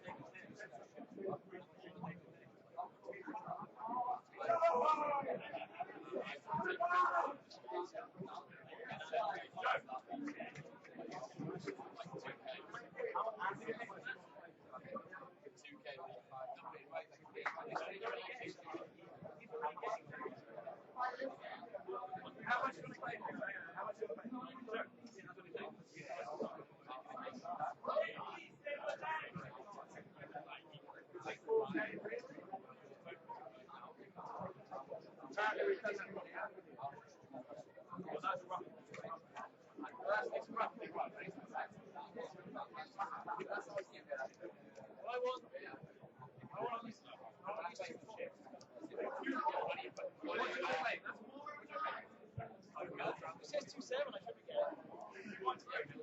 2.7, I should be getting. You want 2.1? I'll take trail sheet. I'll drop down to 2.1.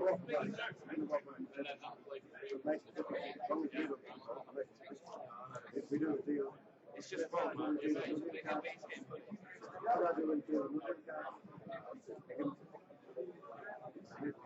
but they need to agree something. Yeah. Can we just agree just 3 minutes? Can we just agree just 3 minutes? You can walk away yourself. You can walk away yourself.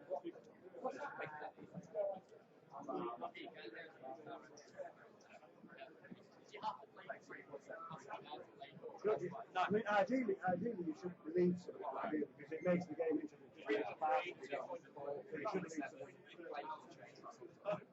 Because if you don't, it's just some stupid.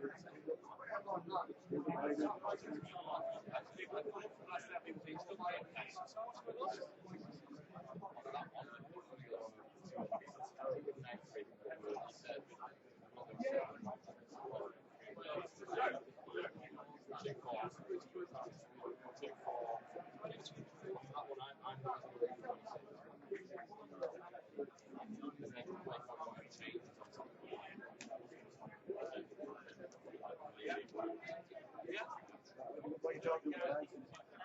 2.4.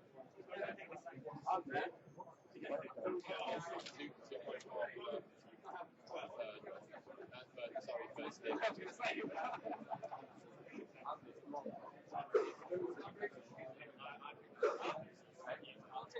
3.3. Basically, not going to train. 3.7. I feel like everyone's basically the 80, 193, and 72. 80, 193, and 72. It's basically the change.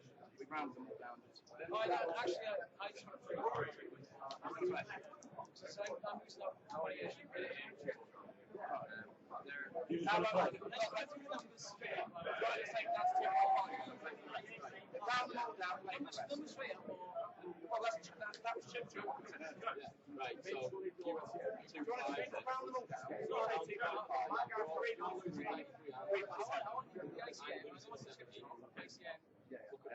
Right, so on that, you're looking at 93. And it's all about time. We're not getting 100 off each yet. We're getting that play for 200 something. 300 pounds. 240. So basically 100 off each or 240. I guess 240. 100 off each. Just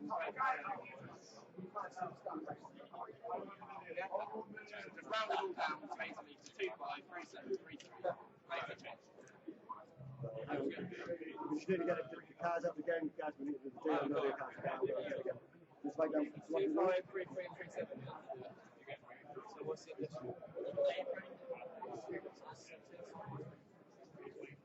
Sorry? I'll take it. 3, 7. 3,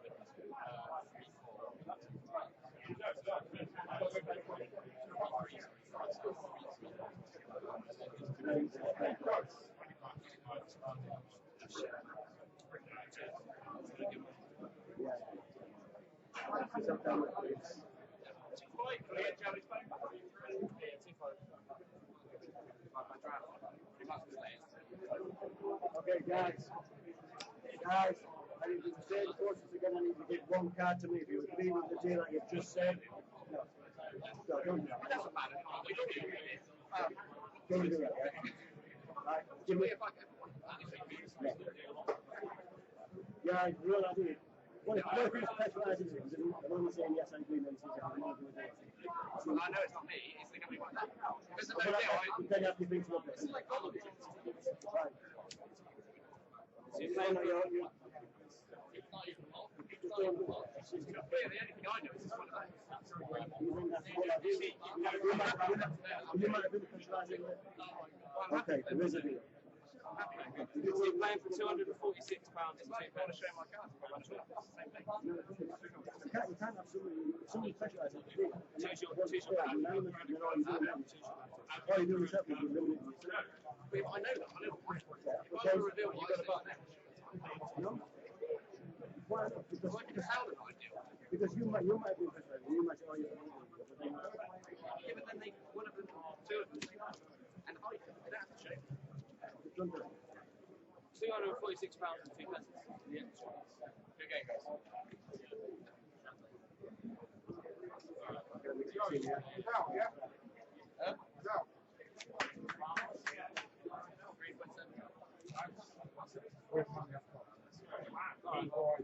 Like 300 on top of it, like 250 on the left. 3,300. We're going to play out 24. Don't worry about the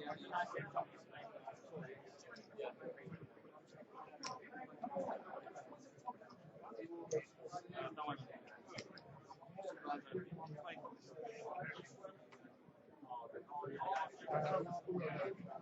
Was that the trophy?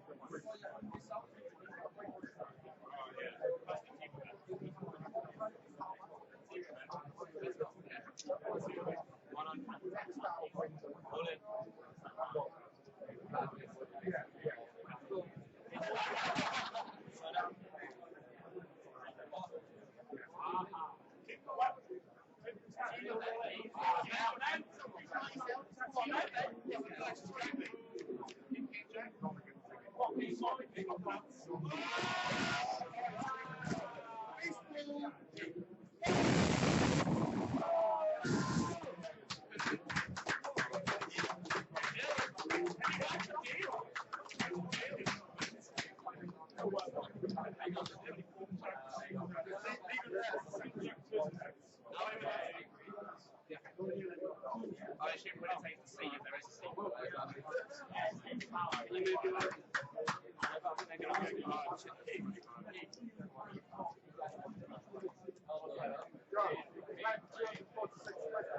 And the trophy. And the trophy. It's my first trophy. I never win main event.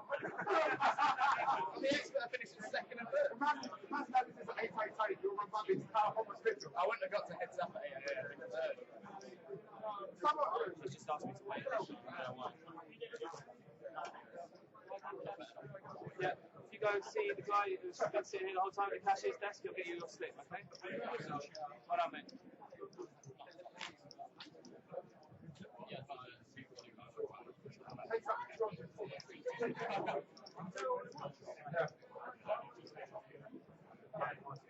They might want to take a picture. We're paying for like 240 quid a seat and the seat and tournament. Isn't there 2020? 25, 29, yeah, Goliath, yeah, the Goliath event. It's actually a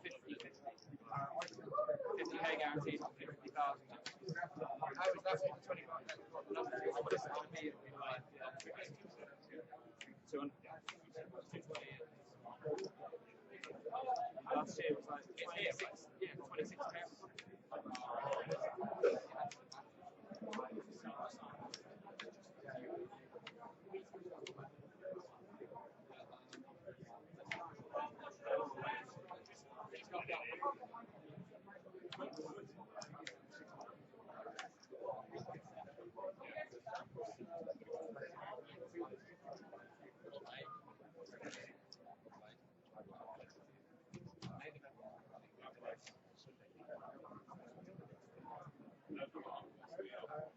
Southampton, it's my last year as well, the bank. Unless they let me come back to try again. What have I been waiting for? Yeah, I've played for 6 years. It didn't tally up. Okay, so you're playing for 330 on the top. Okay? Yeah, so 3-7, 3-3, and 3-3, and 330 on the top. 330 left. That's what I said, right? It didn't tally up.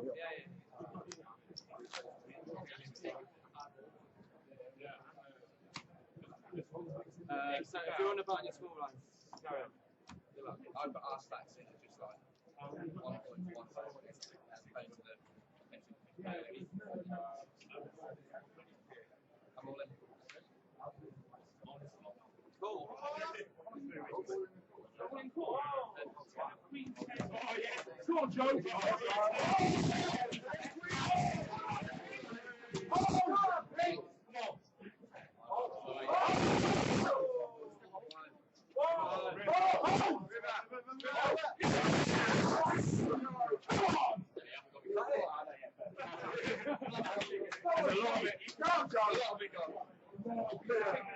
Heads up, throw. Let's throw. What the hell just happened? You like my head goes off the What you do? Joe, more than the crowd with that. I've been already playing like 20, 30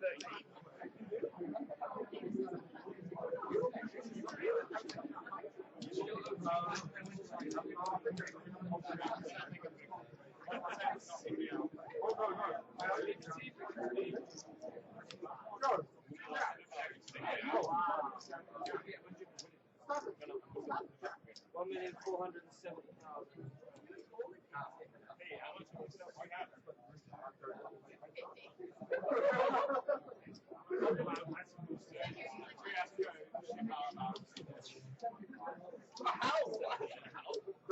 baby.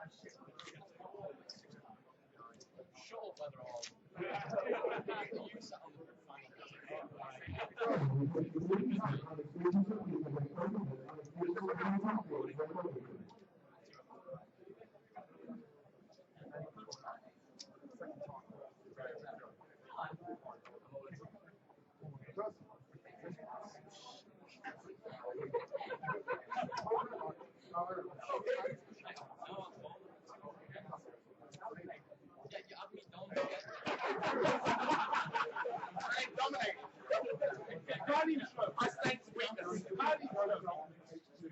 I've had him dominate twice with 10-5 and 8 douche.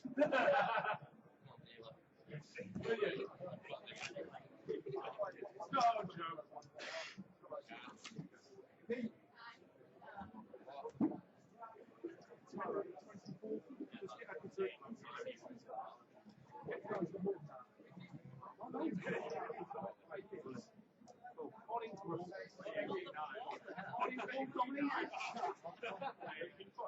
Oh man, this is you.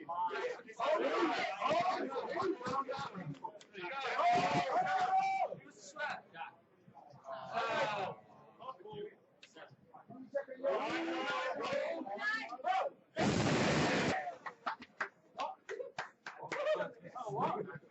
I think the prize is Dom, baby. Yes, Joe.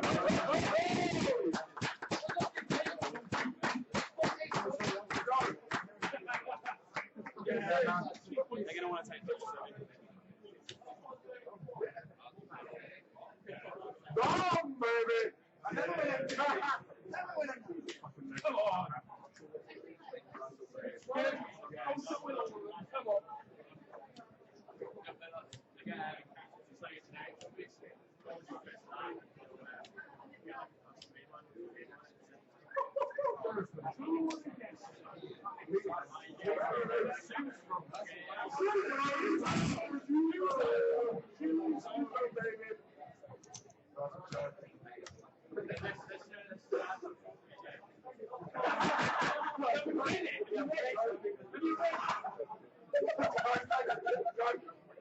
Hold up.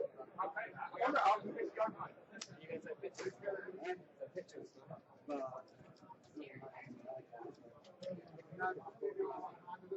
I'll just go for the trophy from the tip. Give him a big line.